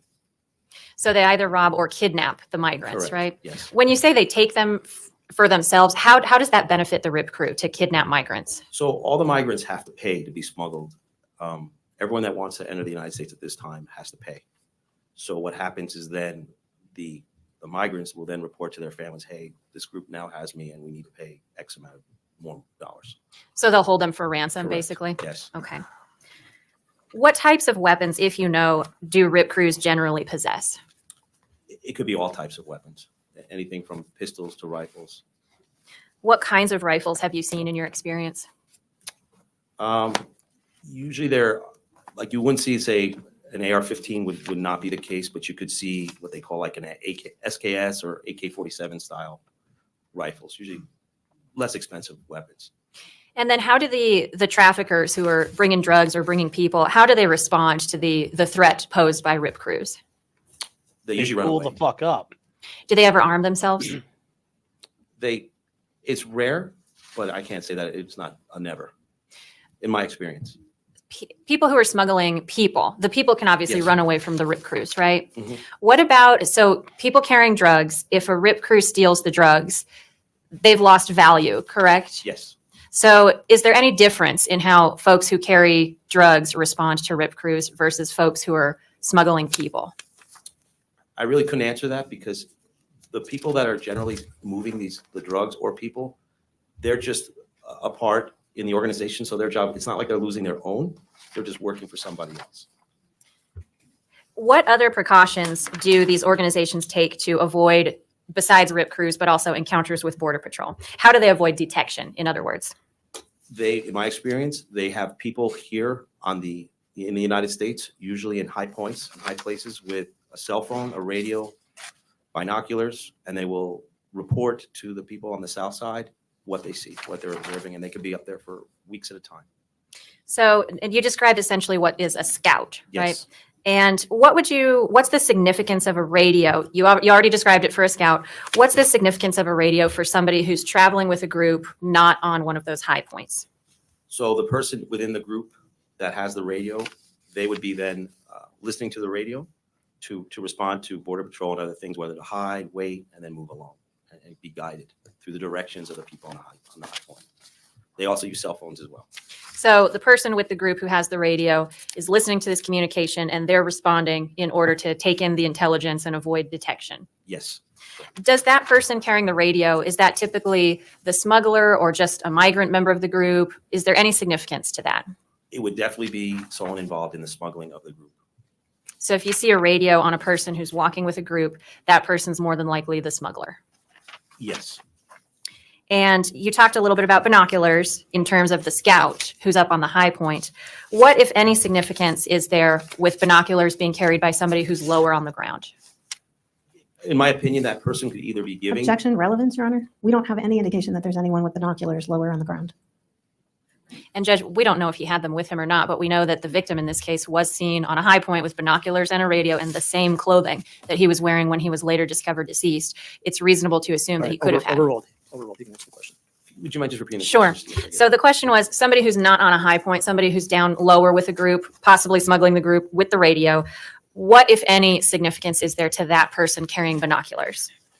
The significance would be like that, again, they're working for the organization and that the binoculars were either they were going to use, or maybe they were going to the scout to give them another pair, or replacing whoever's up there. Do you know, you said already that everybody who crosses has to pay, Correct. right? Do you know if the people who are smuggling these folks, are they carrying cash, if you know?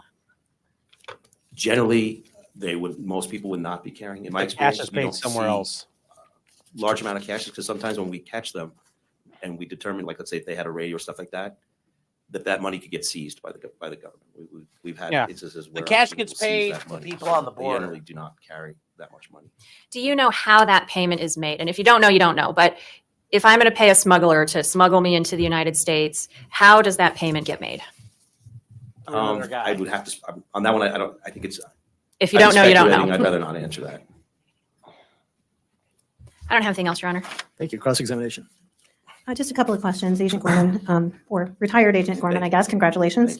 The first thing I want to ask you is, you were talking about the radios, first of all. Let's talk about that first. Are you aware of situations where migrants pay their smuggling fee by being the one who carries the radio?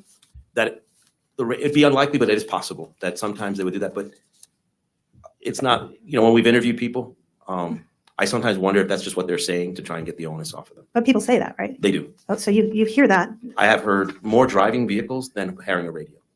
But some people carrying radios, you have learned that's what they tell you happens. Honestly, not with the radio. Not with the radio? No. So guides aren't frequently people who are paying their fee by helping cross people? No. Because they would need to know the way. Well, maybe they know the way, Oh, okay. but that's why they're the one who gets to come across for free by carrying the radio. Okay. Right? It's not totally unlikely, but at the same time, most of the time it's people that they're usually minors, and they'll usually do it repeated times and know the area really well. Someone that maybe just did it a few times wouldn't be familiar enough with the area, and they'd be very likely that then they would get caught, which is not what they want to do. Now, we've heard from a number of other officers that in the Kino Springs area, it's 98 to 99% migrants arrests in that area. Is that correct? I don't really want to give a percentage because I could be off, but we do, as Border Patrol, encounter more migrants than we do drugs, if that's kind of what your question's implying.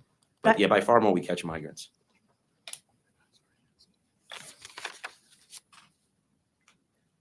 Now, you talked about the difference between a time when it was organized versus a time that it's not organized when you were talking to about RIP crews. I had no idea what you meant. Okay. What are you talking about? To clarify that, I apologize if it was unclear. Years past, the smuggling organizations were very small and loose-knit. So it would just be like a gang in the area. This was in the 20 years ago, 15 years ago. Through time, the cartel started to take over these groups, and they became more and more structured and more organized to the point now where one cartel can control what they call a plaza, like the Kino Springs area, and that's predominantly the one dominant group in that area. And do these organizations have a financial incentive not to have issues in their area with law enforcement? Yes, And you'd agree with me that the organizations in the Kino Springs area are very low-key organizations that don't try to make trouble? that is correct. And you'd agree with me that you haven't seen a RIP crew in the Kino Springs area in 15 years, is that right? Yes, I would have to say it's been Or a even while since- or even longer? I'm trying to recall the last time that something like that happened. It's been a while, especially the Kino Springs. Now, a little further to the west or east, excuse me, in the mountains, things change a little, but the Kino Springs area is a different area because it's flatter. And nothing as far as RIP crews go in that area, is that right? Not that I am aware of. You talked about AK-47s. Do you see those in the Kino Springs area? Other than on hunters? No, Do you even know when the last time is you saw an AK-47 in the Kino Springs area? generally, if they're seen, they're going to be on the Mexican side, not the U.S. side. What's the likelihood of seeing 5 guys with AK-47s in the Kino Springs area? Objection, foundation. Sustained. You can ask additional questions to try and establish All foundation. right. Are you familiar with what the groups look like that are coming through the Kino Springs area? Yes, yes, So you just testified to all of this stuff. yes. Yeah, I am familiar. Yes, And you've been there 27 years? yes, And so you'd be familiar with whether you see a group of 5 guys with AK-47s walking around or not, right? yes. Have you ever seen a group of 5 guys with AK-47s walking around in the Kino Springs area? I have not. Would that be something that you would find to be unlikely in that area? Yes. Generally, may I add just one thing, or Sure. most of the time, if it's a group of people, maybe one person, in my experience, would have a rifle. Not all of them. It'd usually be one, and then the rest, because they're heavy, would be carrying, let's say, drugs. That would be the circumstances where you'd have some. But again, you haven't seen anyone in the Kino Springs area with an AK-47. in Objection, years. asked and answered. Sustained.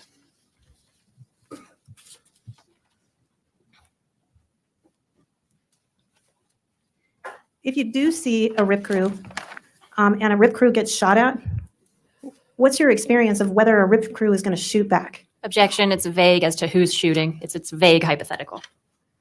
If you can answer. Overruled.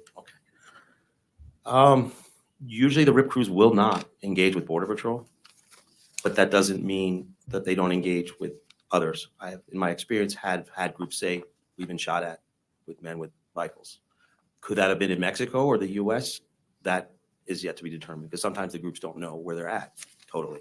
I mean, they keep going through fences, and especially, barbed wire fence, they don't know. Well, let me stop you a second. You were saying a minute ago with the defense that you see RIP crews with all these kind of rifles and weapons. Is that right? I've not personally seen RIP crews with rifles. It's more reading reports, or the time we have, like I said, generally when we see the RIP crews with the rifles would be on the south side. I don't know if I can bring up a certain instance that happened about 15 years ago in Tumacacori, so I gotta be careful what I say and don't say right now. So Tumacacori, that's an area Right, where you remember a RIP crew 15 years ago. yes. And that's not near Kino Springs, correct? No, it is not. Okay. And the other incidents that you're familiar with, most RIP crew incidents happen west of I-19. Is that fair to say? Yes. So this is not an area where you generally see RIP crews, right? This was many years ago. 2 agents were shot by the border pretty close to that Kino Springs area. And that It was was around 2005, though. and that was along the border with the Sonoyta area, right? No, it would be still considered the Kino Springs area, but to the east of it. It's in the mountains, though, It's right? Brian Terry Right, we're the foothills. talking about. And that was 15 years ago. Yes, ma'am. Fast and Furious.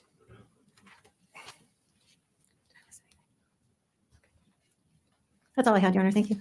Redirect. Thank you, Judge. You mentioned RIP crews generally being more prolific on the west side of the freeway. Are there trends involved with this sort of activity? Yeah, I mean, everything's sort of trendy, and some of it is just what we know. I mean, there's a lot of unknown out there as well. Say a little bit more about that. How do you know what you don't know?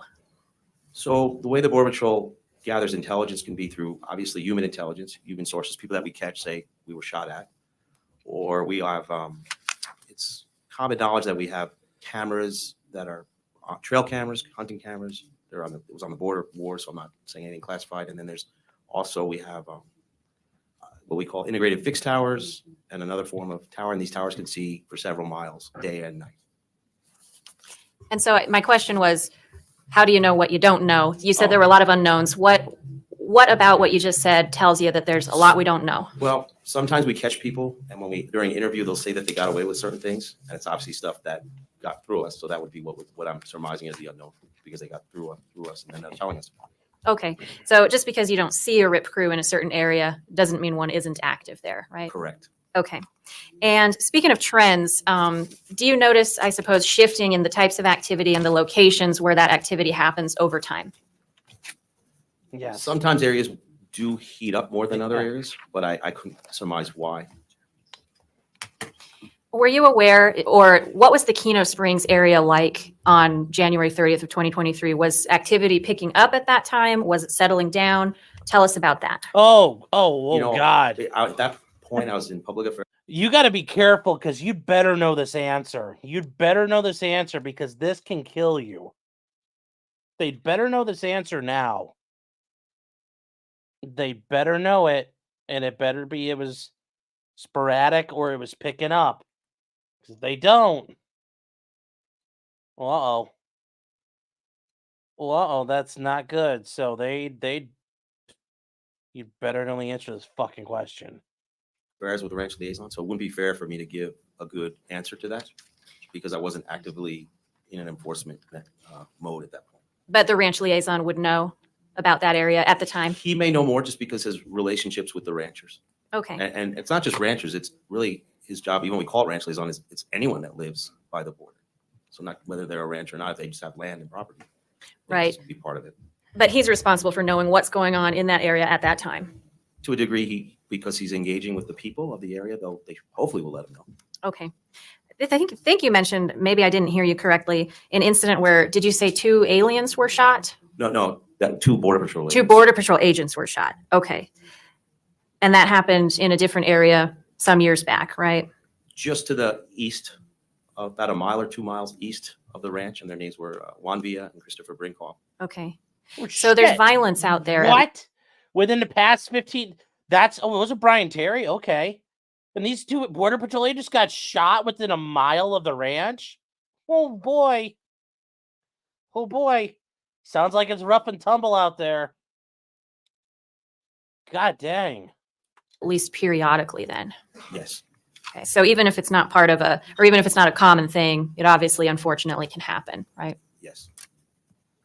You said something about the foot guides usually being minors. Did I hear you correctly on that one? Objection.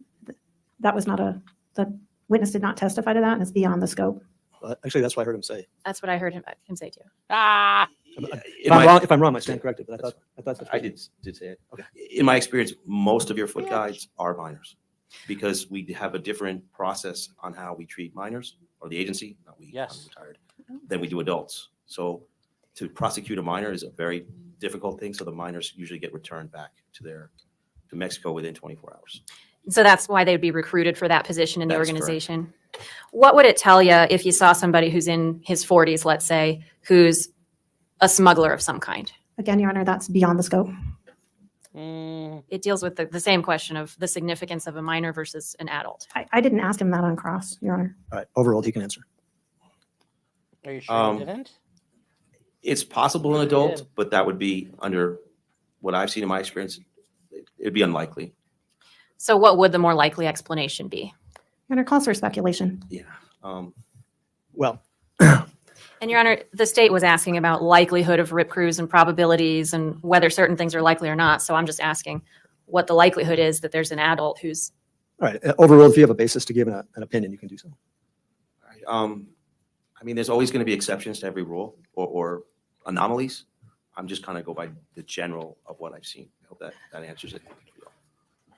So what is the most likely explanation then for an adult, not a juvenile, an adult who's smuggling? What is the adult likely to be smuggling? It'd be very speculative. I mean, obviously at the end of the day, people want to make a living and maybe they're very experienced at it. Your Honor, and I'm going to object. The witness has said it's speculative. Sustain. Fair enough. I don't have anything else, Your Honor. All right, thank you. Any questions for this witness from any members of the jury?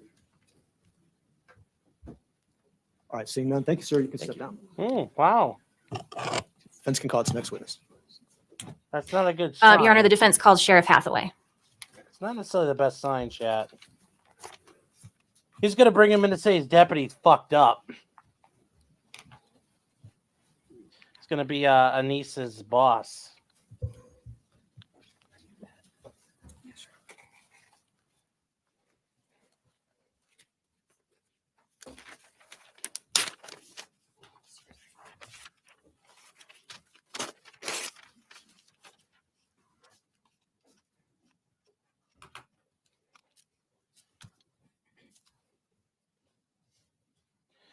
God, they fucking eye doctor ruined my fucking glasses. Thank you, sir. If you come over here to the witness stand, please, and have a seat.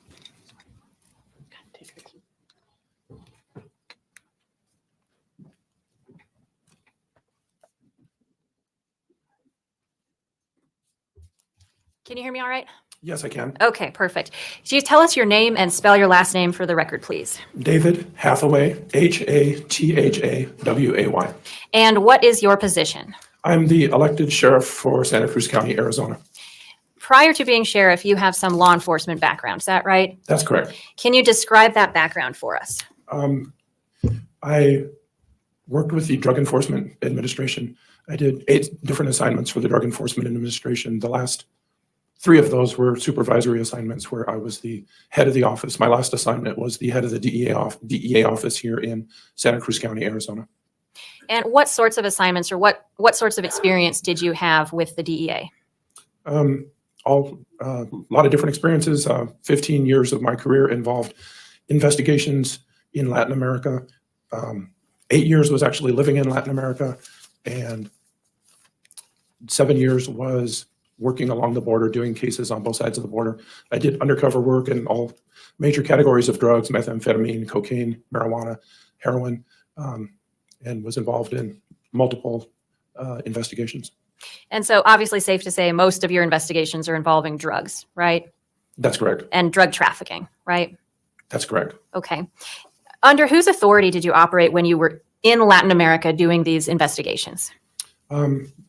I carried a diplomatic passport, and when I was actually living in South America for 8 years, and when I operated in Mexico on this side of the border, I would go into Mexico, and depending on the nature of the operation, if we were going to do some kinetic enforcement action like arrest somebody or search somebody or seize evidence, it would be under the authority of the Mexican government, where we would be in an auxiliary role.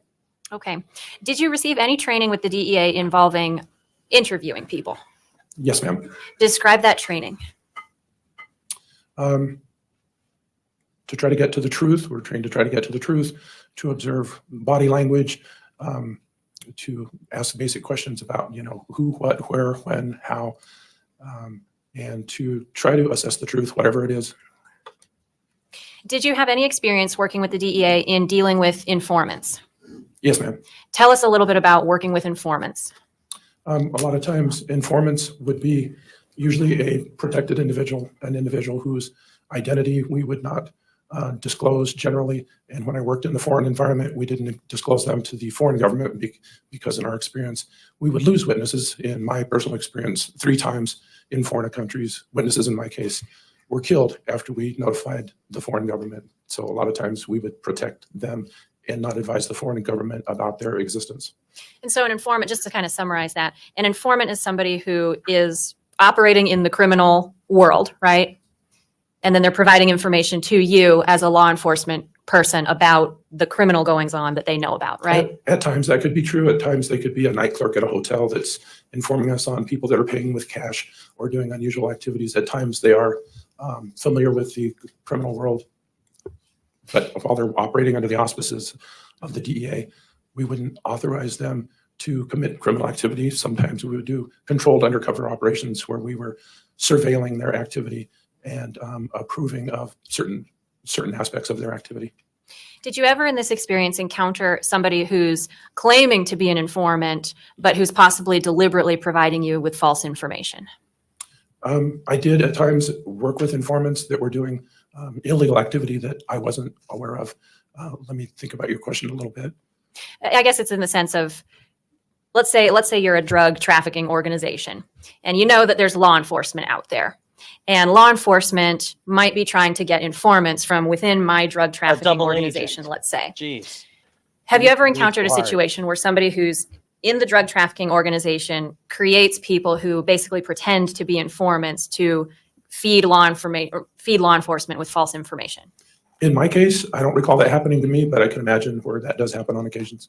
That's certainly a concern that law enforcement would have when dealing with any informant that comes forward, right? That's correct, to assess their veracity and assure that they're being above board with us. And how do you assess a person's veracity?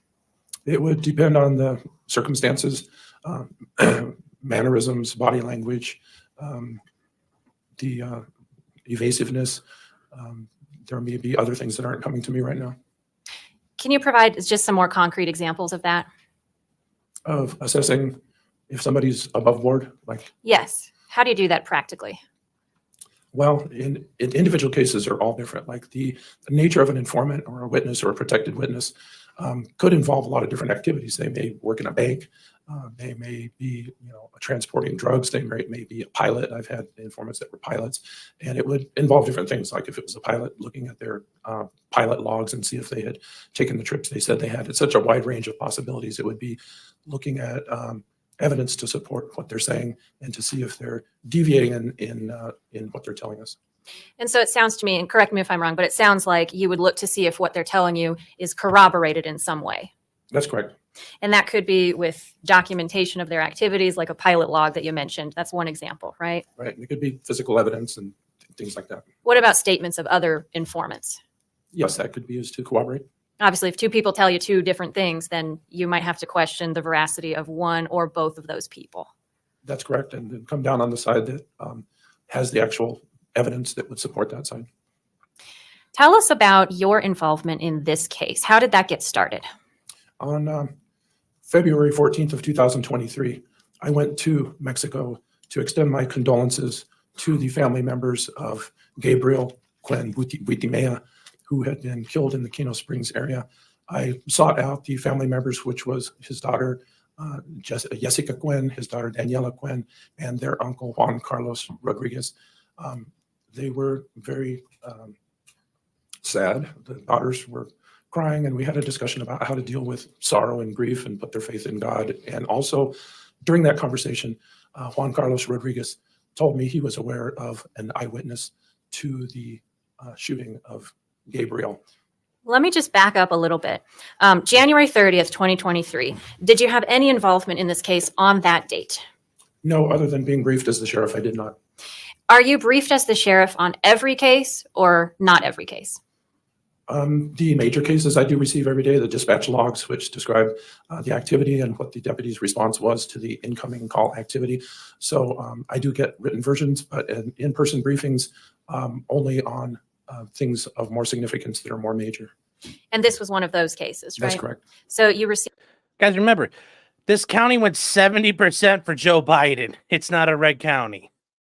You gave a brief on January 30th. What form did that brief take? Who briefed you?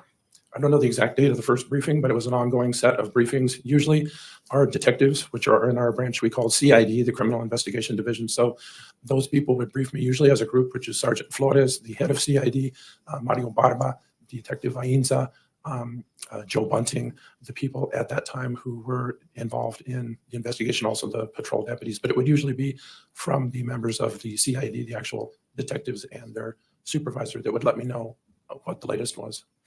And you don't know who that was in this case, or it could have been some combination over a period of time of all of those people? It was usually a group. They would usually come in and brief me as a group. Okay. And even in major cases where you get briefings, you don't participate in investigations in major cases, or is that something you always do? I can do it, and I usually don't do that. Why did you do it in this case?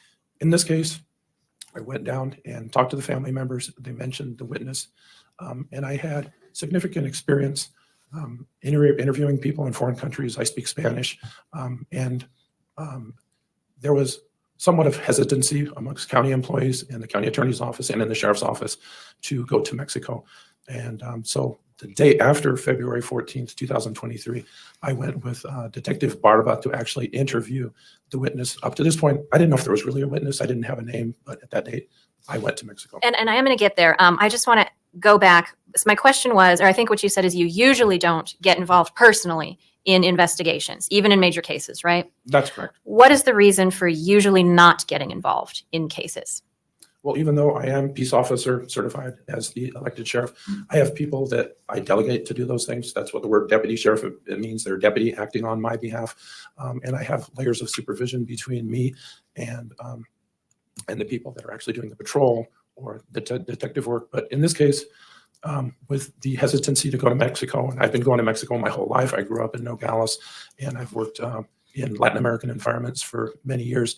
It was unnatural for me to go do that, to go have a talk, like to go interview somebody. And so what you're saying is you got involved because you were going to go into Mexico. That's essentially why you got involved in this case. Is that what you're saying? I'm trying to understand. Well, yeah, initially I got involved because I wanted to extend my condolences to the family members. And during that meeting, I was told that there is an eyewitness. For him. So I asked the individual that told me that there was an eyewitness. I wasn't given a name, to if they could arrange a meeting with that individual. So I was already involved at that point. And I'm going to get to that meeting also. You said other deputies and the county attorneys were hesitant to go to Mexico. Is that what you said? I'm just trying to understand your testimony. Yeah, that was my impression.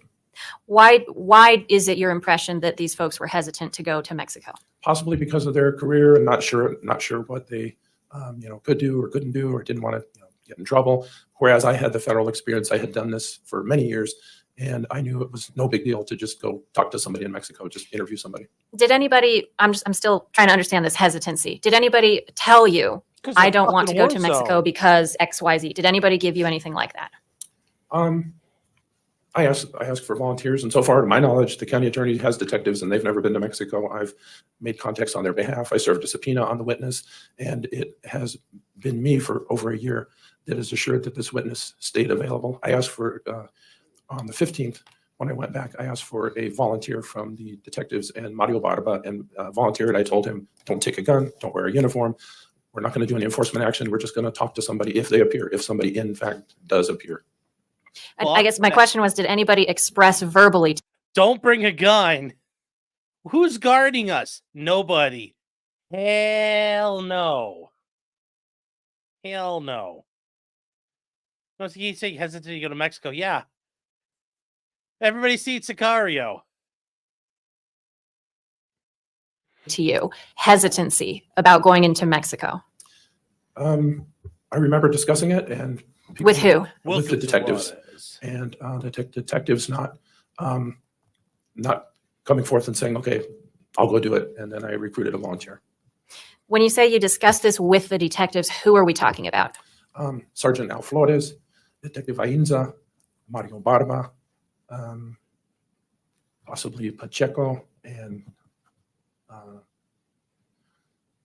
Bunting was a detective and then became a patrol sergeant. He was possibly in the environment. Did you have a conversation all at one time with all of these folks about going into Mexico? Yes, I did. Did any of them say to you, we can't do that? No, there was hesitancy, but I was willing to do it. So I just said, well, I'll do it, and give me a volunteer to go with me. And why did you believe you needed to go into Mexico? This was obviously a crucial witness. If we really had an eyewitness to this shooting, I hadn't seen anything like that in my briefings in this case. If we actually had an eyewitness that is traveling with Gabriel, that was the key to this case, and we couldn't let that fall through the cracks. I wasn't going to let that fall through the cracks. It was a matter of just going to Mexico, seeing if he shows up, and talking to him, just doing an interview with him, just like a newspaper reporter would go to Mexico and interview somebody who was a witness. The first time this witness came to light, was that as a result of you going to meet the family members in Mexico? Yes. How did that meeting come about? I talked to the detectives about what kind of contact information. They had a phone number for Jessica, Daniela, and Juan Carlos. Jessica? I called those numbers, and Juan Carlos Rodriguez answered the phone, identifying himself as the uncle of the 2 daughters of the deceased man. And then I asked if we could meet, and we arranged a meeting That's with the him thing. and the 2 daughters. The most Mexican of the detectives are like, oh, no, I just clean. I not go cross border. Wait, no gun? Oh, no, I clean. And that was the first meeting that you had with him and the 2 daughters. When was that? February 14th, 2023. And at that meeting, the family members communicated to you, we have a witness. Is that what happened, essentially? Yes, ma'am. And that had not been communicated to you before? That's correct. Okay. Hold on, wait. You said that's a crucial witness. We did see this guy. We saw him right at the beginning. He's the one who admitted that he's trying to get status in Mexico. He's trying to get status in Mexico because he doesn't want to get deported. But yes, he is here, and he was here. We saw him. This isn't like the Nikolai View trial with secret witnesses. We hadn't seen anything like that in my briefings, right? That's what you said about this witness? No, Mr. I don't know if I phrased it exactly that way.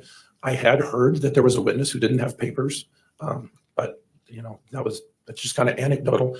I'd heard that there was a witness, but with no further information. Had you heard about a witness by the name of Miguel? I don't recall. So you don't recall Miguel in your briefings. Had you heard about a witness named Ramon? Yes, I did. Ramon. And did you hear about Ramon prior to hearing about this other witness? Yes, prior to that. Okay. So you were aware that there was one at least, who was claiming to be a witness, Ramon, right? I didn't know if he was, I don't know what he saw, or I don't know anything about that one other than the name Ramon was a potential witness. I never talked to that person. Okay.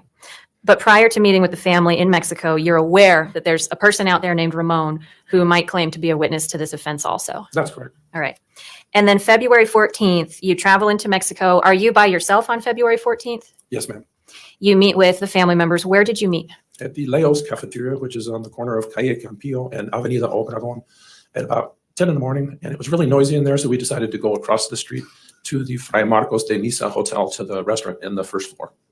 And present there are 2 daughters and Juan Carlos Rodriguez, right? How do you know this? Juan Carlos Rodriguez claims he's a family member of some kind. He identified himself as an uncle. I don't know exactly what his relation is, but that he just said he was the uncle, and the daughter said he was their uncle. And you didn't do anything to corroborate any of that? That's correct. Yeah, like, how the fuck do you know who these people are? It's all unvetted shit. And you did this so you could go vote for me. Vote for me, muchachos. And all the legal votes across the border. Yep. Because remember, you got to make that graph go boop and then go up. Give that 3 a.m. bump. Did you document this meeting, this February 14th meeting? Initially, I did not. And then Chief Deputy County Attorney Kim Hunley advised me in April that it would be advisable for me to document it. I didn't do any interview. I didn't seize any property. I didn't arrest anybody. I was just talking to the family members. None of them were identified as direct victims or eyewitnesses. So I didn't feel the need to document it. It didn't seem like investigative in nature. Chief Deputy Attorney County Attorney Chief Deputy County Attorney Kim Hunley advised me in April that it would be a good idea to document that report. The incident the next day was documented, but I did not document that one until Okay, April. and I'm going to get there, but meeting's February 14th. You don't document it in April. So a couple months later, you're told you really should document that. That's correct. And then you wrote a report in April That's about correct. that meeting. Okay. February 14th is the first meeting. What is decided, or what are you determined to do as a result of that meeting that you had on February 14th? On that first meeting, there was no name given to me, just that there's a witness, an eyewitness. And I asked Juan Carlos Rodriguez, could he arrange a meeting with that witness and me? And not knowing if that would happen or if that would be feasible, but I asked if he could arrange a meeting, and he said he would. But he didn't provide a name of the witness? That's correct. No name at that time. Did you ask him for the name? I can't recall. I probably did. I don't remember being given a name, but I probably asked. And if you asked him for a name and he didn't give you a name, that's probably something you'd want to document, right? Well, at this point, it was just a maybe. I didn't know what it was, and it seemed like he didn't know. He was aware of the individual, but maybe didn't know his identifying. What do you mean it's a maybe? Explain that to me a little bit more. Well, that's why I didn't write the report, because I wasn't interviewing a witness or a victim. I wasn't seizing evidence. I wasn't arresting anybody. This was thrown out that there is an eyewitness out there. And of course, my response was that I would like to talk to that person. So I wasn't given a name, but I did make it clear that I would like to talk to that person. You say this was thrown out that there was an eyewitness there. What does that mean? I was told that there was an eyewitness that was traveling with Gabriel at the time he was killed. By who? Who told you that? Juan Carlos Rodriguez. You have no fucking idea if that guy. Did he tell you if there were any more witnesses or just this one? Just that one. But he didn't provide a name? Not at that time, no. Okay. And so after you have this meeting in Mexico, your next step is I'm going to arrange to meet with this witness, right? Yeah, I asked if Juan Carlos Rodriguez could arrange a meeting, and he said yes. And then you obtained or you got somebody to agree to go with you to that meeting, right? Yes, Detective Mario Barba. Why did you ask someone to go with you that time? To document it and to write a report if somebody showed up, and to do the full everything, the name, who, what, where, when, to actually write it up into the form of an investigative report. How did you approach Detective Barba Juan about Carlos, just random guy. Like I said before, we were having a meeting with the detectives. Holy God. And I said I need a volunteer, and he said he would go. Did he express any hesitancy about going into Mexico? No, I just told him, don't wear your gun, don't wear a uniform. Why would you not wear your uniform? We're not taking any enforcement action, and you could get in trouble wearing a uniform in Mexico. Why could you get in trouble for wearing a uniform? It's something that the Mexican officials might be picky about. What do you mean when you say that? Just that they might think you shouldn't be wearing a uniform. Why would they think you shouldn't be wearing a uniform? What do you mean? Notice the bigger thing is he didn't notify the Mexican government he was going across the border. I'm sure the Mexican government would be fucking livid to find out law enforcement's questioning witnesses and conducting an investigation on their side of the fence without authorization. Think about the shitstorm that would stir up. You fucking assholes. I don't know, like if they're thinking that you're being They think you're a cartel member because they run around killing people because Mexico's a lawless hellhole. That's why. They don't want you running around acting like a Sicario. a Mexican police officer and wearing something that looks like, the accoutrements of a uniform. They're wearing uniforms, right? Usually not the ones I work with DEA. Like they would be plainclothes with the Mexican Federal Judicial Police or the Procuraduría General de la República. But there are officers that wear uniforms in Mexico.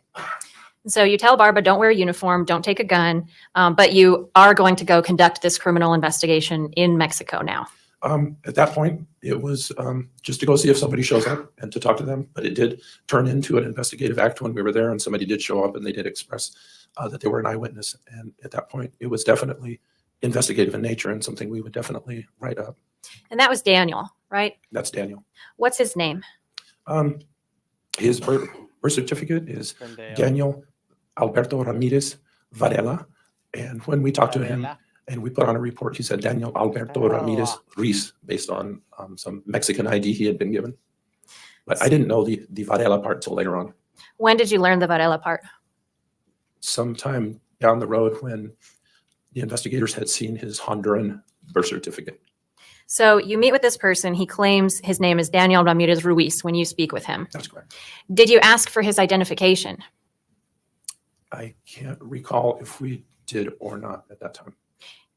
Did you ever see identification describing him as Daniel Ramirez Ruiz? I don't recall. Okay. But you do recall seeing his birth certificate sometime further down the road, right? I didn't see it. I was told about it, that it said Varela, Daniel Ramirez Varela on his Honduras birth certificate. And he never provided that name to you when you spoke with him, right? That's correct. Well, later on he did, but not at that time. Later on, he provided Varela to you himself? It was explained to us later on, like, for example,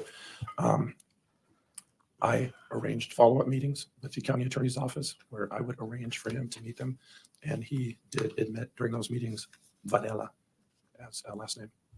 Before we get to the content of this meeting, who from the Mexican government, if anybody, did you communicate with to explain that you were going to conduct this criminal investigation in Mexico? On that particular occasion, I didn't specifically reach out on that, but I'm in regular contact with Marco Moreno Baez, who's the consul general for Mexico. He has an office in Nogales, Arizona, about the case in general. But on that day in particular, I didn't reach out to anybody about doing that thing. Why not? I was just going, like I said, like a newspaper reporter, just going to talk to somebody in Mexico, not take any enforcement action, not arrest anybody, not seize evidence, just talk. If somebody shows up, I would talk to them. Well, you're obviously not a newspaper reporter, right?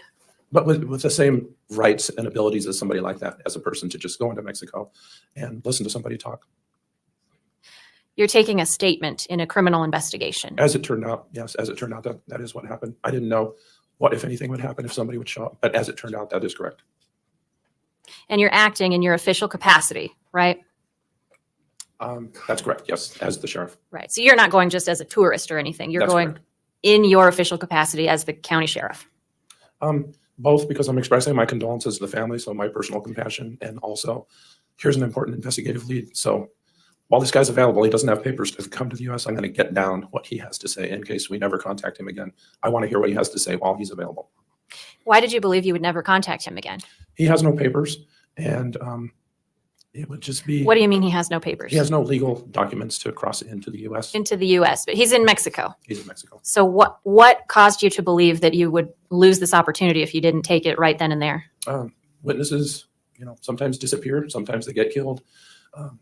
And he was the victim of an assault, and I thought, well, I'm going to get down what he has to say while he's here in front of me. I didn't know if anybody would appear. He appeared, and we wanted to make sure we got down. It was just the correct thing to do, to get down what he has to say.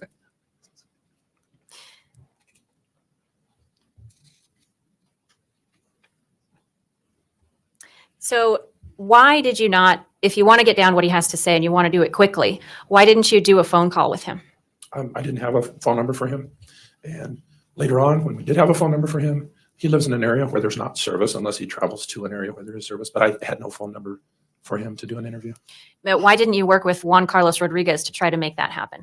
That's what I did do. I worked with Juan Carlos Rodriguez to arrange a meeting. Why not a phone call? I would like to, like the things we were talking about before, assess veracity and truthfulness, see the person, look in his eyes, see what my assessment is of them. Are they telling me the truth? Actually hear it in person. And it just seemed to make more sense. Phone connections are spotty and erratic. Just if he could do it in person, I wanted to do it in person. Why were you concerned with assessing his veracity?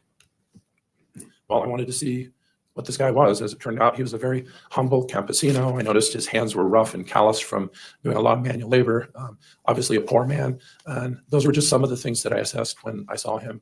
Well, my question was, why did you think it was important to assess his veracity? Just for the reasons we talked about before, I want to assess truthfulness, and because I want the truth in this, like in this trial, this forum we're in right now, I want the truth to come out. So I wanted to assess that I was getting the truth. I don't want to put forward lies to a court or to a jury. So I wanted to assess the truth in person. And so you at least thought there could be a concern with this person. I always think that everybody you talk to, you're assessing their veracity. And in order to do that effectively, you have to have some background information about what happened in the case, right? Yes, that in this case, that did help to have background information about what happened. And Judge, I don't know what the court wants to do. I'm about to go into a kind of different topic, and it's 4:30, so. Oh, all right, let's get on this, and you can explain to me what.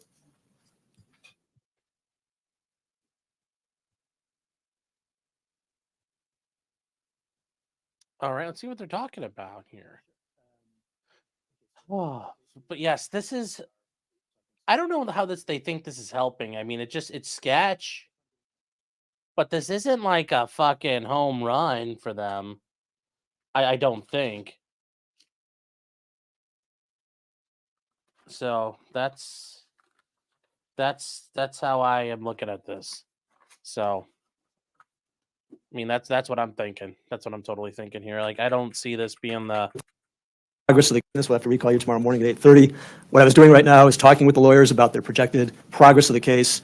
Again, there's some factors, there are always variables that can change things. But the way things are looking right now, if things progress the way we're projecting, we would anticipate the possibility that this case could be argued, final jury instructions, and submitted to you perhaps on Thursday. All right. Again, as you've witnessed, there's some variables that can affect things, but I think that's a pretty good projection right now. So if everything works out, I would say maybe Thursday we could argue the case, closing arguments, and final jury instructions, and then time permitting, sending you out to deliberate. All right. So I'm going to stay here with the lawyers, discuss some legal matters, housekeeping type things. We're going to recess for the day. Ask the witness come back at 8:30 tomorrow morning. We'll continue with this examination. Please be in the jury room at 8:30 the tomorrow witness morning. testimony Of course, doesn't remember match the up, but we haven't gotten there yet. Excuse the jury, and I'll stay here with counsel. This has not been helpful so far. We just know some sketchy stuff's going on.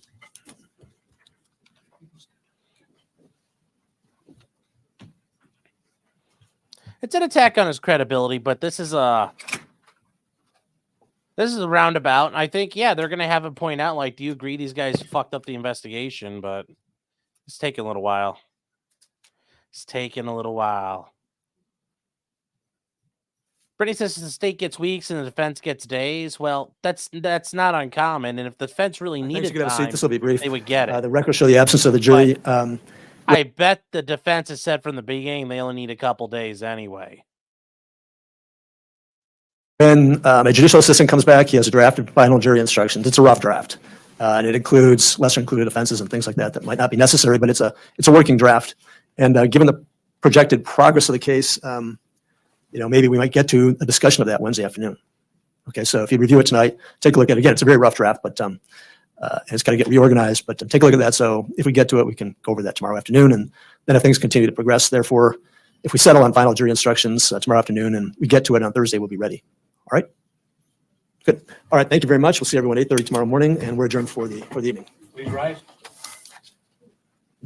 All right, he's just like, fuck it, I'm out.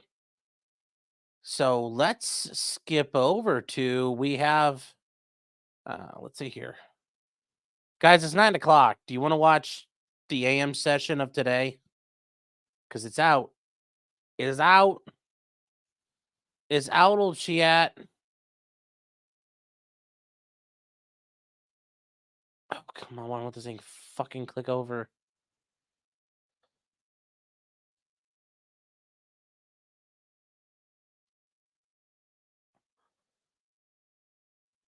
So we can talk about what's out and let's see here.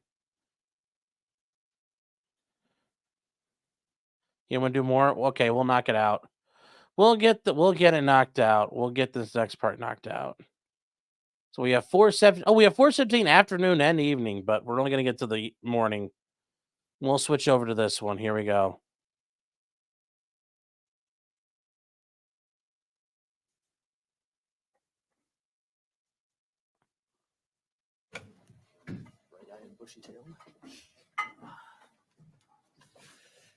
All right, we're back on the record. Show the presence of counsel and the defendant. The jury's absent.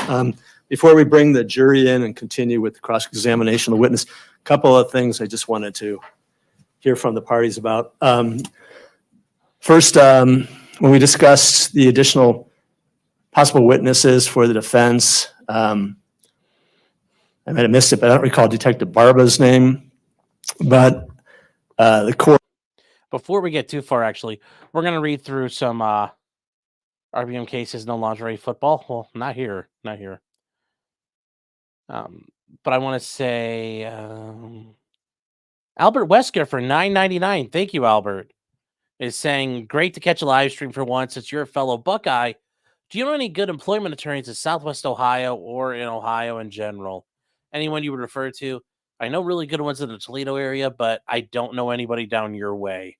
Sorry. My apologies. But thank you for the super chat. 10K views, been a member for 3 months.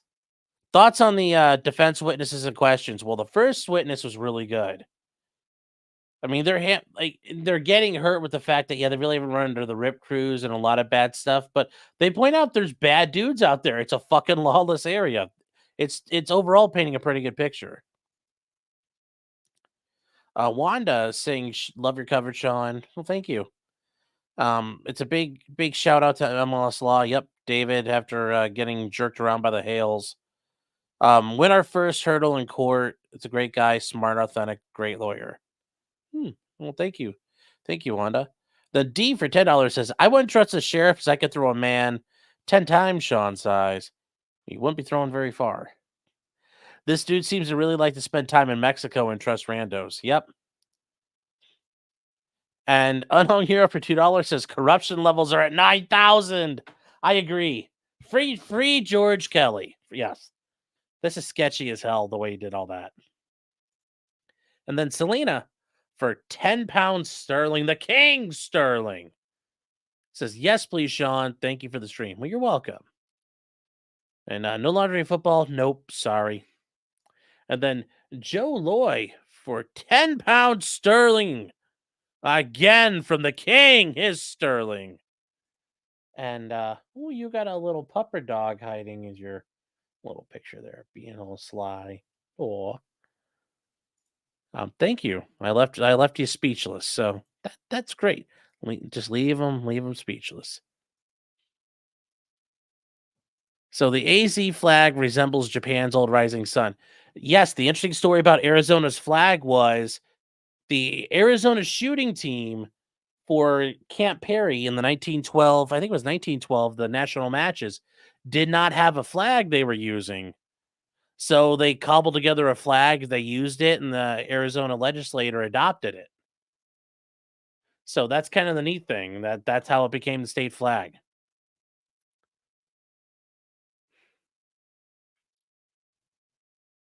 Yes, Brian Koberger filed an alibi. Yes, he did, and we're going to talk about it tomorrow. It's very interesting. Apparently, cell phone data shows him nowhere near there. Uh-oh.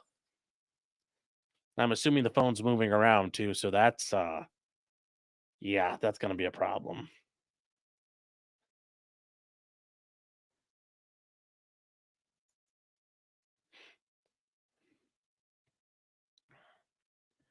So we will cover that tomorrow night. And if you guys are new,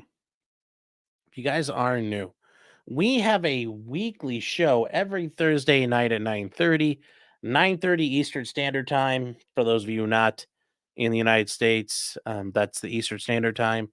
For those of you in the US, I don't care about Central or Mountain or Pacific.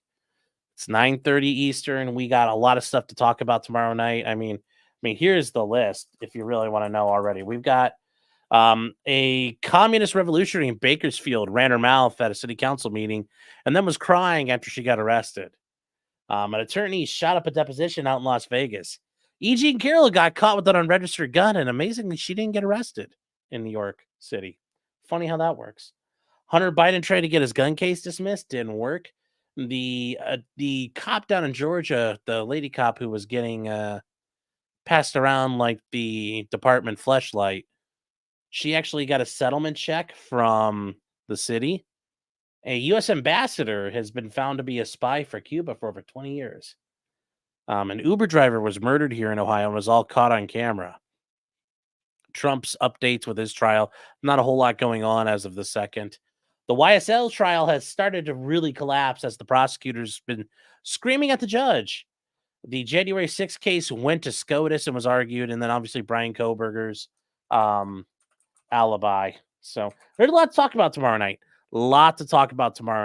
And that is tomorrow night at 9:30, guys. So be there or be square.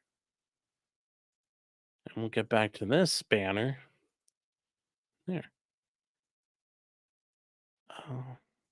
Robert says Bakersfield. I lived near there. New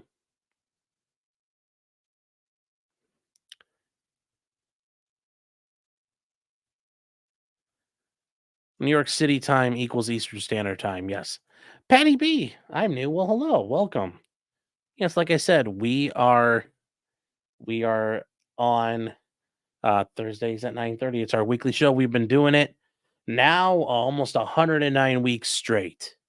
So this is going to be 109. Was she a forced fleshlight? No, this is the one where she was banging all the cops in the department. So it was a big deal when it happened. Kathy rocking that pink blazer. Guys, you make fun of her. She's kicking ass. Lois says, do you have Cash App or Venmo? I have Venmo, and it should be, hold on here. Let me just double check. You should be able to see down below that it should be linked down below, at least my thing here. Let me just double check.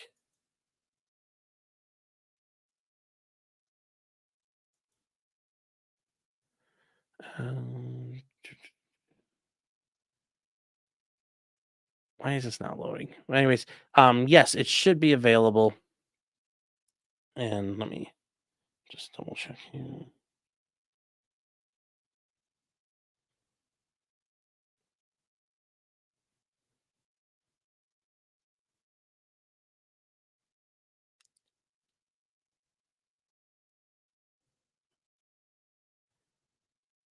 Let me pull this up. You should be able to check down below. If you scroll down, there's an option for Venmo and Zelle. I like using those better than Cash App, but Cash App, I really have it if you really need it. But I do have a Venmo, I do have a Zelle down below if you would like to use those. So thank you.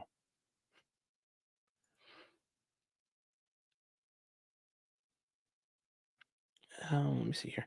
You're gonna need me to go long tonight. I need something to listen to while I fix my bathroom. All right, we're gonna go deep. We're gonna go deep, Stabby. Brandon says I'm walking my dog. Well, it's raining here, so not a whole lot of dog walking. All right, guys. So here we go. We are going to get started back up. The morning sesh. Court's limited additional cross-examination by the defense of Detective Barba, but I did rule and intend to obviously honor the ruling that you could recall Detective Barba in the defense case and examine him and use leading questions, whatever, with respect to whatever remained. So I just wanted to make sure that that was still understood to be the ruling of the court, and that's still there. Yes, we understand that, Your Honor. All right, and you're not intending to call Detective Barba? We haven't decided yet. He's out there. If we get what we need from the other witnesses, then we won't. Okay, very well. So that should resolve that issue. Now, also, the court recalls that with respect to the current witness, Sheriff Hathaway, there was a motion in limine that was filed, I think, on behalf of the state with respect to that witness. And I don't think we got to that as part of pretrial rulings, but I just wanted to anticipate an issue. Maybe there is no issue. What's the state's recollection? Then I'll hear from the defense. Your Honor, I think the defense has already started to cross-examine or to question him with respect to whether he was legally authorized to do what he did in Mexico. I mean, clearly he was. Clearly he had legal justification. I don't think that's relevant to this case anyway, because if he did something wrong, that would be a separate issue anyway. It has no bearing on the interview with Daniel here. So I would ask that we not go any further into that at this point, or that the court instruct the jury that it's not relevant. All right, well, what my intention was, I'll hear from the defense, my intention was, questions have been asked, I didn't hear any objection, but just to deal with it on a question-by-question basis and see where you go. Yeah, my recollection was we discussed that motion, and that's essentially what your ruling was that I was allowed to ask the sheriff questions, and we would see what came up at trial. All right, fair enough. I just want to get that out on the table so we didn't let something like that fall through the cracks. All right, if there's nothing else, then we can bring in the jury. Thanks.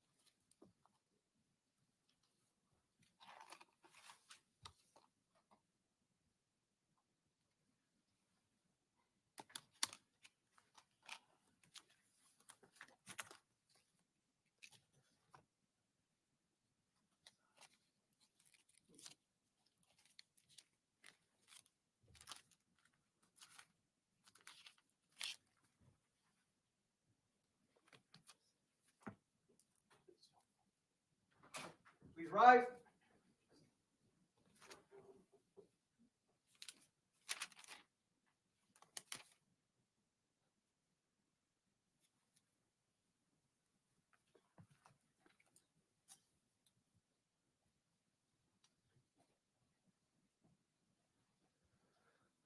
Thank you, everyone. Please be seated. The record will show the presence of all the jurors, counsel, and the defendant, and we can have the witness retake the witness stand, please. I went to go grab him.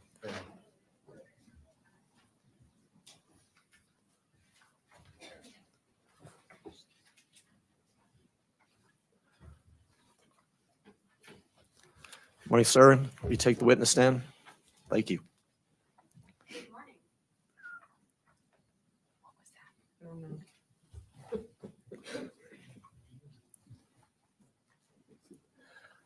All right, the witness is back on the stand. I always inform every witness who's had a break over the evening that you're still under oath. Okay, very well. And you can continue with your cross-examination, Ms. Larkin. So I want to talk some about this interview that you did with Daniel in Mexico.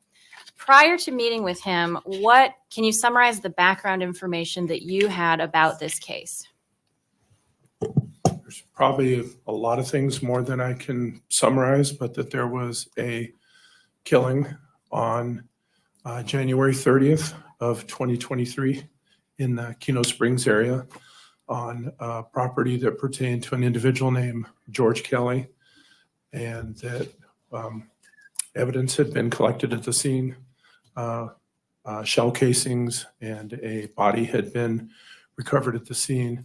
I was informed about various 911 phone calls, various other communications with Border Patrol, with ranch liaison officer.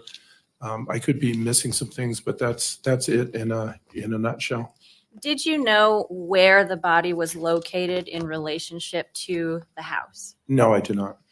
Did you know where the house was located in relationship to the border wall? No, ma'am, I do not. Did you know about other witness statements before you met with Daniel? I had heard some things. The summary of the 911 calls. Had you reviewed a statement provided by a person calling himself Miguel? I don't recall that. Had you reviewed a statement provided by a person named Ramon? No, I had heard about Ramon, but I didn't review a statement. So you weren't aware of what either of those people had said? That's correct. And we talked yesterday about some of the ways that you test the credibility of a witness, right? And what you said one of those ways was comparing a witness statement to other witness statements, right? And another way was comparing a witness statement to the physical evidence, right? That's correct. Without knowing the content of those statements and without knowing the facts on the ground in this case, how were you planning to test Daniel's credibility? I know probably as one individual more than anyone else in the sheriff's office about the overall aspects of this case, since I am the sheriff and I was briefed continually on it. I did not go to the crime scene, but I can test, for example, that Daniel said that an AK-47 was fired, that he recognized the sound, and I know that an AK-47 was recovered and he recognized the sound. Yeah, I think Daniel saw Heartbreak Ridge a couple of times. Makes a distinct sound when fired. shell casings from an AK-47. So that's one example of testing the what you said. Another example was a horse, a reddish colored horse that he said saved his life, that was running next to him when the shooter was on the opposite side of the horse shooting at him. So there was a horse. So I don't want to get into what he said to you specifically, but I just want to understand what you had available with you to test his statement. You know some facts about the case, but you don't know where the property is. You don't know where the body was located, right? I know where the property is. You know, I didn't go there, but I know generally where it is. You don't know where it is in relation to the border wall. Generally, Okay. You don't know what position the body was found in when he died, that's right? correct. You know that a horse was not shot during this incident, right? That's what I was told, that a horse was not found shot. Okay. Behaviors. Another way to test a witness's credibility is to provide photo lineups, for example, right? That would be correct, yes. And to see if they can make an identification, right? Yes. So one way that Daniel's credibility could have been tested would be to provide a photo lineup, including Mr. Kelly's photo and other photos of other people who look like him, right? Well, on the date that Daniel showed up, which we didn't know if anyone was going to show up or the name of the individual, we didn't know the nature of the beast. We didn't know what we had on our hands. So we were doing this in Mexico. We didn't have every investigative avenue available to us, nor did we know what would come up in his statement that we would need to compare with. So you weren't prepared to even try to get him to identify somebody? We were prepared. We did ask about the individual that was doing the shooting. Did you bring any photographs? We need to let the witness answer the questions. Can you repeat the question? I can't remember what it was. Did you bring any photographs with you to try to let this witness make an identification No, on not that I photographs? recall. You had photographs of this other witness, Ramon, correct? I don't know. One of the detectives may have had photographs of him. Did you bring any photographs of Ramon to try to do a lineup of Ramon with this witness, Daniel? No, I did not. That would be one way to test his credibility, right? That would be discussing one aspect of a thing that didn't directly involve the shooting, was Ramon was not alleged to be at the shooting, only two individuals, Gabriel and Daniel. You didn't believe Ramon was alleged to be at the shooting? Not from what Daniel said. He said there were two individuals, the group scattered at Duquesne Road, two ran back to the border, which was Gabriel and Daniel. So, and you hadn't reviewed Ramon's statement, I understand that. Detective Barba had interviewed Ramon, right? I think that's correct, but I don't remember for sure. Were you aware that Ramon was also claiming he was at the scene of the shooting? He was there. I was aware that he was alleged to be part of the initial group of 7 migrants that came in going towards Duquesne Road, which was referred as the road to Washington Camp or Mount Washington. And then when they saw a Border Patrol vehicle, they scattered, and only the 2 individuals were on the area where the shooting happened on the return. That's what I'm aware of. And you're aware of that because Daniel told you that. Is that where that came from? Well, that would be one way that I was aware of that. What was the other way you were aware of that?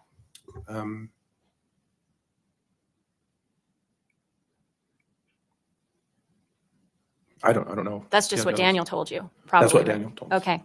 So if I told you that Ramon said he was there and he saw this shooting and he was with a whole group and the whole group was present when this shooting happened, that was his statement. That would be something that you would try to compare to Daniel's statement to test his credibility, right? I'm not aware of what Ramon said. If you're going to test a witness's credibility by comparing his statement to somebody else's statement, you should probably be aware of the other person's statement. Shouldn't you? If a person had the mechanism to do that, I didn't know what I was going to encounter. In Mexico on February 15th, an individual did show up. I didn't know who they were going to be or what they were going to say. So I documented what they said.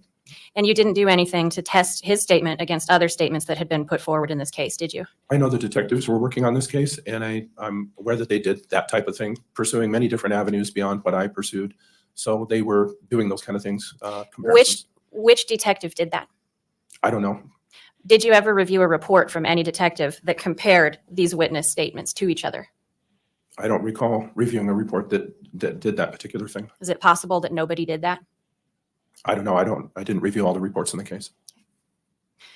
During this interview with Daniel, we know this other witness, Ramon. He was out there before. Do you recall Detective Barba providing his name to Daniel? I do recall Detective Barba providing his name to Daniel. Yes. And a better way to test Daniel's credibility would be to ask Daniel who else was with you. Wouldn't that be a better way to do that? I do know that he did describe there was a group of 7. They were scared when they got to Duquesne Road and saw a Border Patrol vehicle, and then 2 of them ran back. So I know he did a description of who was there. It was a group of 7 originally, and then it was weaned down to a group of 2 after everybody scattered. So that wasn't my question. My question was to test Daniel's credibility. If you have another witness who says he was there, rather than providing that witness's name to Daniel and saying, do you know this guy? A better way to test his credibility would be to ask Daniel, did you know anybody else in the group? And if so, what were their names? Would that be a better way to approach this interview? I don't know. That's Detective Barba was aware of the name Ramon, so he did ask about that name. And I don't know if there was better ways to do that. It's pretty suggestive to just provide another person's name to a witness in an interview, right? Well, that was a piece of the case that Detective Barba was aware of. And so he asked that question. And I don't know if there would have been a better way to do that. My question was, is that suggestive? He's already answered that question. He said yes and no. So that's the answer. Let's move on. Did you later, so after you did this interview with Daniel, did you record a portion of this interview? Yes, I did. Tell me about that. What did you not record? What did you record and why? I would say the whole encounter was possibly, this is an estimate, 45 minutes to an hour. I think that video recording was 6 minutes and 40 seconds. So it was a summary, just a thought I had at the end of the interview. If something happened to this witness, if he disappeared, if he wound up getting killed, I wanted to have something other than my word and Detective Barba's word that we had actually talked to the witness. So it was a summary of the events of that day. And I'm sure there were things covered in the overall interview that wasn't recorded that are not captured in that video interview. So you spoke with him for a while and then recorded this 6-minute portion after you had substantially finished the interview. That's correct. Before departing, just wanted to create evidence that this encounter had happened. Why didn't you record the whole thing? Didn't think of it until we were at the end. You didn't think of recording a witness interview? I didn't think of that. I think most witness interviews on the street are not recorded or not video recorded, but I did just think the nature of this individual, he didn't have legal documents to come into the US. Just thought, is there a possibility I'll never see this witness again? Maybe it would be good to do a summary, a little video summary to show that we had actually met with an individual. It's standard practice to record witness interviews, right? Not necessarily in my career. Most witness interviews are not recorded. When you pre-arrange a witness interview, That's not you have time to plan to do the record interview. the witness interviews, my dude. Is it best practice to plan to record that interview? This was an ad hoc situation where somebody may show up. Juan Carlos Rodriguez said he would try to arrange an encounter with this individual. Listen to him. He acts like they have to take a recording studio with them. He's like, look, I had to pay for a grip and a boom operator. You couldn't just take el telefono, right? You're a big Spanish guy, right? Los telefones. And go, click, record. Are you telling me you couldn't record the encounter? Scumbag police officer. Although he's a career Fed and the Feds don't like recording things. It's all written down. That way they can fuck you with it. Scumbaggery, folks. Scumbaggery. I grabbed a detective. I went to the location to see if anybody would show up. And we weren't at our office. We didn't have the full range of equipment that we would have at the office. We didn't have like a forensic team with us. It was just me and Detective Barba. And we just did the best we could in Mexico, just doing an interview with this witness that did show up. You had your phone with you. That's correct. And you used it to record a portion of the interview. That's correct. Why didn't you just use it to record the whole thing? I didn't think about it. Who is Big Super? He has a YouTube channel. Is this a person that you talked to about this case? I talked to him. Your Honor, relevant. All right, this is something new, so let's have a bench conference.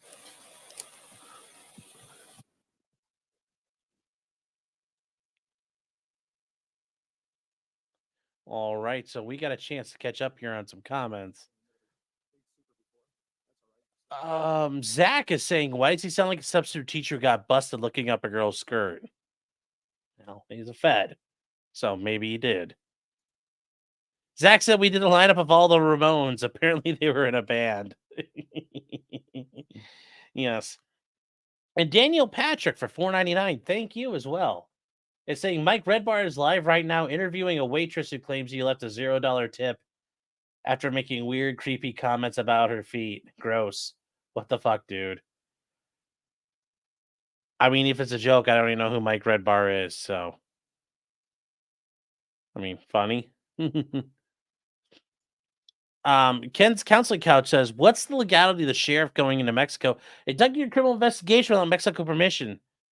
That's an international incident. That is an international incident. I guarantee you the Mexican government would want to know, and I'm sure they lied about why they were going down there.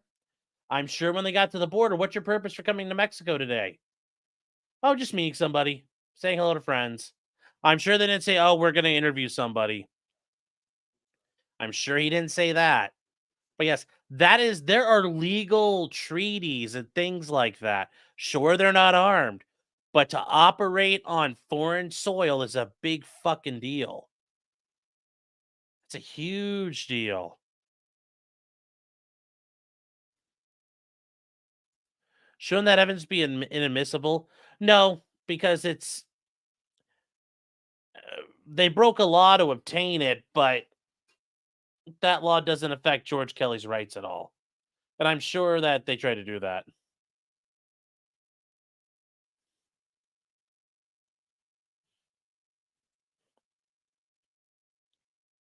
So a minimal IQ requirement for his job? No.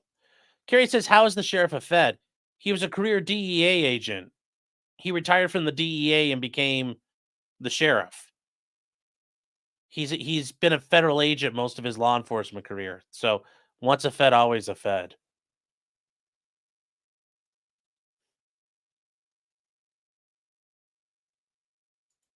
Sharif, yes, the Sharif don't like it. And they did, but they probably said they were visiting a friend. Yep. The peace and friendship treaty. You're funny. You're a funny guy. Yes, we really hope this guy will show up and talk, but we're not going to be prepared.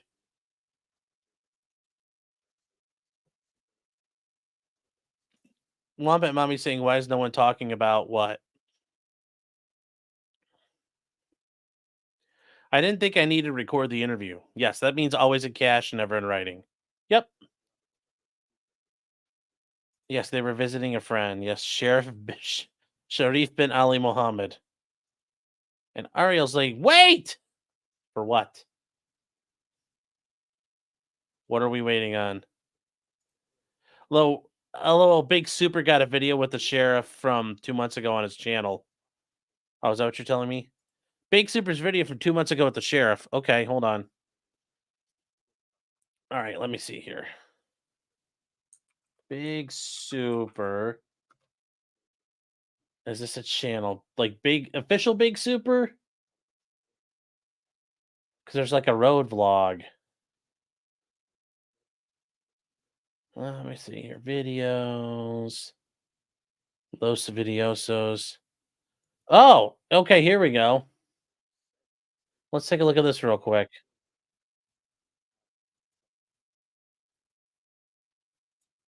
Border. Today I'm going to be meeting up with the sheriff of Santa Cruz County. Yeah, and hey, he's Super. going to be showing us around today.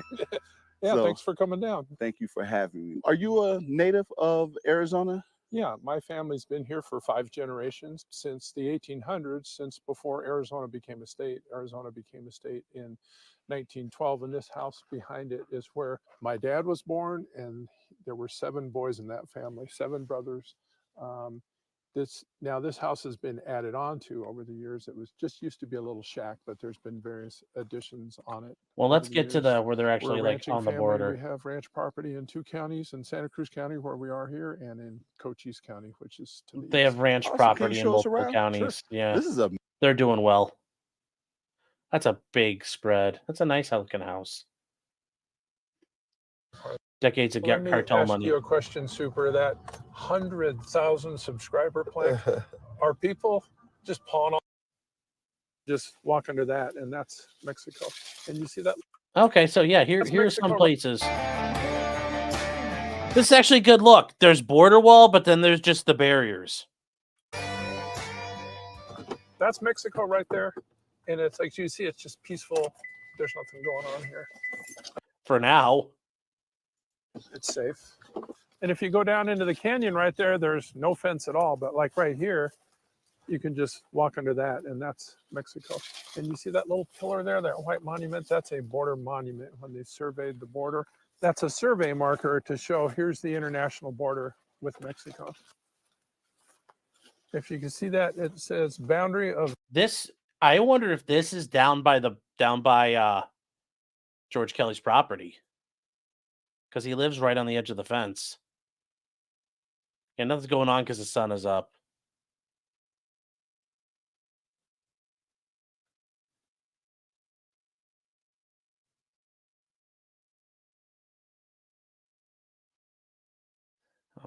Yeah, the Normandy barriers. Yep.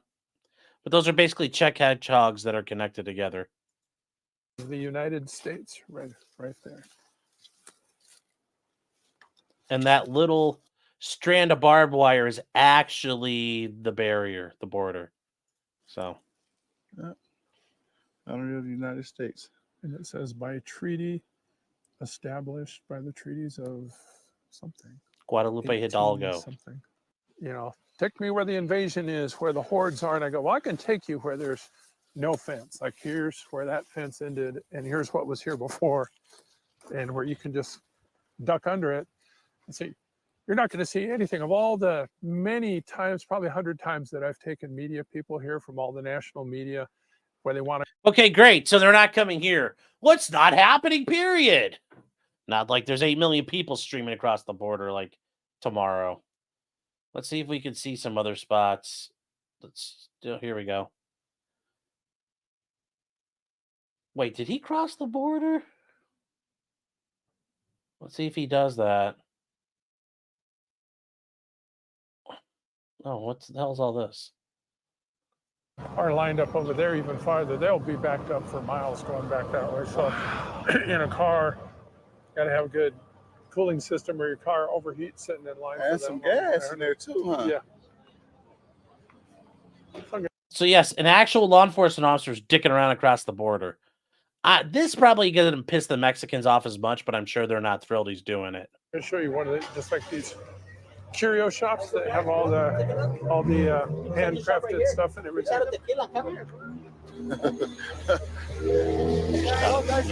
¿Qué tal, mijito?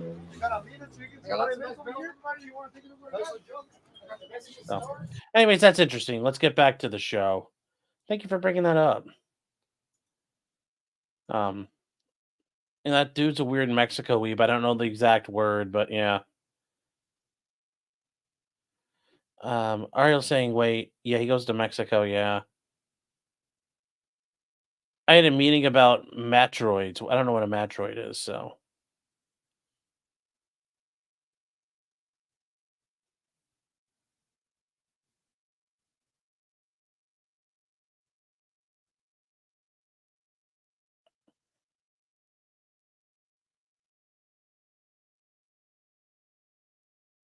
A taco boo? Yeah. That's funny. All right, we're going to keep going here, chat.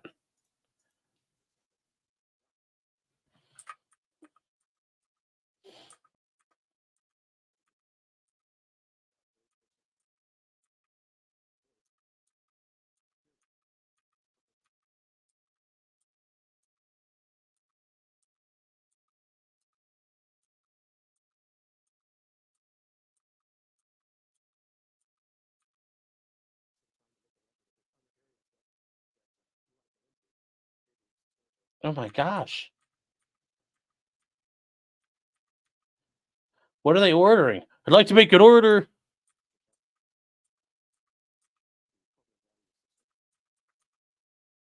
Okay. Sidebar. And all right. The court's ruled at the sidebar, and you may proceed with your direct examination. Excuse me. Did you make comments to Big Super about Mr. Kelly's case? As the public information officer for the sheriff's office, I try to be transparent and talk to anybody. This Big Super individual wanted to do a border tour.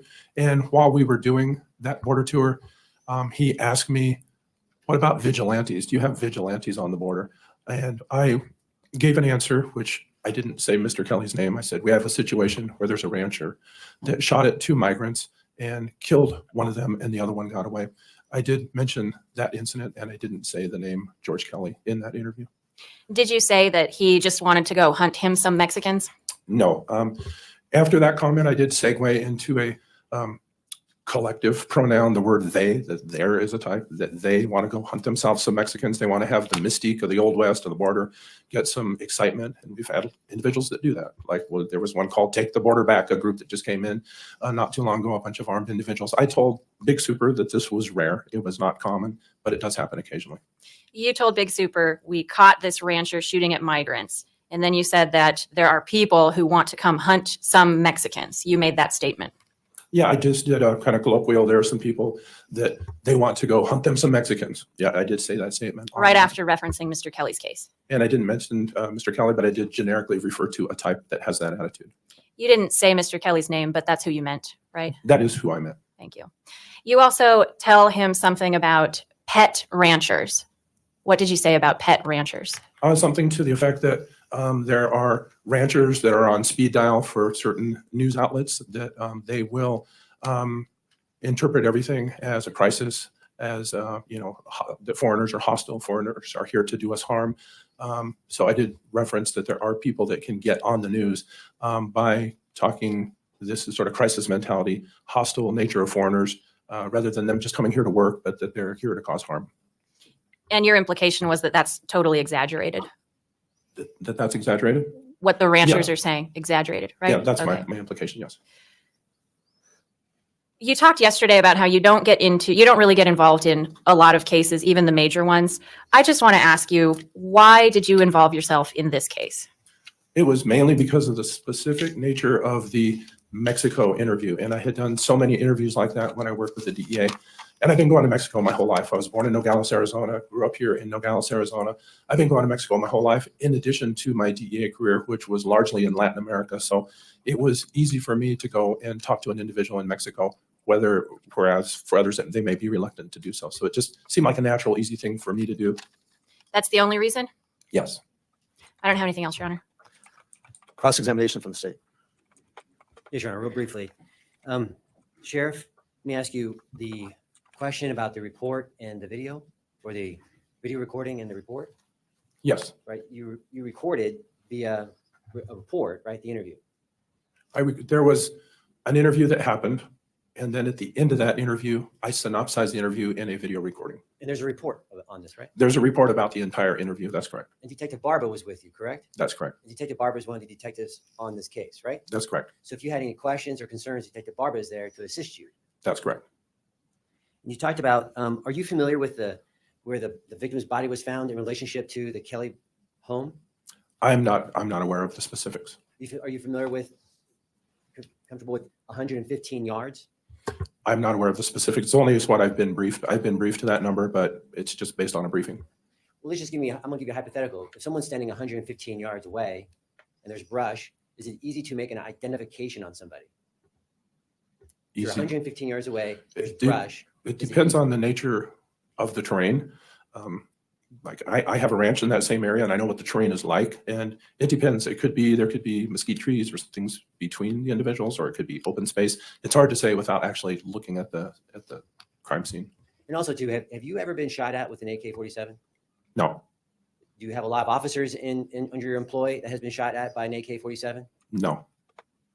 Also, too, the questions about credibility with Daniel when you're in Mexico, one of the things you talked about was you knew something about the case, so you're asking Daniel to tell me your story, right?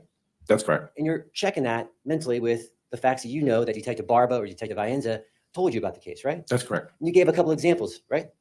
Yes. One example was a horse. Mm-hmm. Is that yes? Yes. One example was AK-47 being shot. Correct. So in your opinion, did Daniel seem credible to you as you interviewed him on February 15th? Objection, foundation, and argumentative.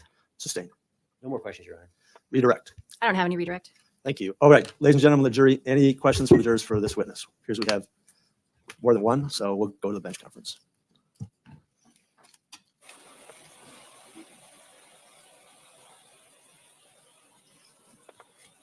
All right, chat, we're going to move along here. Sheriff whining about locals calling and reporting crimes. Yup, we're kind of the vigilantes. We just got to let all the Mexicans come through. Why don't we just make ourselves... Arizona could become like just part of like Tamaulipas or Chihuahua. Do you and Mr. Kelly know each other? And if so, please describe your rapport. Oh, God, he didn't turn off the sound for the bench conference. Here we go. Let's listen to good stuff. Same juror. Did you involve yourself with this case for political gains? Ooh. Like I said, chat, there's somebody who's saying not guilty like a motherfucker. Number one. Let's see. There's halfway number two. Two questions. In your testimony, you stated that the county attorney's office and your deputy sheriffs were nervous about going to Mexico to interview a potential witness. I'm still not clear on why they would be nervous unless it was not a legally authorized method to interview a witness in another country. Can you please explain again? Or if he says that Second they're not allowed to question, do it, same. or if it's violent, it's bad. It's bad. Chat, this is great. We're Same, getting Joe. to hear Based it. on what you know today and based upon your evidence Oof, yes. with Daniel, to believe he is a credible witness. All right, I just sustained an objection to that question. Okay, I'm not so gonna they're ask going that to kill question. I one of the sustained an objection questions. to that question. Okay, this will be halfway number 3 from the third juror. Can you state if Daniel Ramirez was left or right-handed? If he knows. Second question, same juror. During interview with Daniel, was he wearing any what seems like new clothes, shoes, jewelry, or electronics? He has no idea. Well, he won't know. All right, that's it. Question from some of the I don't know jurors. how I figure it out. Sheriff Hathaway, do you and Mr. Kelly know each other? And if so, please describe your rapport, or I would assume your relationship. My family has a large ranch in the same area, Duquesne Road, Kino Springs area, as Mr. Kelly's property. So it's possible that I've met him, but I don't recall He's an evil. He likes the orange man. I don't like him. specifically having met him in the area while working on the Hathaway Ranch. Second question, did you involve yourself with this case for political gains? No. Yes. Yes, honey. Additional questions Come from on. an additional juror. In your testimony, you stated that the county attorney's office and your deputy sheriffs were nervous about going to Mexico to interview a potential witness. I'm still not clear on why they would be nervous unless it was not a legally authorized method to interview a witness in another country. Can you please explain again?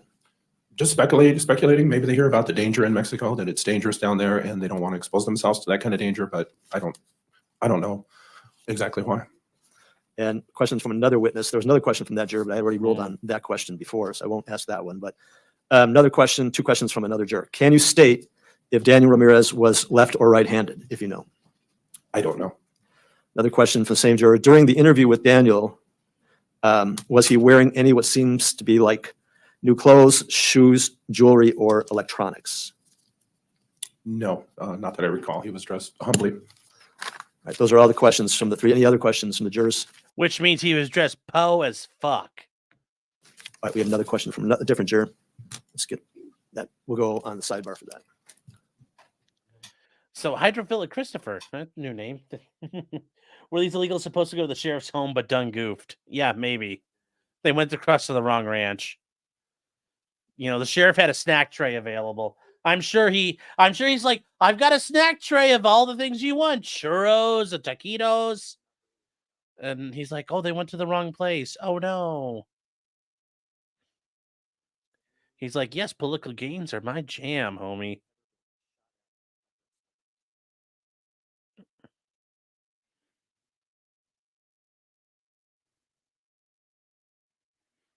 Nick says, well, it's not legally authorized. I don't think it is. I think that violates multiple Mexican laws.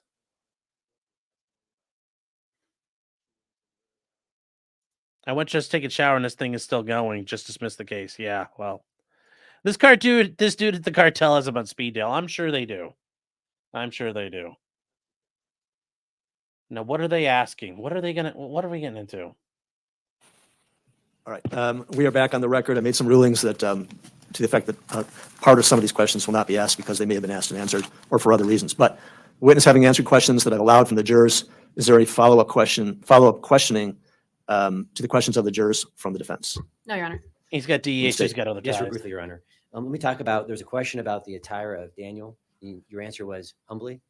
Correct. Does Daniel appear to be a man of means? No, definitely not. Let me ask you too about the type of cases that the Sheriff's Department and the County Attorney's Office prosecutes here at the border. Would that be a reason why officers and attorneys would be nervous about going to Mexico? Objection leading and it exceeds the scope. I'm on cross, Your Honor. Well, exceeds the scope. It's a direct question about the nervousness of people from the Sheriff's Department or the County Attorney's Office going southbound. Yeah, I think I'll allow it. Frankly, I think it's been asked and answered, but I think he's already answered it. But if there's something new to his answer, we'll hear it. Can we repeat the question? Yes, could you repeat it? Sure. With the type of cases that the Sheriff's Department and the County Attorney's Office both investigate and prosecute, be a reason why agents and attorneys are nervous about going to Mexico? Possibly, but I don't know. Thank you. Any other questions from this witness, many of the jurors? Thank you, sir. You can step down. Thank you. The defense can call its next witness. Call Detective Raul Rodriguez.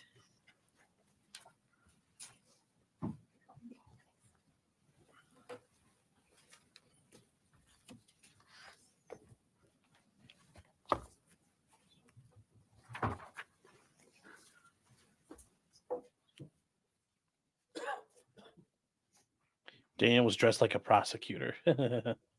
Funny. Who is this guy? Do you solemnly swear that the testimony you're about to give in the matter before the court will be the truth, the whole truth, and nothing but the truth? So help you God. Thank you, sir. If you come over to the witness stand, please, and have a seat. Sir, what's your name? Oh, Steve Bob Boberson. Eventually, we're going to have that one day. It's going to be hilarious. Alrighty. Can you hear me okay? Yes, ma'am. Okay. Could you tell us your name and spell your last name for the record, please? Raul, R-A-U-L, Rodriguez, R-O-D-R-I-G-U-E-Z. And you are currently retired, is that right? Yes. What was your employment prior to retirement? Prior to my retirement, I was a lead investigator for the Santa Cruz County Attorney's Office. Did you become involved in a case involving George Allen Kelly at some point? Yes. Could you just describe your initial involvement in that case? My initial involvement is just to go over the reports, information that the Sheriff's Office investigators had done on that case. I get the feeling he made notes or tried to raise the alarm. Shit isn't adding up, and they blew him off as what he's going to talk about. And on with the witnesses. And this is regarding an incident that took place on January 30th of 2023, right? That's the date of the incident, right? I believe so, ma'am. You weren't involved on January 30th, 2023, right? No, ma'am. So what did you review initially in this case? Just initial reports as to the investigations that was being conducted by the Sheriff's Office criminal investigation. Were you ultimately tasked with conducting an interview or assisting in an interview of a person named Daniel? Yes. Did that interview take place on or about February 23rd of 2023? Yes. Where did that interview take place? At the Cassini Port of Entry. Describe to me how that got arranged. That was arranged by various telephone contacts with the victim to arrive at the Casino Port of Entry, and with some logistics and phone calls with U.S. CBP personnel at the port. And is it your understanding that the county attorney's office was able to communicate with the port authorities to allow Daniel to come there to meet with you folks? That's correct. Okay. So that meeting didn't take place in Mexico, right? No. Okay.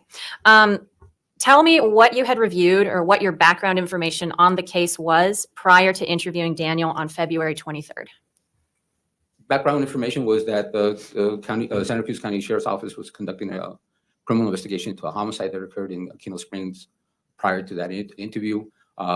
Daniel was identified as a victim witness in that case, and arrangements were made to speak to Daniel at the port.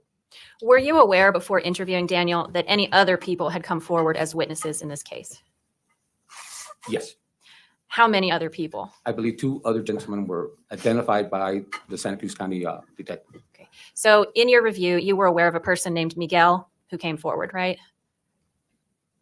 Not too much. I didn't know a lot about his background, but I know the first name was Miguel. Okay. And had you been able to review his statement prior to interviewing Daniel? No, I did not. Okay. And so you didn't know what he said prior No, to I interviewing him? didn't. What about a person named Ramon? Were you aware that a person named Ramon had come forward as well? Yes. And same question, had you been able to review Ramon's statement prior to interviewing Daniel? No. Okay, so you don't know the content of those statements, No. right? Okay. Before interviewing Daniel, did you have any information involving the area where this incident was alleged to have taken place? Yes. What information did you have about the area? It occurred in the vicinity of the Kino Springs at a ranch. At a ranch. Were you familiar with the ranch at all? Yes. How so? Prior to my employment with I don't understand. I'm trying to turn it off, Judge. I don't know why it's doing this. I'll be right back. There was a pinging noise. I don't understand either. Yeah. We're not gonna Okay. go there. I can't even make a phone call on it. All right. Sorry about that. Go ahead. That's okay. Tell me how you were familiar with the ranch property. Prior to my employment with the Santa Cruz County Attorney's Office, I was a lieutenant with the Santa Cruz County Sheriff's Office, and that was my area of responsibility jurisdiction through my career was the Sheriff's Office. Kino Springs area Yes, in general and out Duquesne Road, that area? yes. Okay. Did you know where Mr. Kelly's property was specifically, or did you just generally know the area? Both. Both. Okay. Had you ever been to Mr. Kelly's property? Yes. When had you gone to Mr. Kelly's property? That was numerous occasions over my career with the Sheriff's Office, and maybe a drive-through at the inception of my career with the County Attorney's Office. Okay. Had you seen Mr. Kelly's house? Yes. And so you knew where it was and you're familiar with what it looks like? Yes. Okay. Were you provided any information in your review of these reports about where the body was located in relationship to the house? No. Okay, so that was not part of the background information that you had? No. Were you provided with any information regarding how the body was positioned when the body was discovered? If I was brief on that, I don't recall that briefing. Okay. Were you aware of where this property and where the house specifically is in location or in relationship to the border wall? Yes. And where is it in relationship to the border wall? I couldn't tell you exactly. It's only approximately from the border. Approximately how far away is it? Less than a mile. Less than a mile, approximately? And this is also obviously on the east side of Nogales, right? That's correct. Okay. So that's the information that you had when you go into this interview with Daniel, right? That's correct. And when you interviewed Daniel, do you recall doing that interview? I do. And I'm just going to ask you about some of the statements that you made to Daniel in that interview, okay? Were you able to review a copy of the transcript of that interview prior to your testimony? No. If you need to refresh your recollection and you need to look at a transcript, just let me know, okay? And I can put it up in front of you, all right? I will. Do you recall Daniel telling you in this interview that this took place west of Nogales? Objection, Your Honor. Improper impeachment. I have the transcript. And it's not for impeachment purposes, Your Honor. It's to show how this detective responded, given his knowledge of the case, to that statement. What was that exact question again? Did he recall Daniel telling him in the interview that this took place west of Nogales? All right, overruled. You can answer. And Your Honor, if I may, we can talk on the headset about this. All right.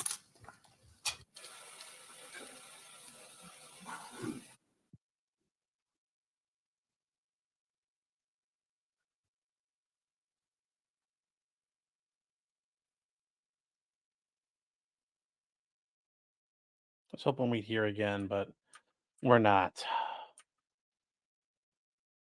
Yeah, we're not hearing them. It's okay. Dang it.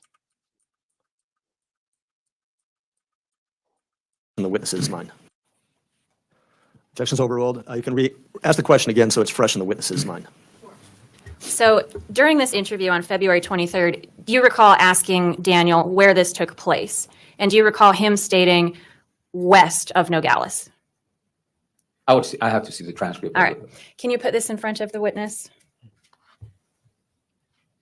And real see quick, if I can jump to the Kelly R for $10. Thank you, Kelly. Is saying 170 Okay, so acres I'm on along the border page could be pretty valuable 18. to some people, There's the bottom. So if it goes bottom of 18 over. including Sheriff Hathaway. This is getting shady as fuck. Yeah, it's starting to look that way. That's a lot of valuable land, a couple $1 million Admitted in of evidence, land. so that's why it's not interesting. So very, very, very lucrative down there, land on the border. There So we go. I could see them wanting it. Okay. Especially, So the question is- especially the fifth generation member of the family. Is that right? Very true. Thank you, Kelly. I'm looking at line 5-6 right there.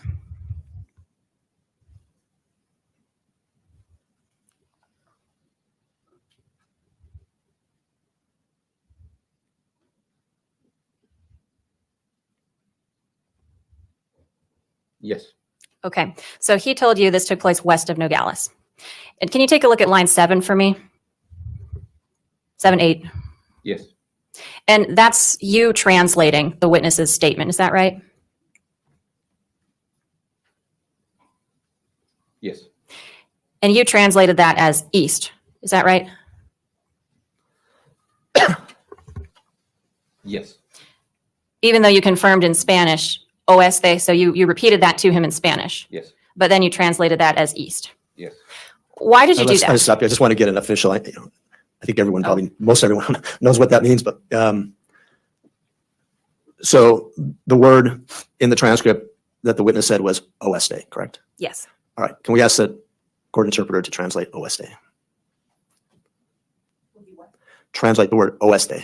West. All right. What's the word for east? Este. All right. Thank you. Apologies. You can go ahead. Excuse me. So you incorrectly stated what this witness had said. Why did you do that? I couldn't give you explanation of that. You don't know? No. Is it possible that it had to do with the fact that you were familiar with this area and you knew that the area in question was to the east of Nogales? Possibly.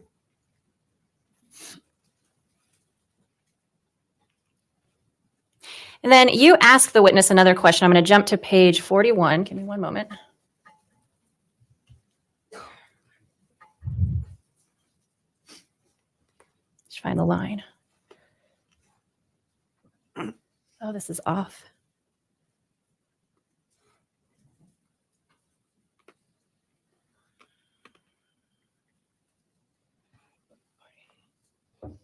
Give me one moment, Judge. I think it's taking me to the wrong page.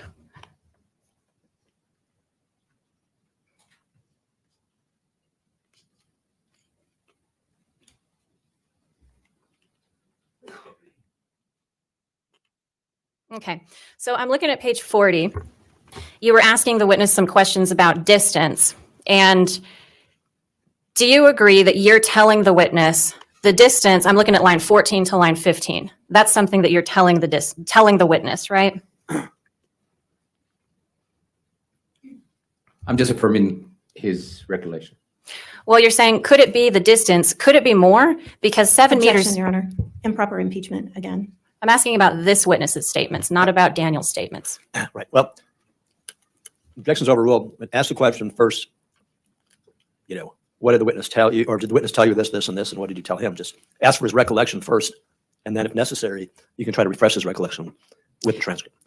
Do you recall telling Daniel at some point in the interview that he could possibly be wrong about distance because the distance he was giving you was not very much? I wasn't telling, I was asking, could it be the distance? Could it be more? Why were you asking him that? Open-ended question as to his recollection.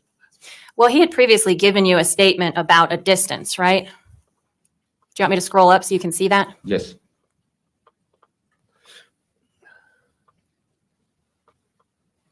So do you see around line 10 to 13, just if you could read that for yourself so you can refresh your recollection about the conversation?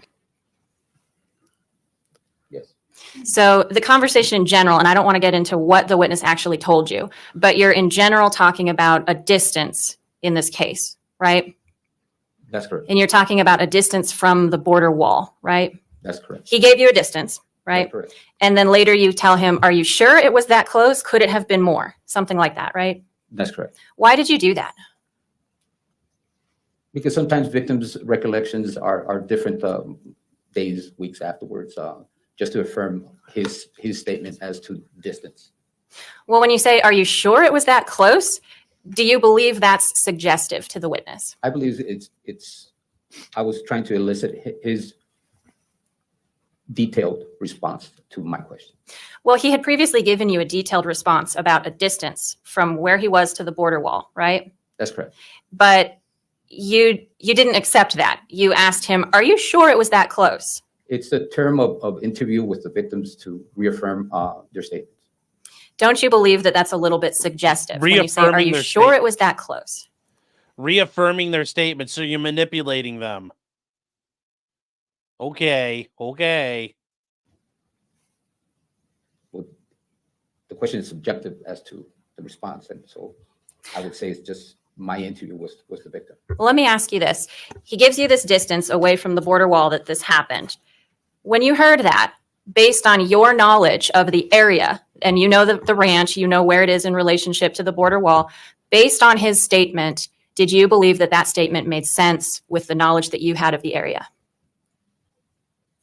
To the victim, it made sense. But to you, did it make sense? No. Okay, because you know the area, right? Yes. And the distance he was giving you was way too close to the border wall to make sense. That's correct. And so you said, are you sure you were that close? Or words to that effect, right? That's correct. Okay. My pages are off, so give me a moment. I hope I can find this one. Do you at some point, you talked to him about a distance that a person, specifically the shooter, was when the shooter was shooting at him, right? Do you recall having a conversation with him about that? Yes, ma'am. And he gave you another distance in that instance, right? I believe so. Then do you recall asking him or doing something similar with that distance, saying, are you sure you were that close? That's really close. Do you recall a conversation to that effect? That's correct. And was that sort of the same scenario? He's giving you a distance that doesn't make sense based on what you understand. And so you're asking him if he's really sure about that. That's correct. Fair enough? Okay. Do you remember at some point during this interview taking him outside to measure some distances? That's correct. Why did you do that? Just to have the knowledge of his perception of distance. And how was his perception of distance? I believe it wasn't accurate. It was or was not accurate? It was not accurate. Okay. And why did you believe that? He was just nervous. I don't know. I think it was just his demeanor as to his exposure to the interview itself. I'm asking you, what about his perception of distance do you believe was not accurate? Let me back up a little bit. You take him outside to actually measure something. Do you recall that? I just asked him, what do you believe this distance is? And did you measure that to see if he was accurate? It was approximate. I didn't measure it. What was the distance that you asked him to estimate for you? I couldn't recall without. Okay. Do you know how far off he was? He was not accurate. How so? Just by him, his response to my questions as to what's 15 meters. Well, that was a distance you asked him about where he was in relation to the border wall when the shooting happened, right? No, that was 15 meters that you have right here. Okay, before me. Okay, so I just want to talk about when you take him outside to determine if he's accurate with distance. How did you do that? I'd ask him how much is 10 meters. And what did he do? He pointed out to a wall. He said that was about 8 meters. Okay, and did you measure that distance to see if he was accurate? No, So how do you know that he's not good with distances? because the interpretation of my 8 meters were not the same as his 10. I'm just trying to figure out what you did. So during this interview, he's making some statements about distance that don't make sense based on what you know about the facts of the case, right? That's correct. And so you take him outside of the interview to try to come to some determination about how good he is with distances. That's correct. If I were to do that, I might look at the distance from here to the bench and I might say, how much would you estimate that to be? And I would get an estimate and then I would go measure it to see how close he was. Did you do anything like that? No, I could not because we were at the port of entry at our office and it was busy. So it was just approximate. What did you do? I just, like I said, it was from the outside of that little office that we were in to a wall that's within the building that we were. Okay, so you had him estimate some distance. Yes, Do you recall what his estimate was? I don't recall. Do you recall what your estimate was of that distance? I don't recall. Do you recall how far off those two estimates were? They were not the same. How far off were they? 1 meter, 2 meters? How far off? I since I didn't, repeat the question to him or I did it, I just assumed that my interpretation as to what was 5 meters or 10 meters was not the same. Well, so how do you know he's off if you don't know how far off he Because was? he couldn't give me a distance that was accurate, and I didn't try to pursue that issue anymore. When you're saying he couldn't give you a distance that was accurate, you mean when you take him outside and have him estimate? Your Honor, asked and answered. No, he hasn't answered, so overruled. The distance that we're talking about that he gave you that was not accurate, you're saying it was from a point that he estimated, Yes. but you don't know what that estimation was. No. How do you know it's not accurate? Just my interpretation of that distance that we were looking at. How different was your interpretation from his? I would say less than a meter, Okay, so you and he were pretty close.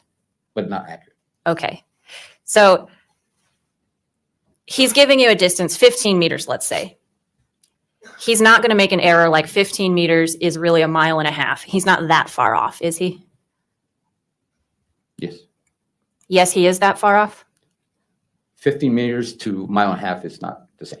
Right. My question is, Daniel, even if he's not perfectly accurate with his estimation of distances, he's not that far off based on what you observed in this interview, right? You would have to ask Daniel. Do you recall at one point in this interview saying that you need to take a time out? Do you recall saying that in this interview? I don't remember. Do you need to refresh your recollection? My page numbers, I wrote the citations down. For some reason, they're off. So let me see if I can find it.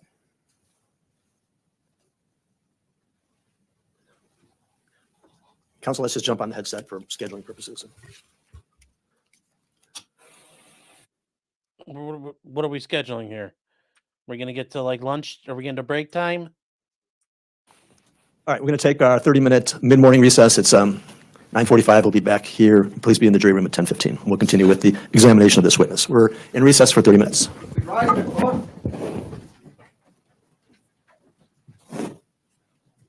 The cute defense attorney is definitely asking questions. She is. She's really hammering on this guy pretty good. Yes, we have a detective who made a false report. A sheriff who got an illegal statement, and this guy is witness tampering. Yeah. Well, no, he's just helping them solidify. He's helping nailing it down. Also, you can measure distance on a smartphone. Why wouldn't they have gone and checked already? Like basic information. Basic fucking information. They could have pulled up Google Maps on the phone and said, okay, here's the house. Where were you?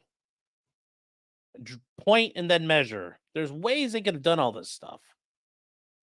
There's so many ways they could have done all this crap. So here we go. And then witness is retaking the witness stand. And as soon as he's ready and you're ready, you can. This interview, and I think. All right, here we You go still hear me again, okay? Kat. Yes. Okay. Just going back to this interview, and I think we got the right pages figured out now. But do you recall at some point in this interview saying, hang on, timeout? Do you recall that? Yes. And why did you say timeout in this interview? Just to take a break. Did you, after you said timeout, and I'm looking at page 43 there, line 19 and down, you said timeout, knowing the logistics, he might be confused. And because he was running away from Border Patrol, his logistics, where he was, because he doesn't know where he's at. You recall making that statement? Yes. So you're providing an explanation for something that this witness is telling you, right? Interpretation. So why do you provide that interpretation? Because I believe he was confused. Why did you believe he was confused? Because he's making no goddamn sense. His statement didn't make sense. Is that what you're saying? Parts of it. And so you were trying to provide an explanation for why it's not making sense. I was just trying to get his information, not interpretation. Well, and you say that his logistics weren't making sense, right? Whoops. Yes. And they weren't making sense, what he was saying, right? As to What wasn't making sense about what he was saying? just the distance. Meaning what? I don't believe they were accurate. Okay. So they weren't accurate based on your knowledge of the area. Is that right? Based on my experience. Okay. Did you say at some point that maybe his locations were not defined as you might think? I'm looking at the page that's in front of you, line 5. If you just go ahead and read that to refresh your recollection.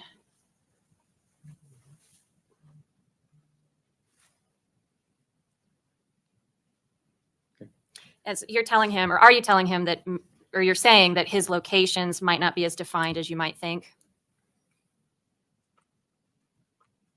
That's not what it said. I'm looking at line 5 to 7. Okay, 7 does it. Okay. So, and this is a sidebar you're having with the prosecutor in this interview, right? You're not telling this to Daniel. I believe so. Okay. And then do you later you explain something to Daniel about what you're telling the prosecutor in this interview? And I'm looking at line 11 through 12. Do you recall that?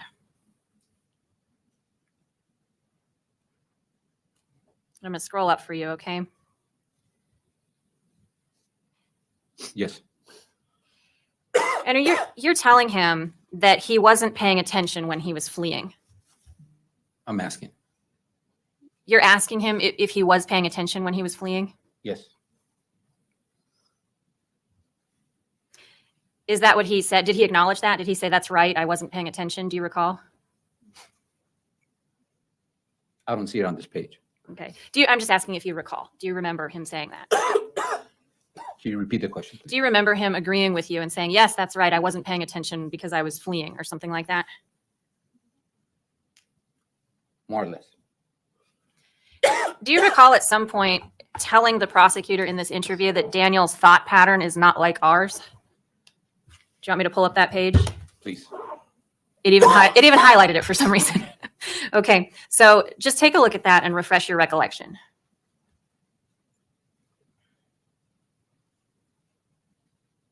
Yes. Okay, why did you tell the prosecutor that his thought pattern is not like ours? What did you mean by that? As to our interview and his statement, Meaning what? Tell me what that means. he couldn't explain what occurred. Why do you think he couldn't explain what occurred? He wasn't in detail what his statement was as to what occurred. When you say in detail, what do you mean? He was very brief. He was very nervous. It took a while to get him to be comfortable with the interview. Well, so he did provide some details to you. For example, that 15-meter distance, that was a detail he provided to you, right? Yes. So it was detailed, it was just not correct. Is that right? No. He says this happened 15 meters away from the border wall, right? That's a detail he provided, right? Yes. And that detail, it's just not correct. It's not correct. It's not that it's not detailed, it's not correct. Did that ever concern you? So you have this whole interview. You provide him with some explanations. You're saying his thought pattern's not like ours. You take him outside to try to get him to narrow in his distance or to try to judge how good he is with distance. Did it ever concern you that what he said just didn't make sense? No. Why didn't that concern you? Because he was a victim of a crime, and it was quite hard for him to interpret. How do you know he was a victim of a crime? Because I was briefed on this case, and he was identified as the victim. By who? How do you know he was a victim of a crime? Because he was mentioned as a victim of this crime. Who mentioned him as the victim? If I remember correctly, I read the reports. Somebody can make a false report to law enforcement and claim to be a victim of a crime. That's possible, right? Yes.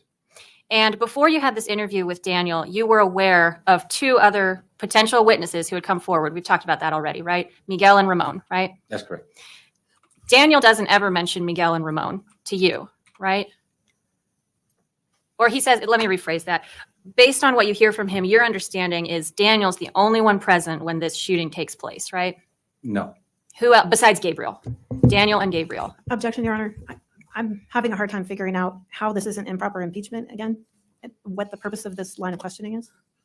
And Your Honor, the purpose of the line of questioning is to explore how the detective treats a witness statement. He provides explanations and he provides reasons and he tells the witness the reasons why the witness is being incorrect instead of pursuing this witness as a potential suspect or as a potential person who's making a false report. So it's about, thank you. And Your Honor, the state's position is that this is just an end run around letting Daniel explain the statement. They didn't confront him with the statement, and this is just an end run around that. Objection's overruled. Thank you. So when you ruling. interviewed Daniel, was it your understanding from him that he and Gabriel are the only two people present when this shooting takes place? Not that I recall. You don't remember if he said there were other people there or other witnesses? You don't remember? He did mention there was other witnesses, but the way you presented the question is that there was never anybody other than them present. Other than who? Daniel and the victim. You're saying that Daniel somehow told you that there were other witnesses present during the shooting besides him and Gabriel. Based on his statement that when he crossed was a group of people. I'm talking about when the shooting happens, not when he crosses. Yeah. Uh-oh. I don't recall if he mentioned anything. I'm sure it says it right in there. You don't recall. Okay. If he were to tell you he's the only witness to this event, but you know that there are two other statements out there, does that That's concern something you? the sheriff said too. Yes. Why does that concern you? Because there's other witnesses. And those statements are not consistent. I don't Correct. know the other statements from the other witnesses. If the statements are inconsistent, that's a concern, If right? the statements are, And why is that a concern? something for the court to address. What about you as a detective? Is it a concern as a detective when multiple people have different statements about an event? Yes, Why is it a concern to you as a detective? because you want to elicit the truth. And if multiple statements are inconsistent with one another, does that mean one or more of those statements might not be true?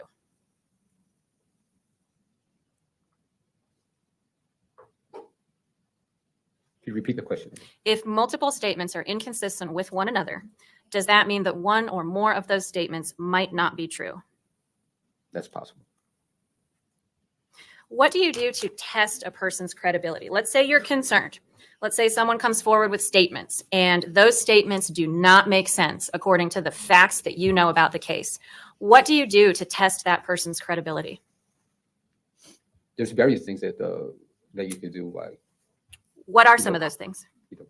what is his background? How long did he go to school? If he can properly describe something to me during a interview. There's a lot of factors that come into it. Okay. So if he can properly describe something to you, what do you mean when you say that?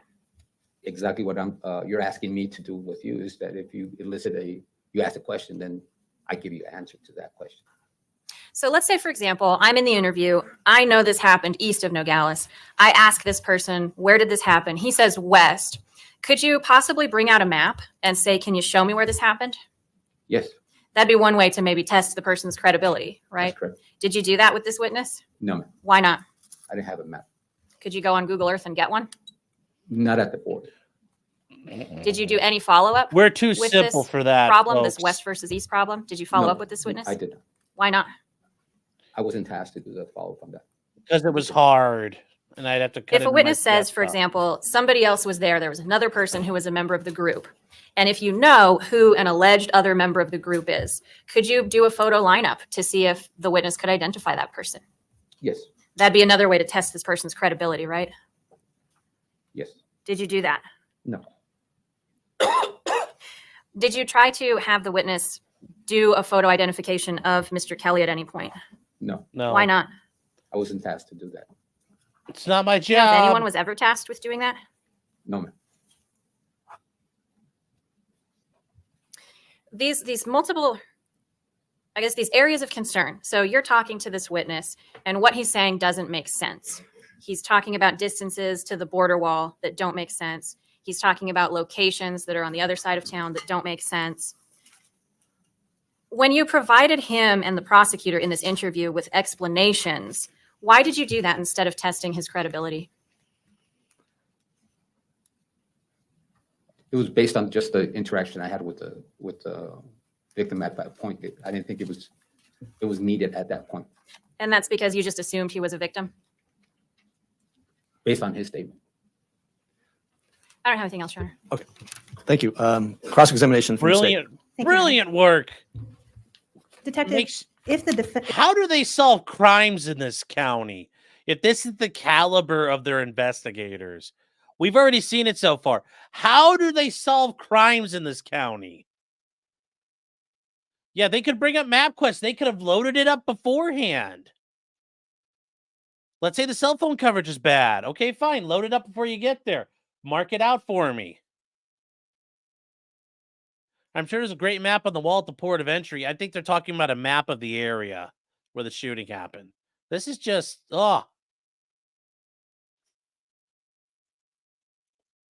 just ridiculous, chat. if the victim, Daniel, had identified the defendant in court the following day after this interview, would it have been necessary to do a follow-up with a photo lineup? No, it wouldn't be necessary. Do you know The problem is in court, it's extremely suggestive. He's sitting there in court. You want him in a situation where he can't just say, oh, that's the guy. Because there's nobody else sitting at the fucking table but the defendant. That's why this is a bullshit answer. And it's a bullshit way of doing it. If the first time you've been positively ID'd is in court by a witness, that's very problematic. And that's a very big confrontation issue. Right? It's a very big Fifth Amendment issue at that point. Has that occurred? If you know. No, I don't know. But if that occurred, you'd agree that wouldn't be necessary. Objection That's asked and answered. Sustain. Defense counsel asked you about some photo lineups. Do you know if photo lineups were done to determine if some other individuals were with him that day? If you know. I do not know. They probably weren't. You weren't tasked with doing one, but there were lots of other detectives on this case. Is that right? That's correct. So if they did a photo lineup, you don't know about it? No, ma'am.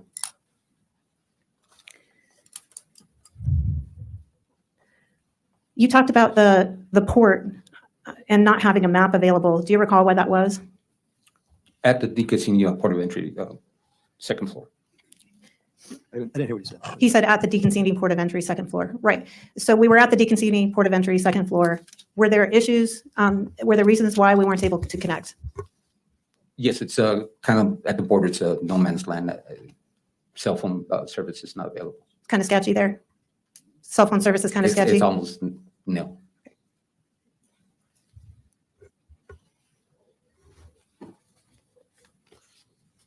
Now, I want to go back to your interview with Daniel. Do you recall Daniel describing other things about the location of where this incident occurred and where he was that day? Yes. Did Daniel describe for you crossing the border at the end of the border wall? Yes. Did he describe for you going to an area he called Washington? Yes. Are you familiar with an area called Washington Camp? Yes. Where is that in relation to the end of the border wall? Approximately a mile and a half away. And which direction? Be due north. So just north of the end of the border wall is the area called Washington Camp. That's correct. Did he also talk to you about an area called Kino Springs during your interview? Yes. And where is Kino Springs in relation to the end of the border wall? Approximately 2 miles northwest of the border. The end of the border wall. The end of the border. So, and where is Kino Springs and Washington Camp and the end of the border wall that are close to those in relation to Nogales? It's east of Nogales. So when Daniel told you he was at Washington Camp and Kino Springs and the end of the border wall, but that occurred west of Nogales, which thing did you think was correct? That he was east. Okay. So when Daniel described Kino Springs, do you recall him describing the area at all? Yes. What do you remember him describing?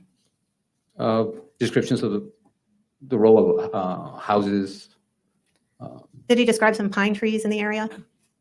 in the hills. If you recall. Yes.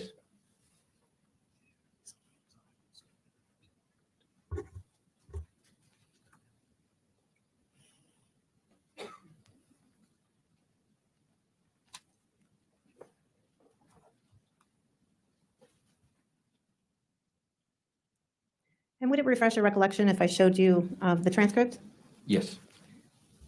Showing the witness what's been marked as State's Exhibit 18 on page 133. If you could take a look at This is starting to look worse than Rittenhouse. Yeah. at the bottom of page 133 and the top of page 134. Let me know when you want me to advance it.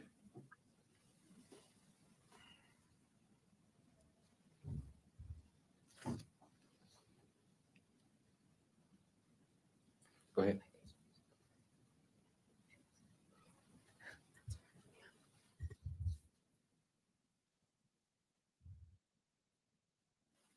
Yes.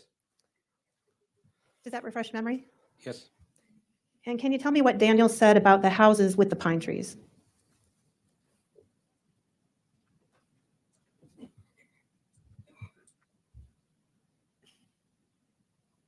That it was close where Gabriel died, or it was farther from Gabriel.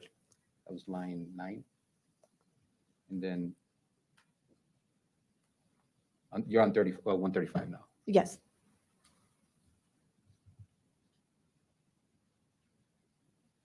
So what was the eventual answer about where the house with the pine trees were? After you were able to explain to him what your question was. The house was farther away as in reference to the pine trees. Okay. So the house with the pine trees was farther away from where Gabriel died. Is that what the transcript says? That's correct. Tell me about what Daniel told you his educational experience was.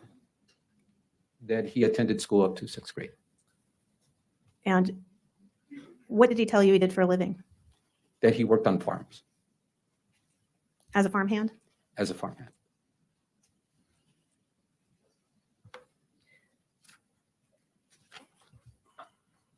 Did you talk to Daniel about the sequence of events and have concerns as you talked to him about his ability to do distances? Yes. Did he describe for you running from the Border Patrol in Washington Camp to the Kino Springs area? Yes. And did he describe that he ran for about 30 minutes? Yes.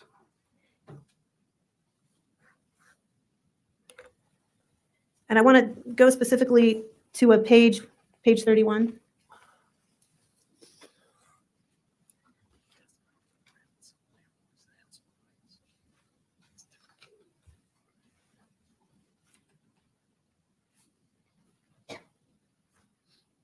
Come on.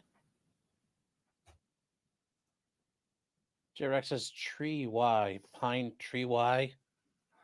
Oh, we got pine Y. What? This is not impressive to me. This is Did you bad. ask him about when he initially Daniel tell you crossed the about his border wall? memory, yes. Yes. And when he talked to you about crossing the border wall, did you ask him where he went? Yes. And are you familiar with that area? Oh, And did he describe crossing the border wall and going up a hill? That's correct. And then did he describe that as 10 to 15 meters? That's correct. Was that accurate? No. And he said he was about halfway up the hillside. Is that right? That's correct.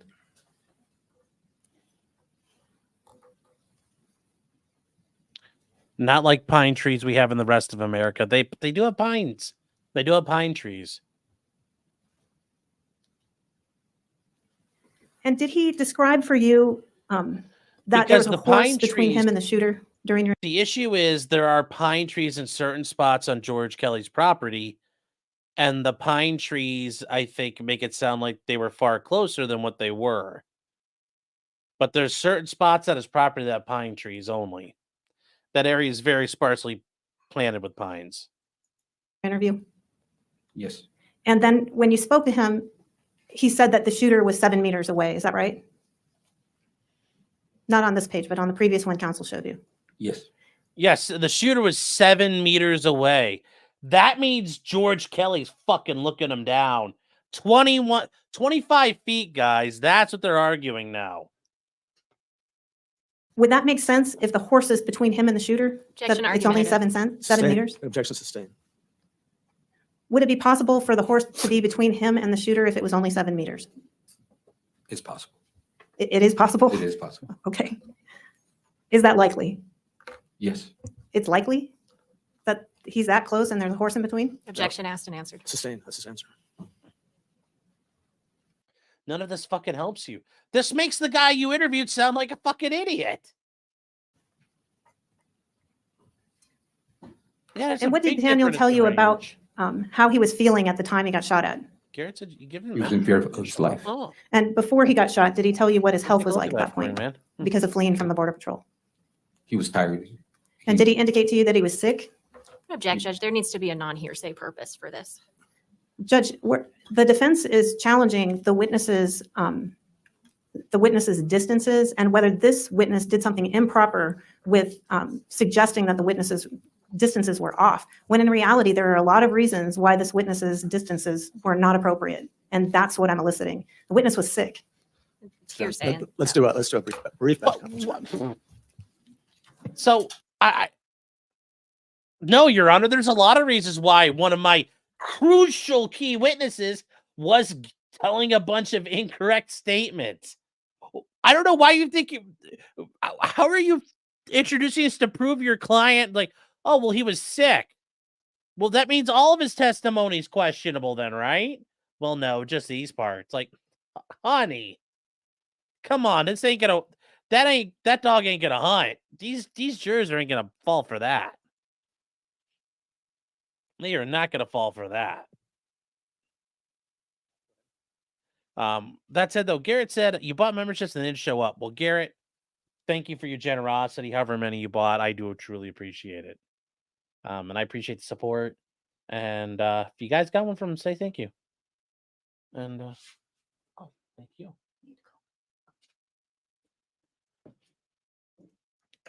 And Project Calm for $5 says it's impossible to ask someone with farm experience to go into exactly what they did and how and not get into specifics. Yes, very true. And then Debbie for $10, thank you, Debbie, is saying how much of the Kelly Ranch needs a razor wire fence? Trying to estimate costs here. Fucking landmines at this point. But yes, a lot. Automata says that direct was brutal for being very low key. Yeah, well, just these aren't helping at all. Is it a witness allowed in the sidebars? No, he's not. The original detective was because he's part of the team, but that's different. Because if he was sitting at the table, he would have heard these anyway. So yeah, it's okay. Can we get a retard interpreter? No, I understand what he's saying. He's saying retarded stuff. Ghost Tree says Colorado residents get classic pine trees. Yes, but typically in the Southwest, pine trees. Yeah. And not only is she testifying, but she's testifying facts and evidence. Oh, I'm sure they're going to open up. I'm sure they're opening up a can of whoop ass on that at this point. And then, Defense Diaries podcast, gifted 5 memberships. Thank you very much for your generosity and thank you for your support. I'm sure whoever's gotten one of those is going to be very appreciative of it.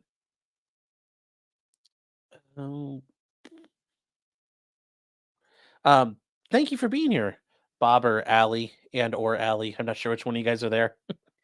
Guys, Defense Diaries is doing a great job of covering Richard Allen. They're also covering a couple other big cases that are out there of missing persons and some other things that are going on. So give them a look. Give them a look. They also have really good Twitter to follow. Sweet Tooth saying, so how's this looking for Kelly? I think there's at least 1 or 2 jurors who aren't buying any of this. This is not looking very good overall. Like, I don't know if he's going to get acquitted, but I think it's slowly the needle starting to get pushed farther and farther towards more people saying not guilty. I think a hung jury is more likely outcome here for that. So SB Sellers saying, is he a district attorney investigator or sheriff detective? So, hold on here. I need to get rid of the, actually, that's fine. I can leave it like this. All right. So our buddy Anissa, he is with the sheriff's office. He is a detective in the sheriff's office. So he is not one of the people there. This guy, Raul, was also a detective in the sheriff's office. So they're both sheriff's detectives. We have not seen anybody from the prosecutor's office as an investigator yet. But some offices do. Like during the Nikolai Mute trial, one of the investigators was a detective was an investigator for the prosecutor's office. Excuse me. The objection sustained. Ooh, that's hurting. That's going to hurt them a lot here. One more thing. Let's go on the headset. One more thing. I'm sorry, I forgot. Zaven saying, remember 5 months. Thank you for, I love seeing those numbers. Over under on the ex-DEA sheriff being on the take. Pretty high, I'd say. Pretty high, I'd say. Just the way you did it. Oh, it's Bob. Hi, Bob. How you doing? So what's the temp on this one? Basically, they admit, okay, yeah, there's a body there with a bullet hole in it, but they can't tie it to anything. And the trajectory of the bullet hole comes like from the back up through the rib cage and out the chest, which makes no sense based on their theory that George Kelly shot this guy. Nothing has been really lining up on this. I don't know if this, I'd like to argue this doesn't survive a directed verdict, but I think this judge is going to let it go. But this judge is getting very pissed off. This judge has been very pissed off. He's the judge who walked off in the middle of the defense trying to do a proffer. So, Jace is saying, why does the detective get to put on headphones for the sidebar? He's part of the prosecution team. That's why. Just like if there was numerous times during. Just like if there was a paralegal. So, like, let's pretend we're at the Hannah Reid trial, and that paralegal who looks like she's a gypsy necromancer is sitting like right here. along with Hannah Reed and Bowles and Monica Barreras and all that, she would have a headphone as well. She would have her own set of headphones as well. I mean, she's part of the defense team, so that's not like outlandish. But he's not going to get one. Not him. Not him. Not our buddy Raul. In this interview, that it was very clear that Daniel's ability to judge distances was inaccurate. That's correct.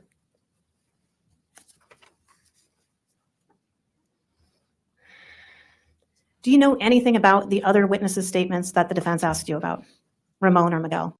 Real quick, Bob, you're saying she shot from 100 yards away. So the body of the dead guy was found about 115 yards away from George Kelly's house. George Kelly's argument in his story has been the whole time, he saw a bunch of dudes on his property with guns about 100 yards out, and he heard a shot. He called the police, called the Border Patrol, said he was going out. So George Kelly, being, the boomer rancher, grabs his AK, comes out the door, and he saw them. And he didn't want to shoot at them, so he says he shot way over their heads. And by the time he started shooting, and the showcases indicate this, the people he saw moving were already way past where the dead guy was found. So George Kelly's already shooting over this way, and he goes and, boop, boop, boop, boop, boop, boop, boop, over their heads about 9 times. And later on, the police show up, they can't find anything. Okay, cool.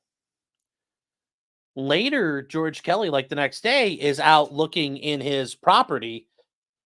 Then he goes, holy shit, there's a dead body here. There's a Mexican guy with a bullet hole in him. And the Mexican guy's got camo clothes on. He's got a radio and binoculars.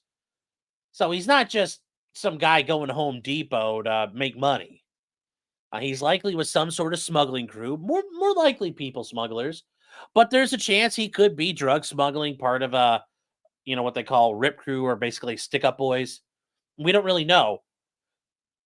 But the guy's found in an opposite direction where the bullets were shot, and his trajectory indicates he was shot from the back up through the front, which, unless the guy's doing like a backflip when George Kelly shoots him, doesn't make much sense.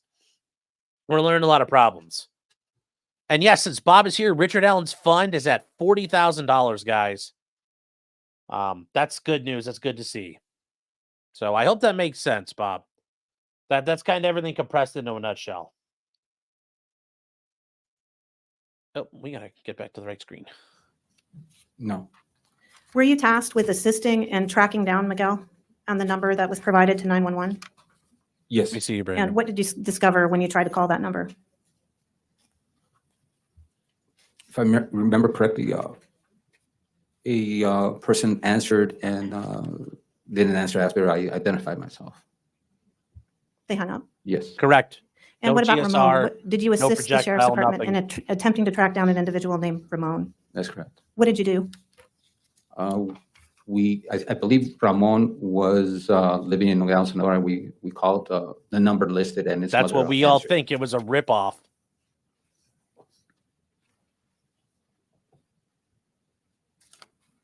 Something happened out there in the woods, and we don't know. When you interviewed Daniel, what was his demeanor like that day? Very nervous, very almost sick to the point of doing the interview that he was not well. What did you attribute that to? He said that he was still suffering some mental issues because of the shooting. Did he talk to you about nightmares? Yes. And did he talk to you about other physical ailments he was having as a result? Yes. Did George have those ailments too? Yes. I bet he did. And what were the physical ailments he talked about? He's a liar, according to the police.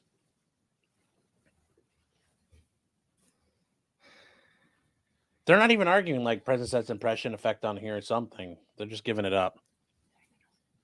That's all I had, Your Honor. Redirect examination. Thank you. Real quick, the state. Bob, you'll love this. This guy lets the jurors ask questions, so this is good. Was asking you some questions about photo lineups and if you knew whether Daniel was ever presented with a photo lineup that included Ramon. And you said you didn't know about that, right? That's correct. If Daniel were provided with a photo lineup that included he found Ramon, it out. and if Daniel was not able to identify Ramon, would that be an additional concern to you? Again, Your Honor, this calls for speculation and foundation. He had to put up his ranch So you can answer. Yes. and an outsourced. That would be an additional concern. Yes. The state was asking you about some pine trees or some of Daniel's statements regarding pine trees. And can you put this up in front of the witness, Validia? I'm just going to show you this portion of the same transcript involving pine trees. You go ahead, read that, and let me know if I need to scroll. Which line? Go ahead and start at line 4 and go until line 17.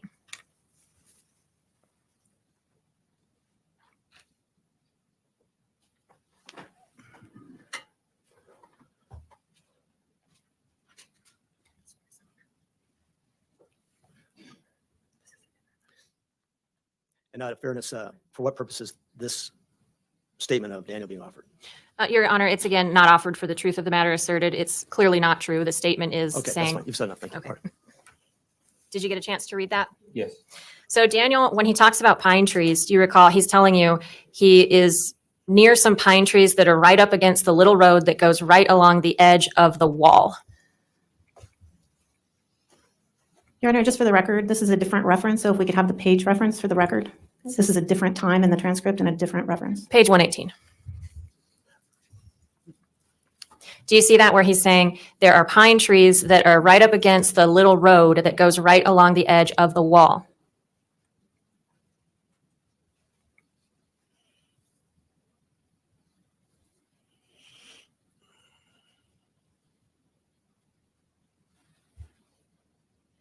Do you see that? No, I don't see it. Line 6, it says like some pine trees that were right up against the little road that goes right along the edge. And then there's that goes, line 12, that goes along all of the edge of the wall. And I went running along that edge. And then I was looking. I looked, I saw that person. He on line 10, he says that he's going through where the wall is. And then he was running out to the edge.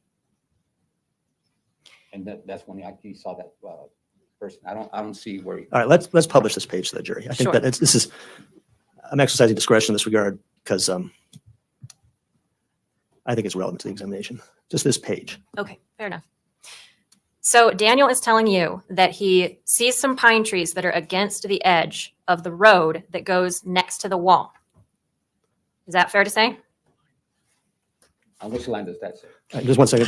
For the jurors, this again is another demonstrative exhibit. This is just to try to aid with your understanding of this examination of this witness on this point of the testimony. This is not evidence itself, but it's just demonstrative so you can understand what the questions are directed to. Your Honor, can we go on the headset, please? Yes. Oh my gosh, come on now. I get it.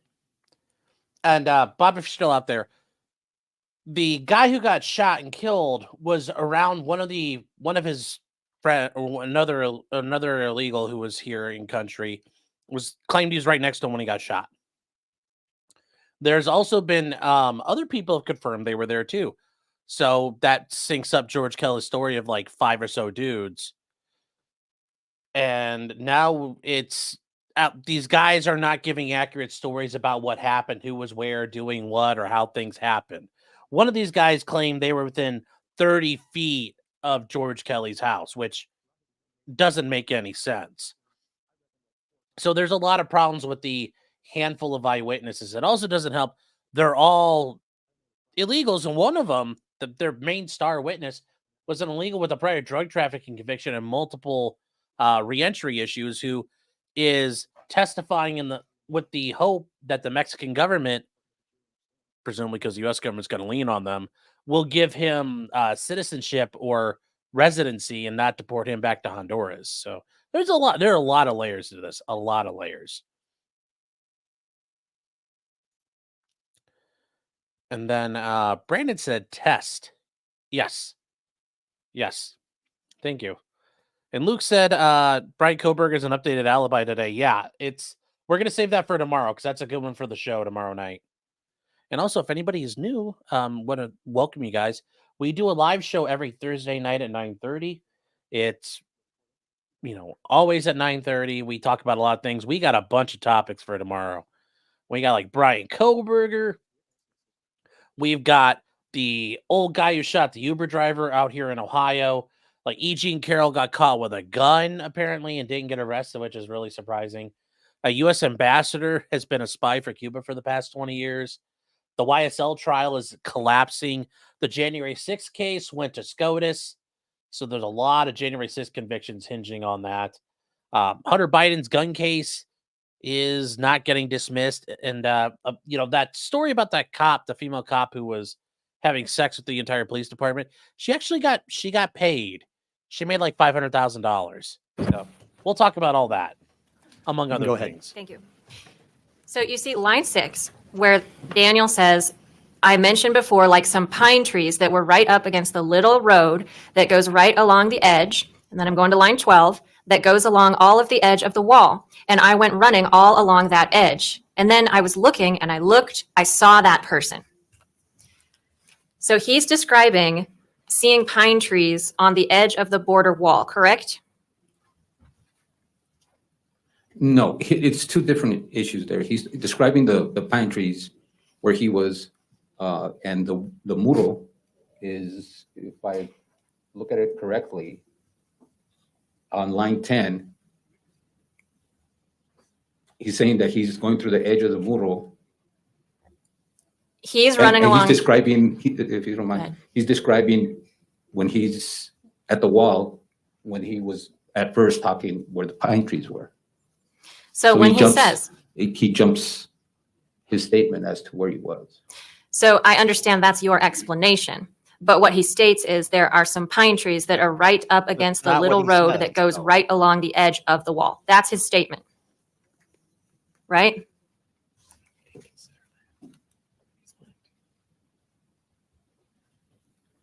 That's what he says, Let's right? have the certified court interpreter interpret those lines from Spanish into English. Yes, they had a All right, bunch of so, these translated. That would be line 1 through 3 and line 10 through 11. Right. We got to make sure you record it and where's it? Give him the microphone, please. Translation: these eyewitnesses don't have accurate stories. Correct, but we need to make sure you're projecting and recorded. So we need to. Thank you. That's the problem. It was at the same time in the same area where I went up then when is it that I come out of the wash? I went up, there were some trees. What can I tell you, the last time when it was like pines that were next to the little highway that goes along the edge, where the wall is, and I went running by the edge, and then I was looking, and then when I looked, I was looking at the person. Thank you. All right, you can resume the questioning. This is a very political So he's case. describing running away from this shooting, looking back when he's at the end of the wall and seeing the person, right? Yes. And based on your familiarity with the area and based on where that property is, that's not possible, right? That's correct. It's not possible to be at the end of the wall and look back and see Mr. Kelly's property, right? I wasn't there, ma'am. That's what he says. Okay. Did you have concerns about that? Oh, that's the other thing, Bob. This entire case, all the detectives, including the lead detective who's already testified, well, that wasn't my job. I don't do it. That's not my job. I don't do it. That's not my job. They never surveyed this property. This guy's property butts up right on the wall, the border wall. And the border wall is like a good half mile from the house. So, like, how did this 75-year-old man chase him down all the way down along the wall? There's a bunch of this that doesn't add up. And these witnesses are garbage. And yes, the state has not presented a shred of evidence that convinced me this happened the way they're claiming. When you got this statement? Not at that time, Why not? because we were conducting the interview. Well, if a witness says something that's obviously impossible based on what you know about the evidence, that causes concern, right? Yes. And he's not just making errors in distance. He's placing himself in a physical spot that he knows, the end of the wall, right? The road that goes along the end of the wall. Yes. That's not a mistake that you make because you have a 6th grade education, right? If I say I'm at the end of the wall, but really I'm up on a mountain somewhere, that's a big problem, right? Yes. So when you see this statement, you're not concerned that this person might be making a false report? And that's why the interview continues. Or maybe this person wasn't there. Is that possible? I believe he was there. Even though he's making these impossible statements? That's why we were having the interview. Did it ever occur to you that maybe he wasn't there? Yes. Why did that occur to you? For the same reasons that you're giving me. And what did you do to explore that possibility? We continue with the interview. And during this interview, you came to the conclusion that he really was there. That's correct. Even though he says, I'm at the end of the wall when I look back and I see the shooter. And even though he says, I'm 15 meters away from the border wall when this shooting happens, you still think he was really there? You couldn't articulate that point of view. Well, he articulated 15 meters pretty well, right? Yes, he did. And he articulated the end of the wall pretty well, right? Yes, he did. He even mentioned the pine trees. So he's adding. And the guy was shot. The dead bodies, actually, they're about a mile from the border wall at the house. And this guy was found dead 100 meters away from the house. So yeah, this doesn't work. The math ain't mathing out, right? To quote Emily Baker. Detail, right? Exactly. And yet you still think that he was there. Correct. Even when he says the shooter was 7 meters away from me, you still think he was there. I believe so. You said that he provided there were numerous times in this interview that you were concerned about his ability to determine distance, right? That's what you told the prosecutor, right? That's correct. But that's not because when you actually measured distance, he was very far off. That's correct. That's just because he's telling you things that you know are wrong based on the scene, correct? Correct. I don't have anything else, Your Honor. And another limiting instruction I should have given it when you saw this page of the transcript. The statements of Daniel that are being offered by the defense are not being offered for the truth of the matter asserted. They're being offered for the opposite purpose. So therefore, as I've defined hearsay for you before, it's not hearsay because it's not offered for the truth of what Daniel said. It's offered to show that it's the opposite, not true. All right. And Your Honor, based on counsel's argument, I want to again make the argument with respect to this transcript. And if the court wants to do that on the headset, I'm happy to do that. But based on the continuing questioning, All right. I need to make a record. First, any questions for this witness from the jurors? All right, seeing none, you can still think about, we'll go on the transcript. Excuse me, we'll go on the headset briefly. Oh, wow. No questions? I think they just realized this guy's full of shit at this point, personally.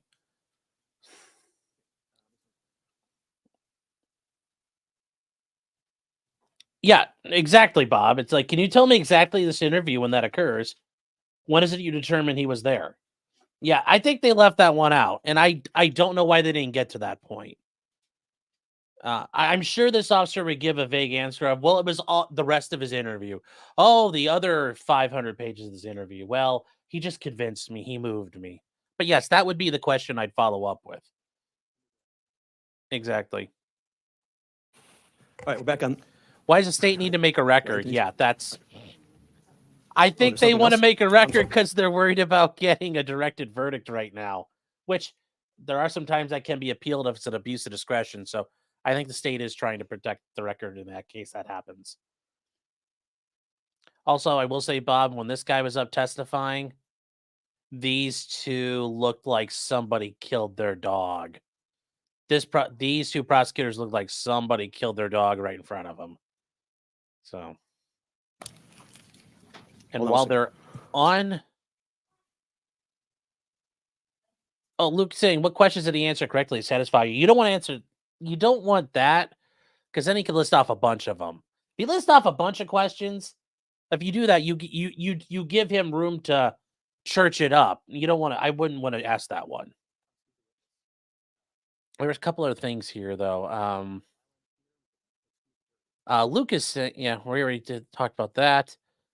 Brandon 590 or 499 saying, I'm going to roll with this, but everyone that works at a poll is an grow. Okay.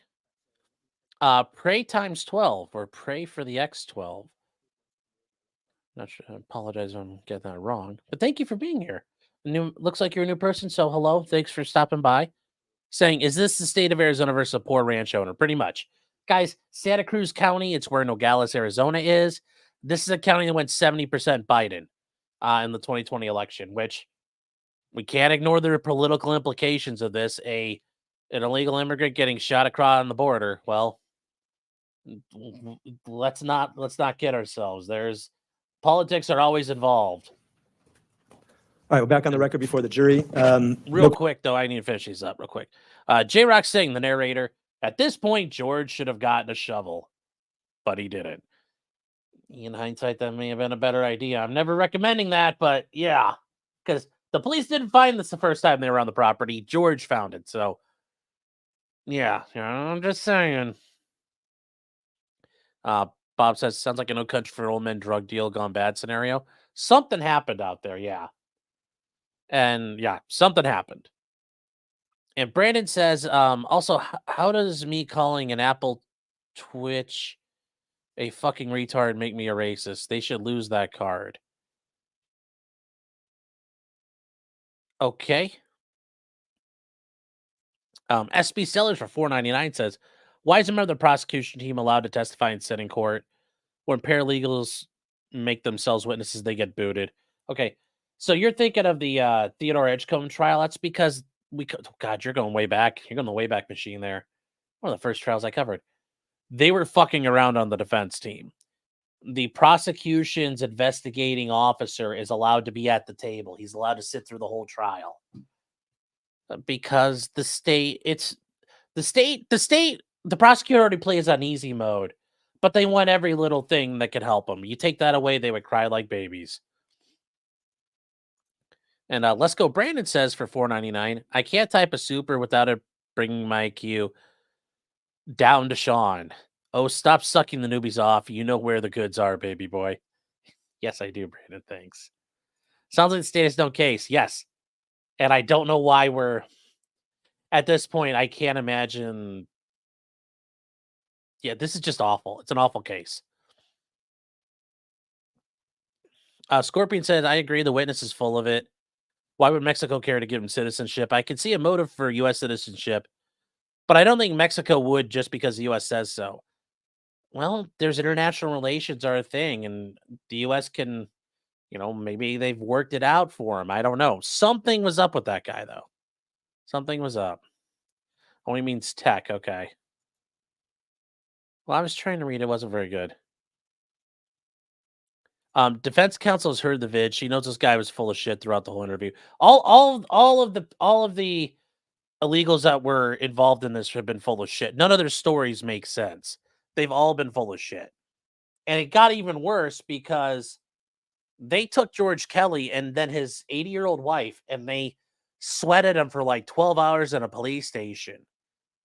And they misheard, the 911 dispatcher misheard George Kelly. And the dispatcher initially wrote down, he says he shot the guy.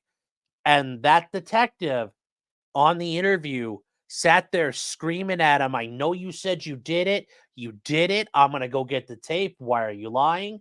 And then he had to admit, yeah, my entire premise of this investigation was based upon incorrect information. But he's still guilty, according to him. So, yeah. Yeah, you ask if you know whatever he points to in the transcript you can deal with. Yeah. Well, I mean, either way, he's going to sound like he's going to sound like an idiot because, oh, the guy was lying, but now I completely believe him. Well, yeah. Oh, yeah. This is entirely a what the fuck case. This is entirely a what the fuck case. The fact they're doing this is disgusting. Yeah, and that's the other thing. He called the Border Patrol first because the Border Patrol responds quickly. And the detective said it was suspicious he didn't call 911 right away. But the Border Patrol shows up in an instant and they show up ready to rock and roll. And he's going to start. George Kelly is always, he's got the grandpa rancher look going. So Ghost 3 says the 911 operator caused all this drama. for the most part. Yeah. Defense Diary says before he fired the warning shot. Yes.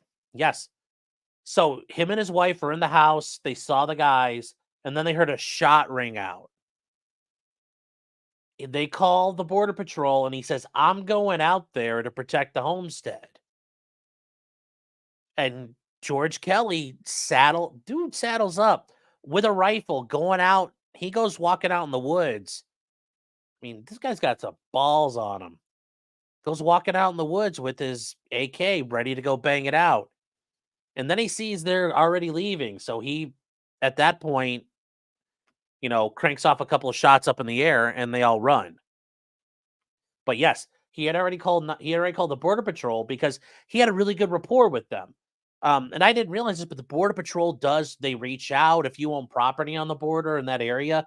They have what are called like liaison officers. Their job is to go around and just like be part of it, develop rapport in the community as kind of like an instant response force, almost, I'd argue. That they're there, they know the ranchers, they know them better than everybody else. Yeah, I mean, it's actually really impressive. Tilly says the woods. Well, I mean the woods, like he went out there and the wolves are running around the wolves are outside the door, and George Kelly grabs his iron and walks out there ready to start dropping people. That's the point. George Kelly went out there to go do business.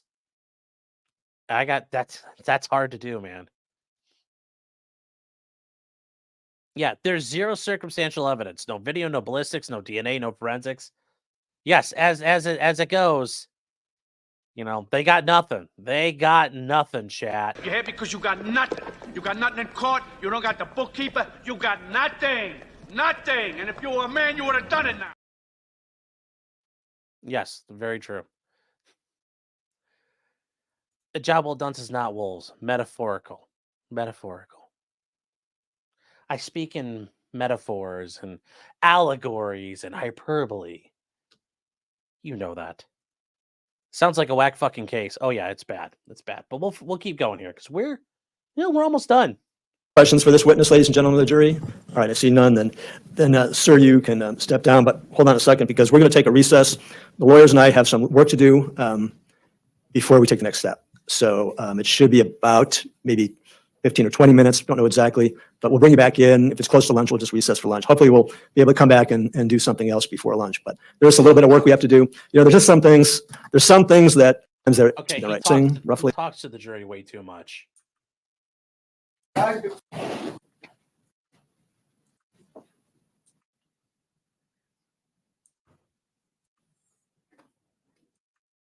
Okay, so that was today, and that gets us up to lunch for today. So we're done, guys. It's 11:15, so we're not going any later. If the state doesn't have shit else to do other than pick on an old guy, well, based upon the quality of the investigators so far, Bob, this is the best they can do. This is the best they can do as investigators right now. It's really fucking pathetic. But remember, this is, I'm assuming they're going to be like, oh, it's I'm sure at the time the prosecutor's like, oh, some MAGA guy killed an illegal. Well, we better go after him. I mean, this sheriff is one of the sheriffs who, it's actually a relatively quiet area.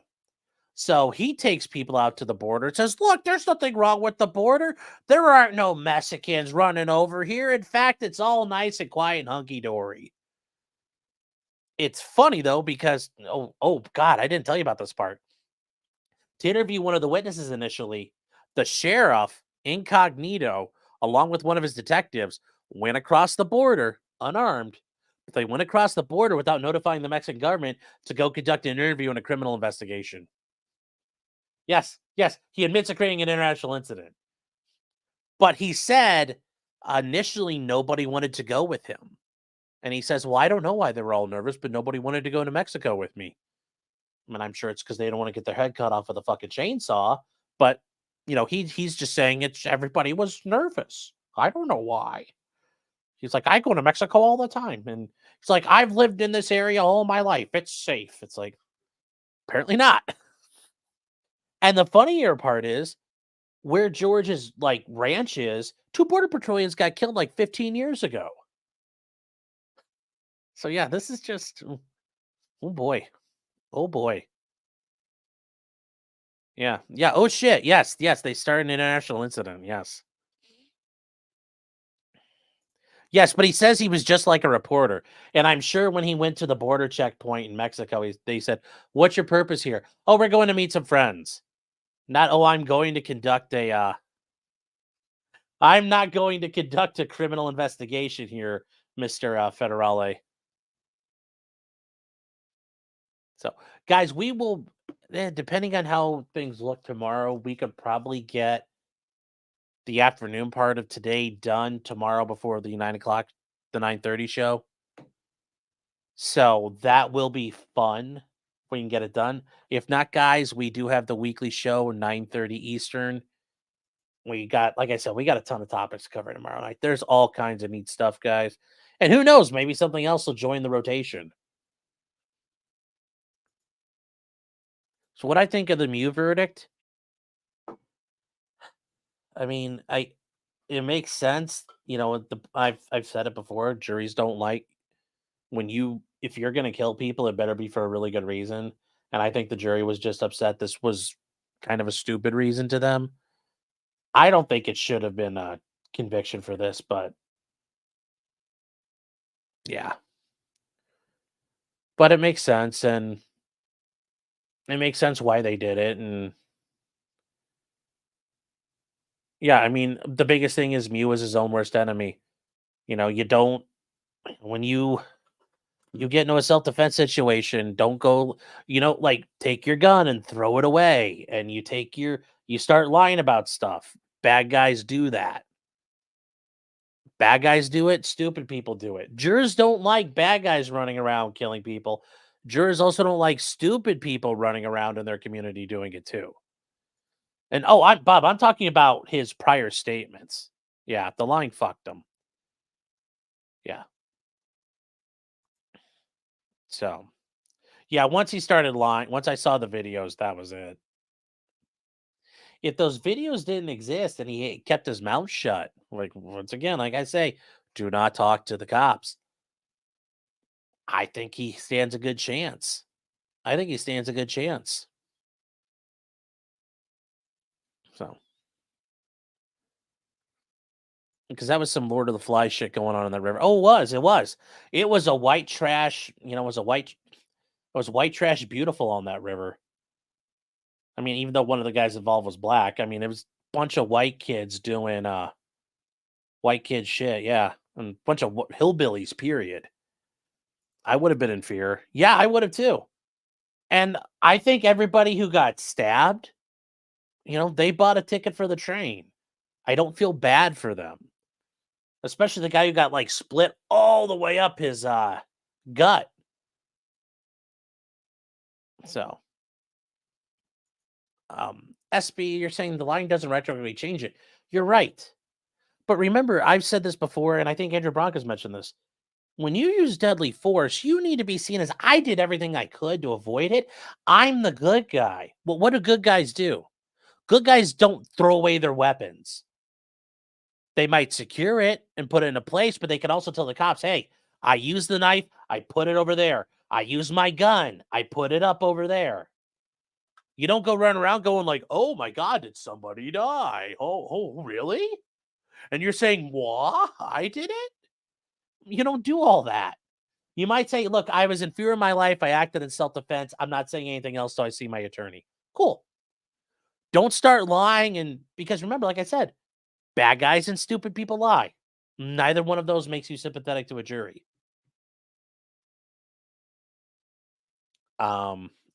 Yeah, we want to do Apple River. You guys want to go drink and we can carry knives? Yes. Yes, I think that'll be fun, guys. That'll be a great time.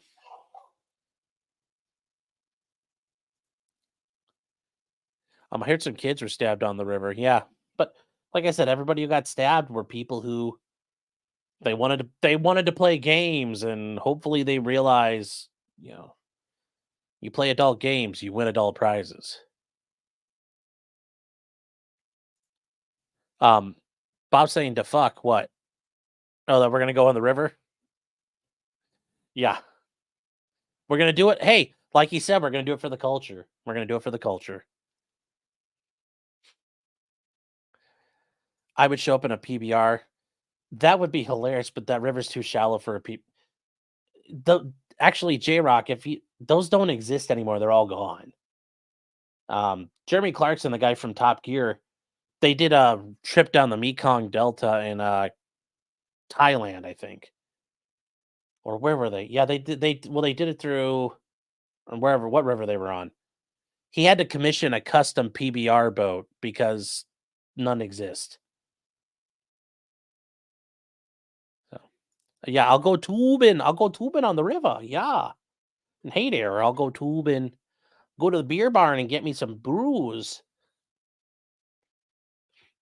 Drinking a PBR in a PBR. Ugh. A lot of things I drink before PBR. Jeremy Clarkson is the only one, yeah, and he had to have it custom built. So, yeah. So, guys, that is it. This is crowdfund a PBR for the chat. Yeah, it's going to be like $150,000. And it's custom made in like New Zealand. So, no, it's not going to work. I would drink I would be slamming Natty Lights. I do some Bush Light too. But yeah, Natty Light would work. But there's nothing wrong when you crack the beer and it goes Bush.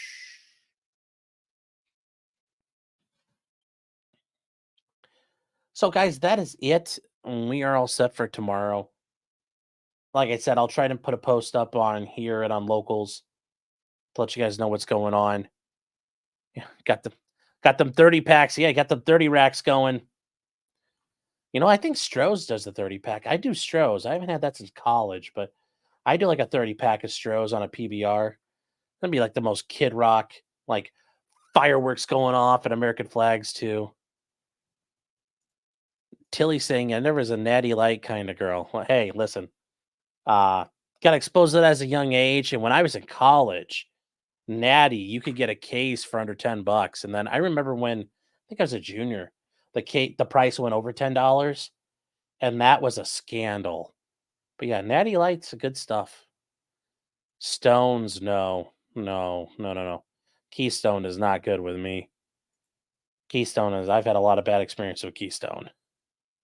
So, all right, guys, that is it for tonight. Thank you for everybody being here. We are going to wrap this thingamajigger up. And everybody on Twitter, Twitch, 4 of you on Twitch. That's nice. Still not banned on Twitch either. And the 169 Ghost over on Twitter. And then everybody here on YouTube, guys, thank you so very much. Like I said, we'll try to squeeze in the afternoon session and do the 9:30 show. It's going to be amazing. Stick around for it. It's going to be great, I promise. And there's good cheap stuff, yeah. And I actually don't know who's on right now. I will send you over there. Hold on. I think Joe's on. I think so, because I know Nick's not doing anything. He's not feeling good. His tummy hurts or something. So let's see what we got.